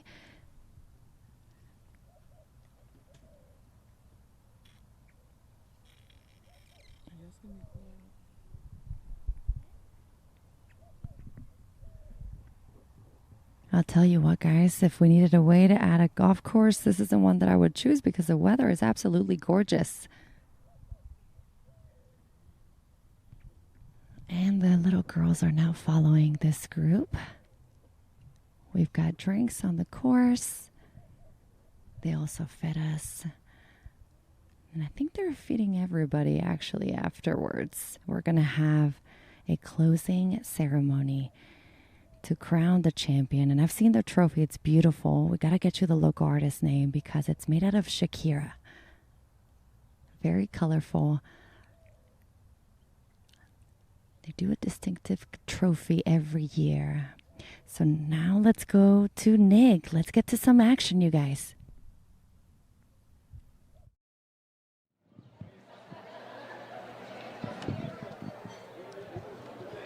All right. Well, Sara, this one taking a little while. They had a ruling, but Kilcrease has an opportunity here, as we mentioned, for a massive putt on 18 green. Oklahoma finds themselves in a little bit of a precarious spot here. Florida has this one all but locked up, but it will take a couple,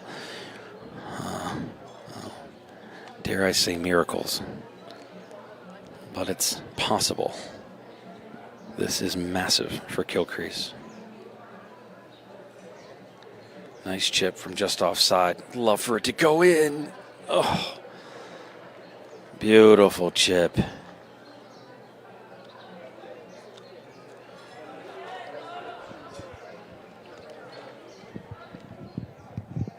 I think she's going to mark this, guys, so she will. Let's one more look at this chip as the sun sets on Guadalajara Country Club. Gilcrease with a chip here. Well done. I mean, that's a really perfect touch. Back out to Kennedy Swedick and her putt. Oh, and that will just roll over the hole. A nice birdie attempt by her, so a tap-in par.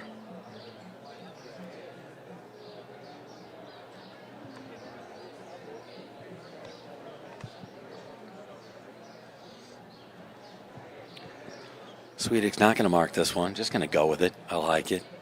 Confident. And a tap-in par for Swedick.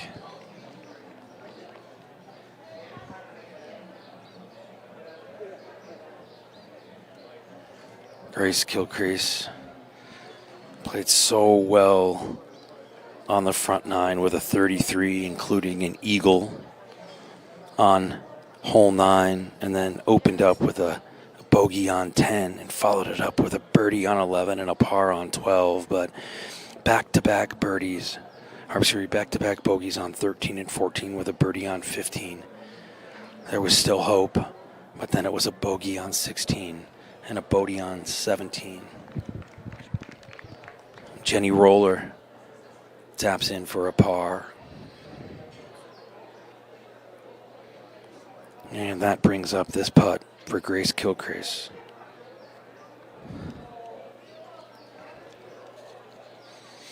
A massively huge putt here. She can just tap this in for par. There's still a breath of hope for Oklahoma State.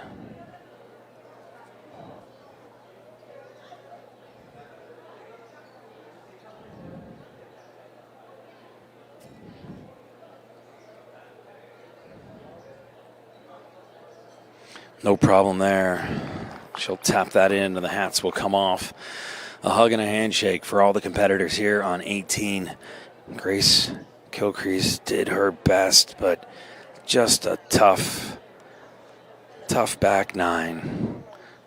A look at Florida sitting by. They all but have this one locked up to become back-to-back-to-back champions at the Collegiate Invitational. Let's go over to Sara.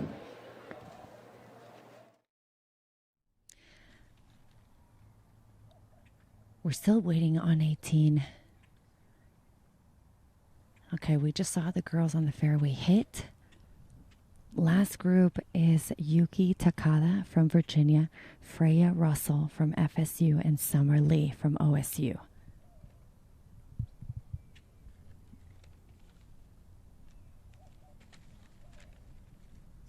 And these are the individuals from each team. Summer Lee. Let's go down to the fairway. We still have a lot of action on 18.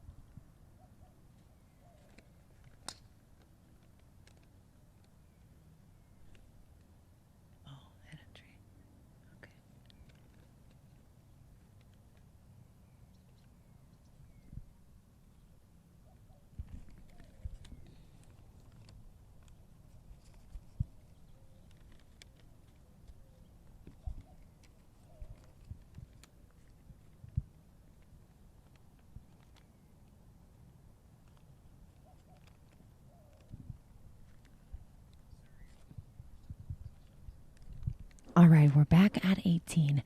Virginia teeing off. This is freshman from Japan, Tokyo, Yuki Takada. Oh, this is a beautiful shot. Down the middle. This is going to be just fine.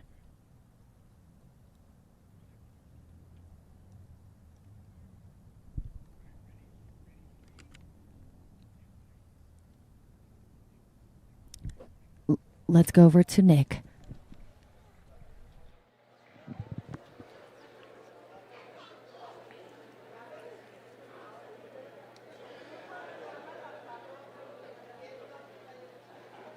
All right, so Lucy Dar with a big shot, and this one has run to the back of the green, an aggressive attempt, so it's going to slope off and backwards.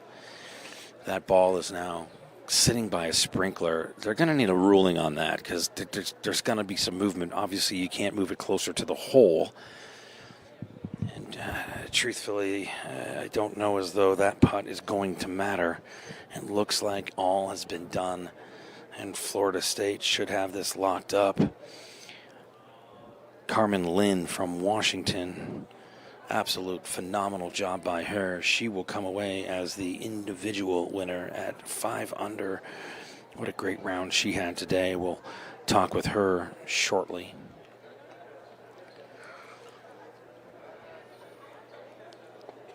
We're going to catch up with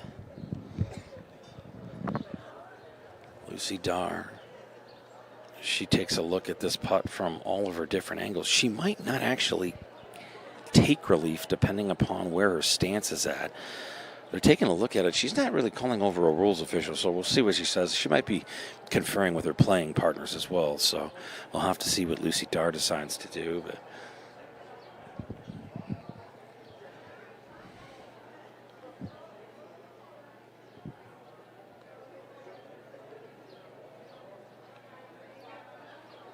it'll be Samantha Olsen to play next for Tulsa.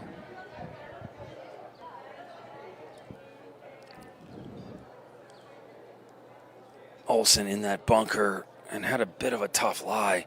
It manages to get that out, so we'll have that for par.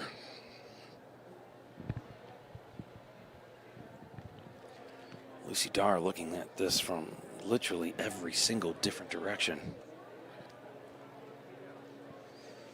I believe she'll be next to play. Jacqueline Lahal of Virginia. Taking a look at hers, she's just bellied up against the fringe and the green. And the way that they cut them here at Guadalajara Country Club is a distinct cut, actually, that separates the green from the fringe. So it will be Dar to play. This is for birdie.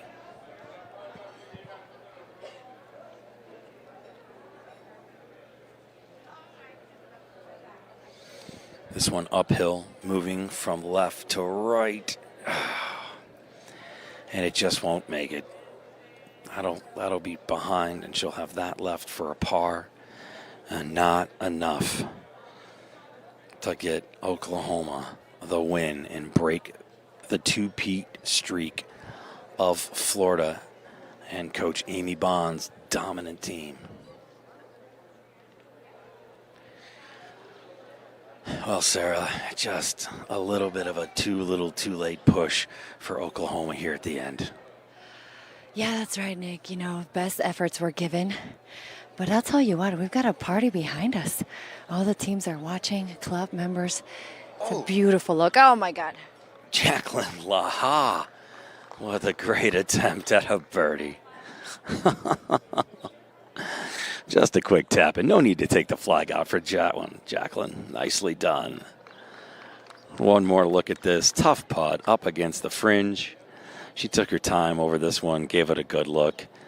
Didn't rush it. She's been putting great all day long. Missed just a few. Perfect strike. Speed was great. Actually, speed was good. Not just great. If it was great, it would have gone in. Beautiful sunset here at Guadalajara Country Club as this tournament concludes. And let's give some credit to the girls. They played exceptionally fast today. So fast. We were running, trying to catch them up. All right, now Tulsa. Samantha Olsen to play.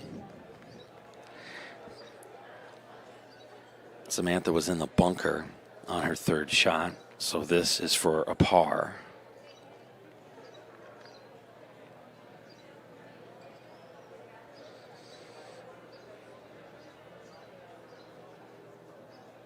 And it just feels incredible out here, Nick. The sun is going down. We've got shade. It's starting to feel a little bit cool. Just the perfect temperature and the perfect ending for this tournament. Samantha Olsen would love to end this perfectly with a par here on 18. Gonna turn a little bit more to the right. Just a little misread on that. Yeah. Yeah, tricky greens is what we've been seeing all week. One more look at it, and Olsen a little bit upset with that performance there. And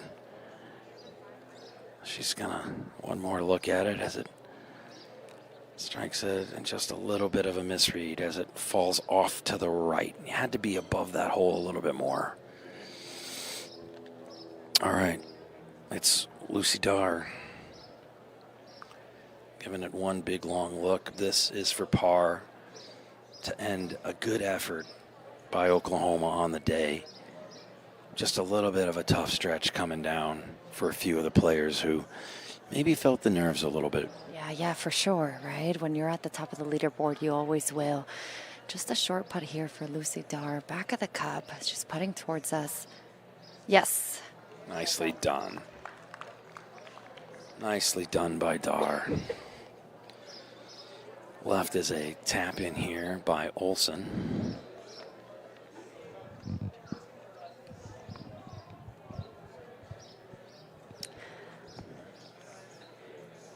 Now Samantha Olsen, just a tap in here to finish the tournament.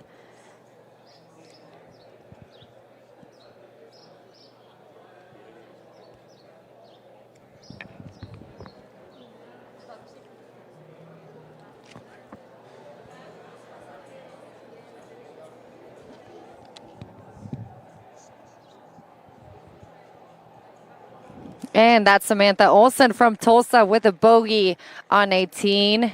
Nonetheless, the gallery goes wild over here in Guadalajara Country Club. Hugs all around for these girls. Well done. God, we've got one more group out in the fairway. These are individuals.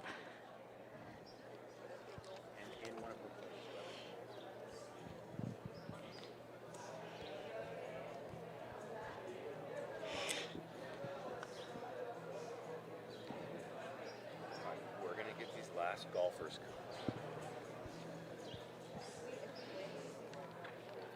All right, that was Freya Russell, FSU, from the right side of the fairway, just laid up.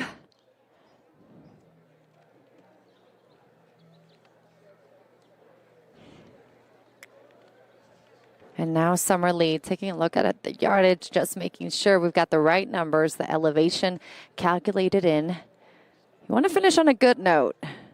Want to finish feeling like you really enjoyed Mexico. You really enjoyed the tournament. So even though there's a lot of distraction going on behind the green, you still want to make a good swing.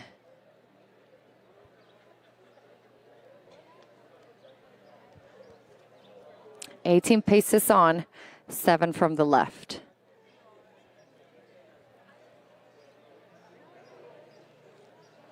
Ball is up in the air.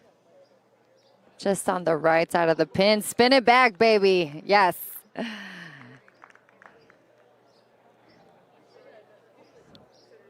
right, now Yuki Takada from the right side of the green. And she's going to have that challenging tree to deal with. Going to have to hit it low to miss those branches.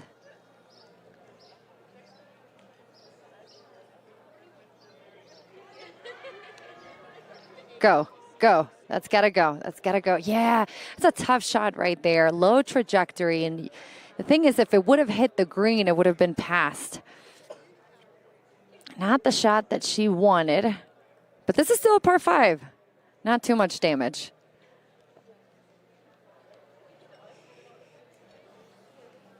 These are the individuals from University of Virginia, FSU, and OSU.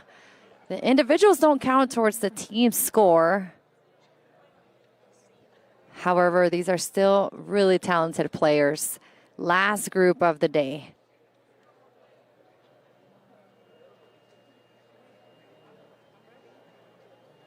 Great effort by these girls. 27 holes the first day, 27 the second day. It's been just a wonderful tournament with great weather, great competition. The members have been out meeting the girls. Very friendly people here in Guadalajara. Just an overall awesome week.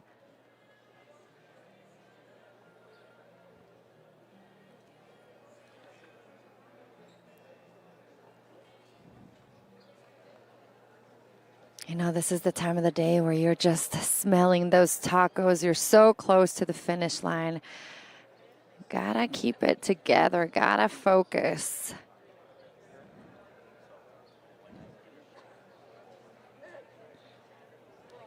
Freya Russell will go first from FSU. The team that has won the tournament at 4 over par.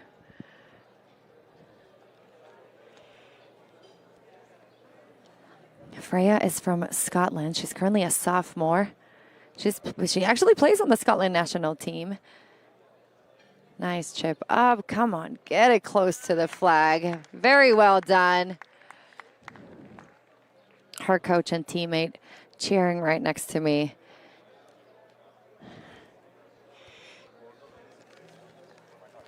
And now Yuki Takada. Gonna have to get up and down for par here. This is a girl that grew up in Gold Coast, Australia. She's interested in studying international relations. Come on, Yuki. Sit, sit. All right. She'll still have some work to do there. It's gonna be a downhill putt left to right.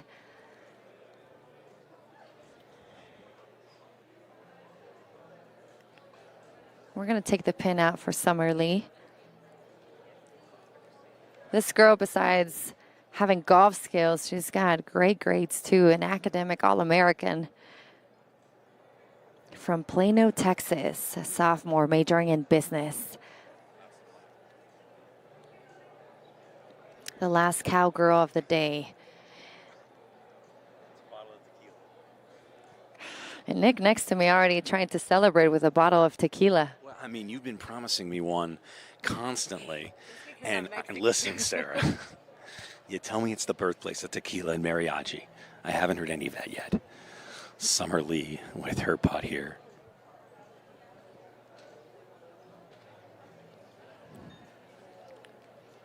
Summer Lee, oh, just a little off on the left-hand side. And she'll have that tap in.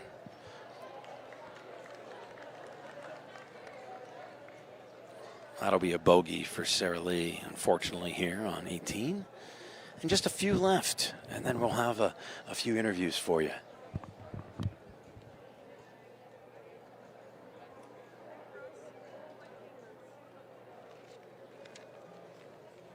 All right, Yuki Takada. Trying to get that up and down. Needs a good putt here. This is going to break. You know, it looks like it's going to break to the right, but the terrain tells me everything, you know, left of the golf course dips down.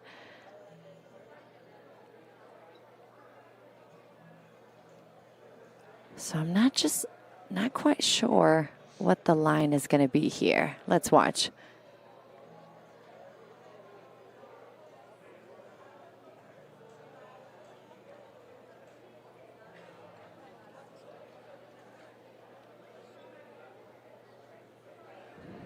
Let it trickle in. Come on. Come on. Just one more spin. And that'll be a bogey for the Virginia Cavalier.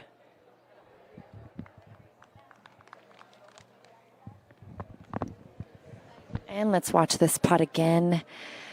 Just didn't quite get it, just short of that. Yuki Takada trying for it. And this brings up Freya Russell, the sophomore from Troon, Scotland. Plays on the Scottish national team and a member at Troon. Tap in for her. Had a nice birdie to close things out.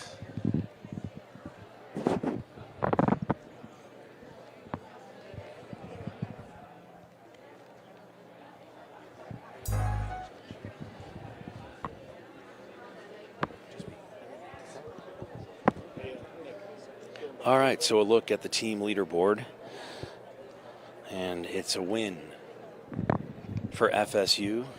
Their third straight here in Guadalajara, and Mexico treating Florida State University just fine. And we are joined now, greenside on 18, by the three-time winning coach at the Collegiate Invitational, Coach Bond, Amy Bond.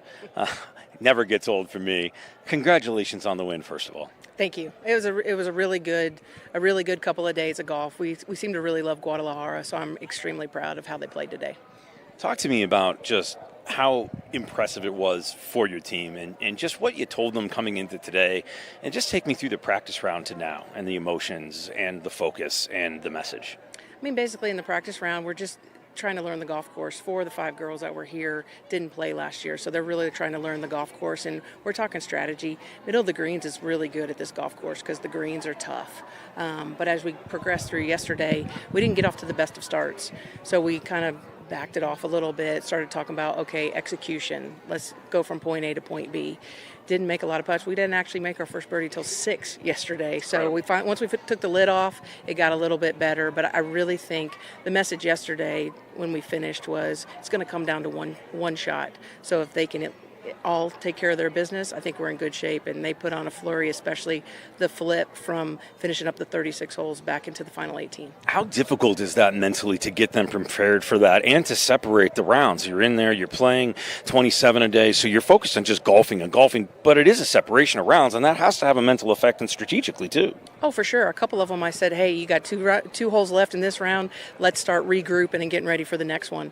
But I think the biggest thing for college kids, and our group in particular, is playing one shot at a time. If they can stay in the moment, good things are going to happen. You win this now 3 times in a row. You're obviously coming back again next year, but what is it about Guadalajara? I'd say it's something in the water, but that's a whole other thing. That is a whole other thing. You know, we've got a really good golf course back at home, Seminole Legacy, that kind of has some challenging greens and has some speed to them, so I certainly think that helps. But we've made a big push as a program to get better 125 yards and in, and that's the key out here. Coach, what are you most proud of your team? Their grit. I mean, they really stayed in the moment. They did what we asked, and every shot counted this week, and they busted their tails to get it done. So I'm proud, especially so early in the season. We're about to have a conversation with Elin Putis Ramlar, who played great today. A joy. I had a wonderful time getting to know her at the East Lake Cup, and you as well. But what can you tell me about just the performance she put on today? I mean, it was gritty. You know, she'd make a bogey and then come back with a birdie, and I thought the birdie here on 18 was clutch. I thought it may come down to either that may get us the win or it could get us the tie. So I think it was clutch coming down the stretch to get that birdie on 18. Coach, thank you so much. Congratulations on your 3rd straight victory.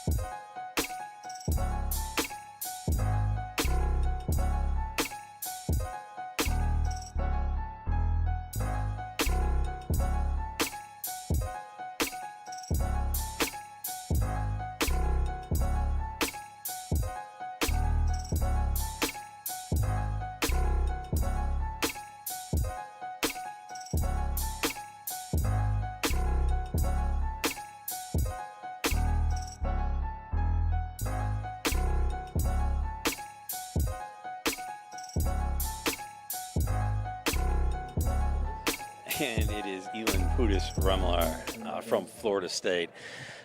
Congratulations. I mean, a third victory for your team here in Guadalajara. I asked Coach Amy Bond the same thing, but what is it about this place that is so wonderful for you all? Yeah, it's a good question. I think, as she said, like the course that we play at home, like Seminole Legacy, is a great preparation for these type of greens and layout. And I mean, obviously, like how she knows the course and all the course management is a key, and how we just executed that perfectly. You played wonderfully today, and I know we talked at the practice round. You said you felt good coming into it, but what was it about your last 3 rounds that really stand out to you, make you proud of yourself? I guess it just comes down to process and like hanging in there is a tough course, and I mean, if you end up in a bad spot, like you're kind of screwed sometimes. Just take it for what it is and then keep going. Yeah. What's the celebration look like tonight for FSU here in Guadalajara? Probably 10 hours of sleep. It's a lot. Yeah. No, I mean, honestly, the altitude have affected us like more than I expected, which is very interesting and fun to see. It's just, I think we all need a couple hours tonight. No partying tonight for FSU. No. Listen, congratulations on the team victory. I know you want to go hang out with them and spend some time, but it's been a pleasure watching you all week. It's been a pleasure getting to know you, and just congratulations on a huge victory for you in the program. Thank you. Thank you for being out here. It's our pleasure. Elin Pudis-Remlar coming away with a win for FSU. And let's take a look at the individual leaderboard right now, where Carmen Lim comes away as your winner, and we'll speak with Carmen in just a moment.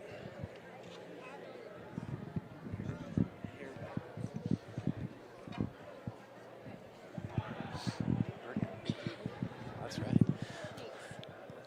All right, well, Carmen Lim, the winner individually here in Guadalajara, a birdie on 18. We actually had that birdie, so I want you to talk me through it. It was an incredible putt. You make the birdie. It's what ends up putting you in the winner's seat. Just talk me through everything that happened on 18, including that putt. Well, after I got to my drive, I was talking with Coach Anna, and she asked me like how far I wanted to lay up to, and I said 70 to 75. And so I laid up with the 5 hybrid, and then we got to the ball and I lasered the distance and it was 73. So I said to her, that's perfect. So I felt pretty good about that shot and hit it to like 6 or 7 feet. And it was downhill, slightly right to left, and managed to hole it, which was great. It was a fantastic round for you. It's been a fantastic weekend for you. You've been at the top the entire time. Do you take that into effect? Do you watch that and look at it, and is that pressure a good thing, or would you rather not know where you are? I didn't look at the scores while I was playing. Honestly, I don't think it really matters if I do or not, because at the end of the day, I'm just focusing on what I can do myself, and yeah. Tell me what it is that's so special about this tournament and Guadalajara Country Club. I think it's just so cool to be able to come out with the team internationally and play at such a special and beautiful golf course. And all the people are really amazing. Like, I've loved all the interactions I've had with like the members and like the caddies. So it's been just like a really fun week, honestly. Yeah. Well, we've been enjoying watching you play here on Baby Grand Golf. Congratulations on the victory. What's in store tonight? Any plans? Any party plans? What are you and the team doing tonight? I'm not too sure, but we do have to leave at like 3 a.m. tomorrow to fly back to the U.S. So it's an all-nighter tonight then. Yeah, I guess. Yeah, who needs sleep anyways? So. Overrated, trust me.